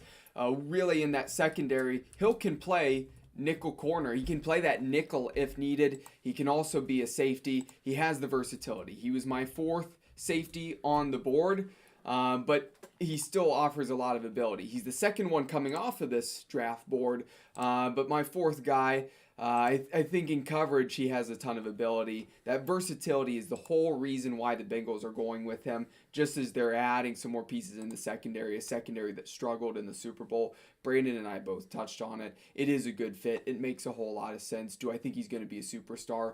No, I don't. But I do think it is a good fit, and he at least shores up a little bit of a hole that they do have. And it's nice that they can bounce him around in the secondary, and he can do a lot of things to help out against Lamar Jackson, against Deshaun Watson, against Kenny Pickett.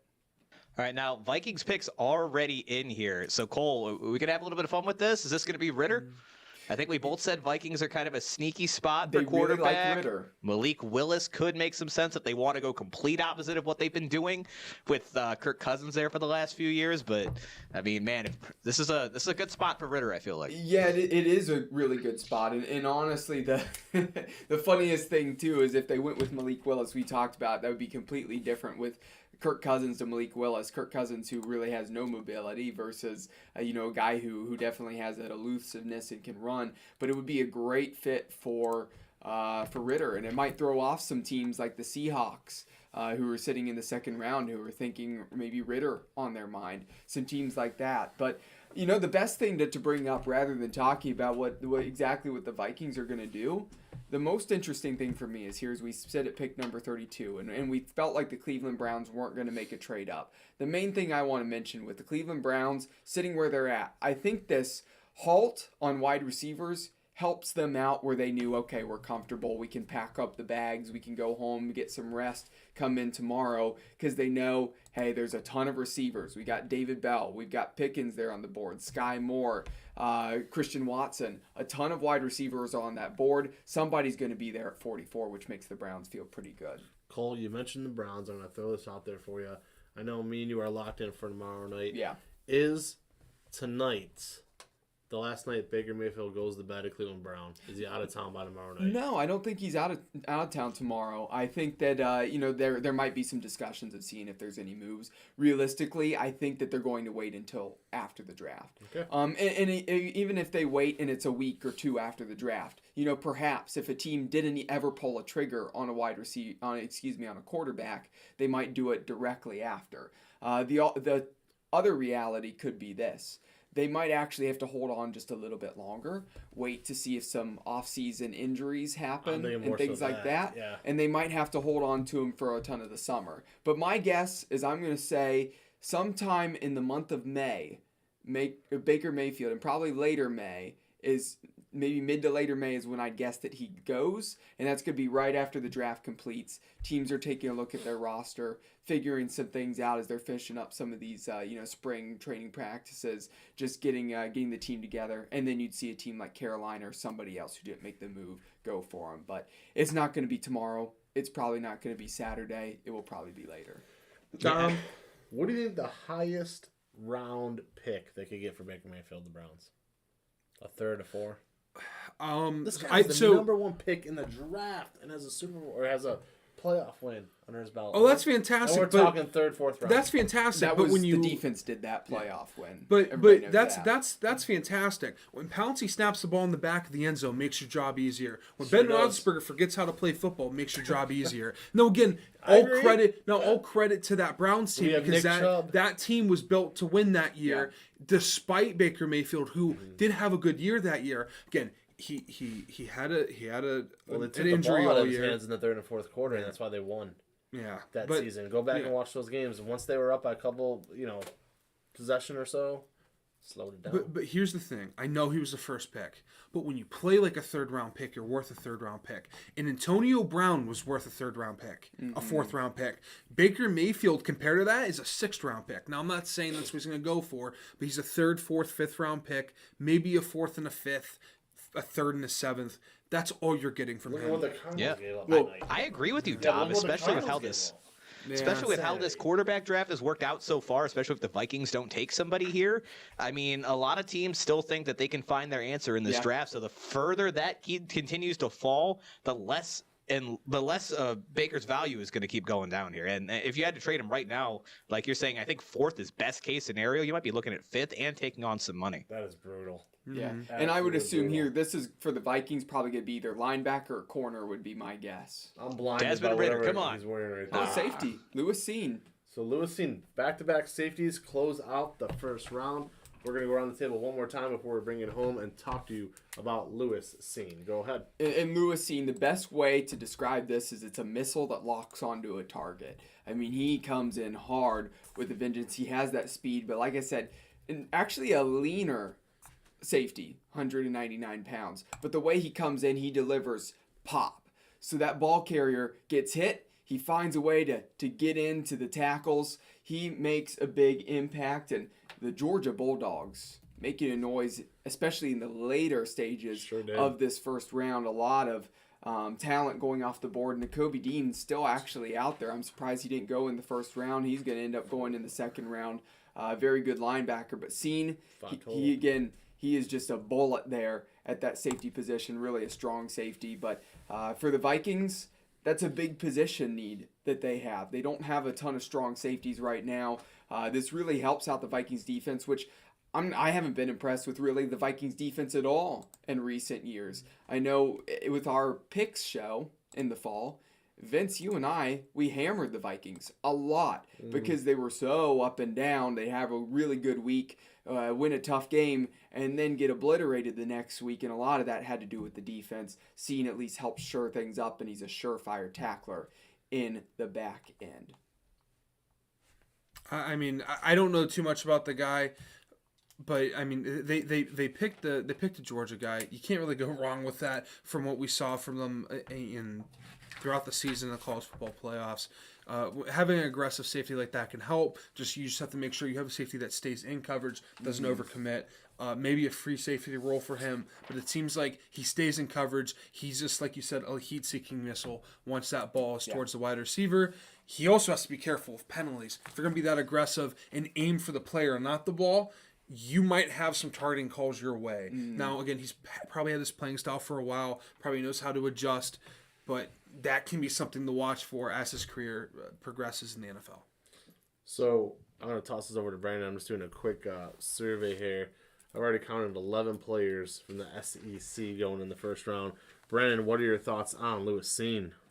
Yeah, so Cine definitely makes them better. I honestly believe that if Dax Hill was still on the board, that would have been who they preferred. They still need to shore up that quarterback room a little bit. But with a guy like Lewis Cine, again, on that incredible Georgia defense from last season, maybe one of the best we've seen of all time, especially in SEC play, you're getting a guy that is going to be able to defend the pass for you, right? He doesn't have a ton of versatility like a guy like Dax Hill does. You're not going to be able to play him out on the corner, out on the outside corner, but he's got plenty of mobility where he is. He's a strong tackler.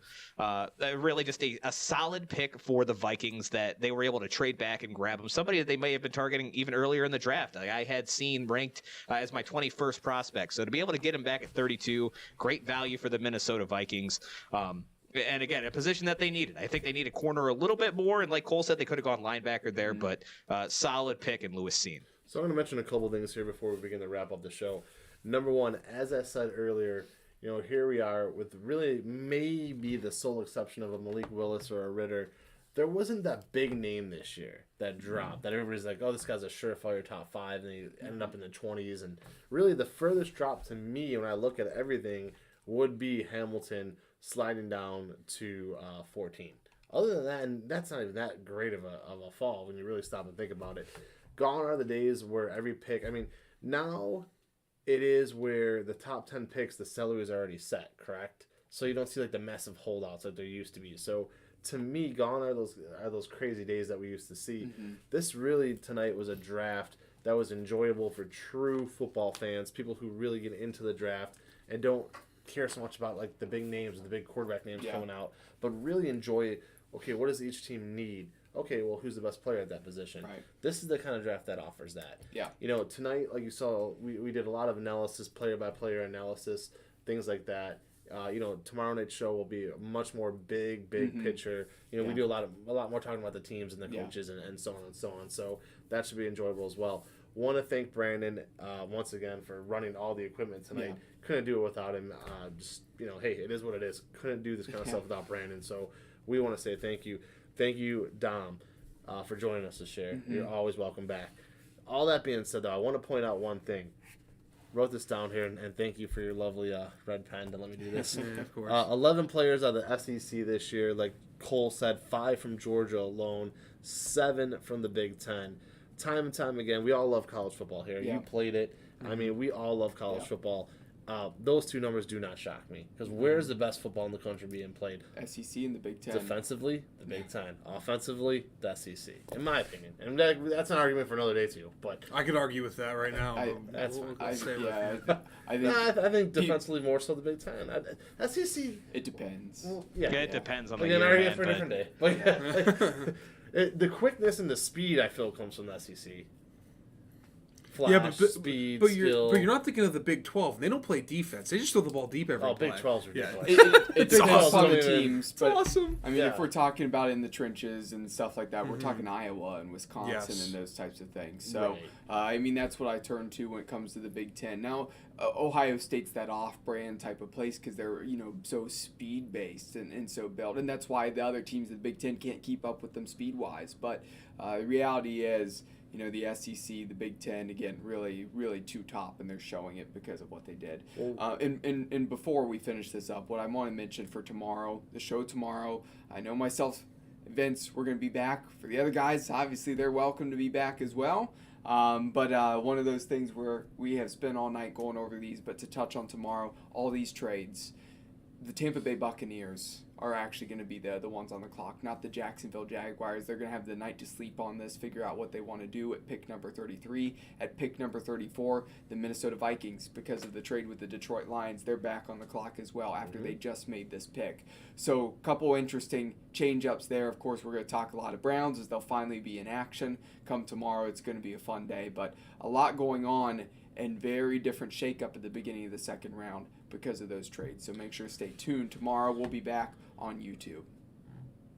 Absolutely. Wanted to cap off that point with one more thing though. While we talk about SEC and we talk about the Pac-12 and the Big 12 and the Pac-10 and on down the line, right? It just amazes me that the smallest college, the college that not a lot of people would even know about, Chattanooga, Cole Strange comes out of Chattanooga. Who is the coach that picked him? Bill Belichick. So what does that tell you right there? Like obviously, you know, hey, you could come from Cheese Whiz U. It doesn't matter. Cheese Whiz U. If you can play, a scout's gonna find you. You know, a coach is gonna find you, and Cole McDaniel and Brandon Soeder are gonna put you on their big board, to say the least. So guys, we had a blast. We're gonna go around the room one more time. I know it's getting late. We're gonna start with Brandon, go to Dom, go to Cole, and I'll take us home. Brandon, final thoughts on the night. Yeah, I think the big story of this is going to be all the trades we saw after pick 10. All right. You made the mention, Vince. There's no egregious players that have dropped. Generally speaking, there's one or two guys where we're looking at day two like, holy crap, someone is going to get an absolute steal. The top 3 guys left on my big board, Andrew Booth, which again, I will fully admit I'm higher on than most. I understand why he did not get picked round 1. It's him, it's George Pickens, and it's Breece Hall. None of these guys are necessarily surprises that they didn't go where they went. So I feel like in general, not a ton of reaches this year. Teams did a really good job of drafting to need. Again, the biggest thing is going to be the trades. We saw some questionable ones there. Obviously, Arizona making what I still think is going to a trade that's going to come back and haunt them pretty hard, trading a first-round pick to get Marquise Goodwin. On the other side, again, the Lions moving back up where they did was an excellent move. And then the New York Jets, who I still think won this draft, getting 3 excellent players here, are going to be, again, they're going to come out on top of this no matter what happens the next few days. So really, trades the story of the day. We thought that might happen, and boy, man, we were not disappointed. No, it was kind of weird because it was the first 10 kind of went the way you thought it was going to go. Yeah. Cole. I was wrong every pick of the way, but it kind of went how we expected. There were a few people I thought kind of went a little further than I thought, but no, it's kind of weird when you don't have a quarterback in that top 10. You don't have a quarterback in that top 3 that you can kind of, he's going there for sure. And, even until, up to today, we didn't know who was going 1. Yeah. So it's kind of nice to see all that play out. The quarterback situation is such a mess. And I thought at least 2 people would go. We had 1. I for sure thought that the Panthers, the Seahawks, and the Falcons, at least one of them would have went QB. None of them did. We knew the Steelers were with the whole hiring 2 QB coaches. So you knew they were going to go one way or the other with Willis or Pickett. Who knows if they went the right way, but they picked their guy in Pickett. And then the rest of the way, it was just small little moves to progress your team a little bit. Hopefully this isn't like the EJ Manuel draft, where it seems like nobody was correct in any pick. Because, that draft was a mess in every direction. But there's a lot of solid players. I think we saw that today. And hopefully, it seems like a lot of these teams have been moving in the right direction, especially the Jets. 100% won the draft tonight. Yeah, I guess my final thoughts here on the evening. And first of all, again, thank you everybody who have watched and listened live on YouTube. This has been just a great experience to have this show finally switch to YouTube. So again, everybody who's watched and been interactive, we want to thank you for that. If you haven't yet already, make sure to hit that subscribe button and keep this in mind as well.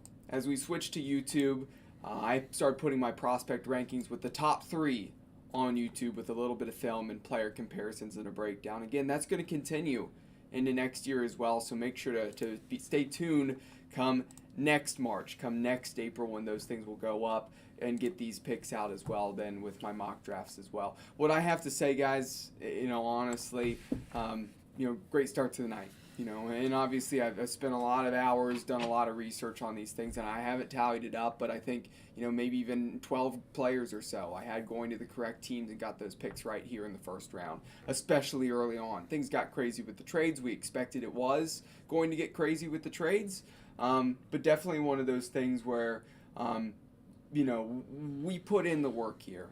The hours that we put in, still got day jobs. Still doing our things. This guy over here to my left, working on graduating, and a big congratulations to him as that's coming up here in the next week or so.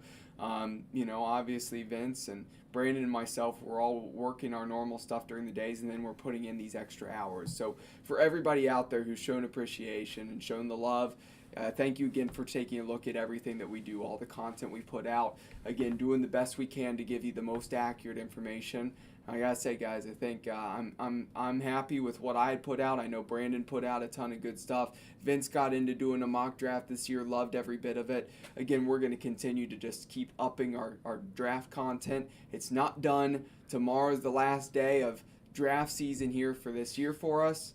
And then come next year, again, I'm sure we got more things up our sleeve. So everybody out there, if you know of a business, you know of somebody who would like to sponsor and be involved with this, we want to thank all of our great sponsors for draft content this year. But again, if you know of anybody who wants to be a part of this, whether that's the draft show, whether that's sponsoring our content with prospect rankings and our mock drafts, make sure to reach out to us.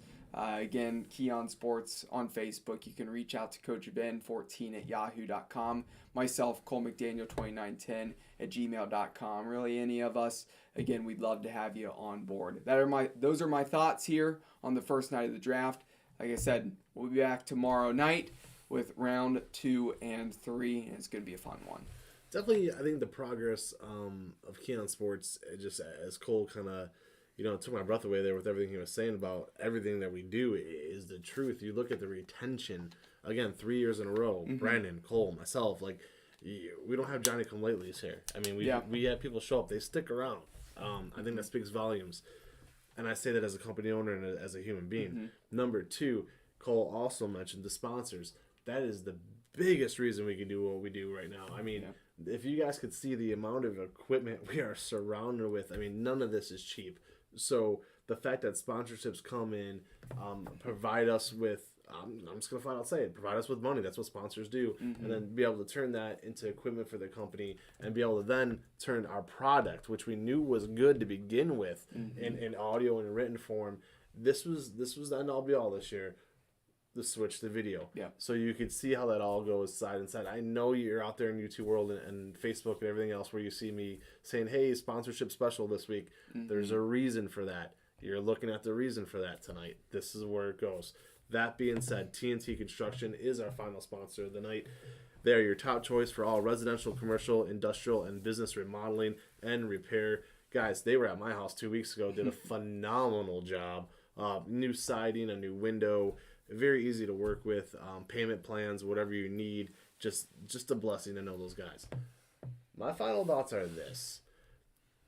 If you truly love football like we love football, then tonight was the night for you, okay? If you're a casual fan of football, I'll be honest, it probably wasn't your night because there was only one quarterback that went off the board. There was no star running backs. There wasn't like that drama, okay? As we said, as Brandon said and explained, there wasn't those top names that slid on down. Now, that might be next year or the year after that, but if you're a true football fan, one who really enjoys breaking down every single team and every single pick, then tonight was your night. And I enjoyed the heck out of it, getting to listen to these three guys break it all down. Just a ton of fun. So that's where we're going to leave you tonight. Me and Cole will for sure be tomorrow night. It's kind of our thing we've always done together.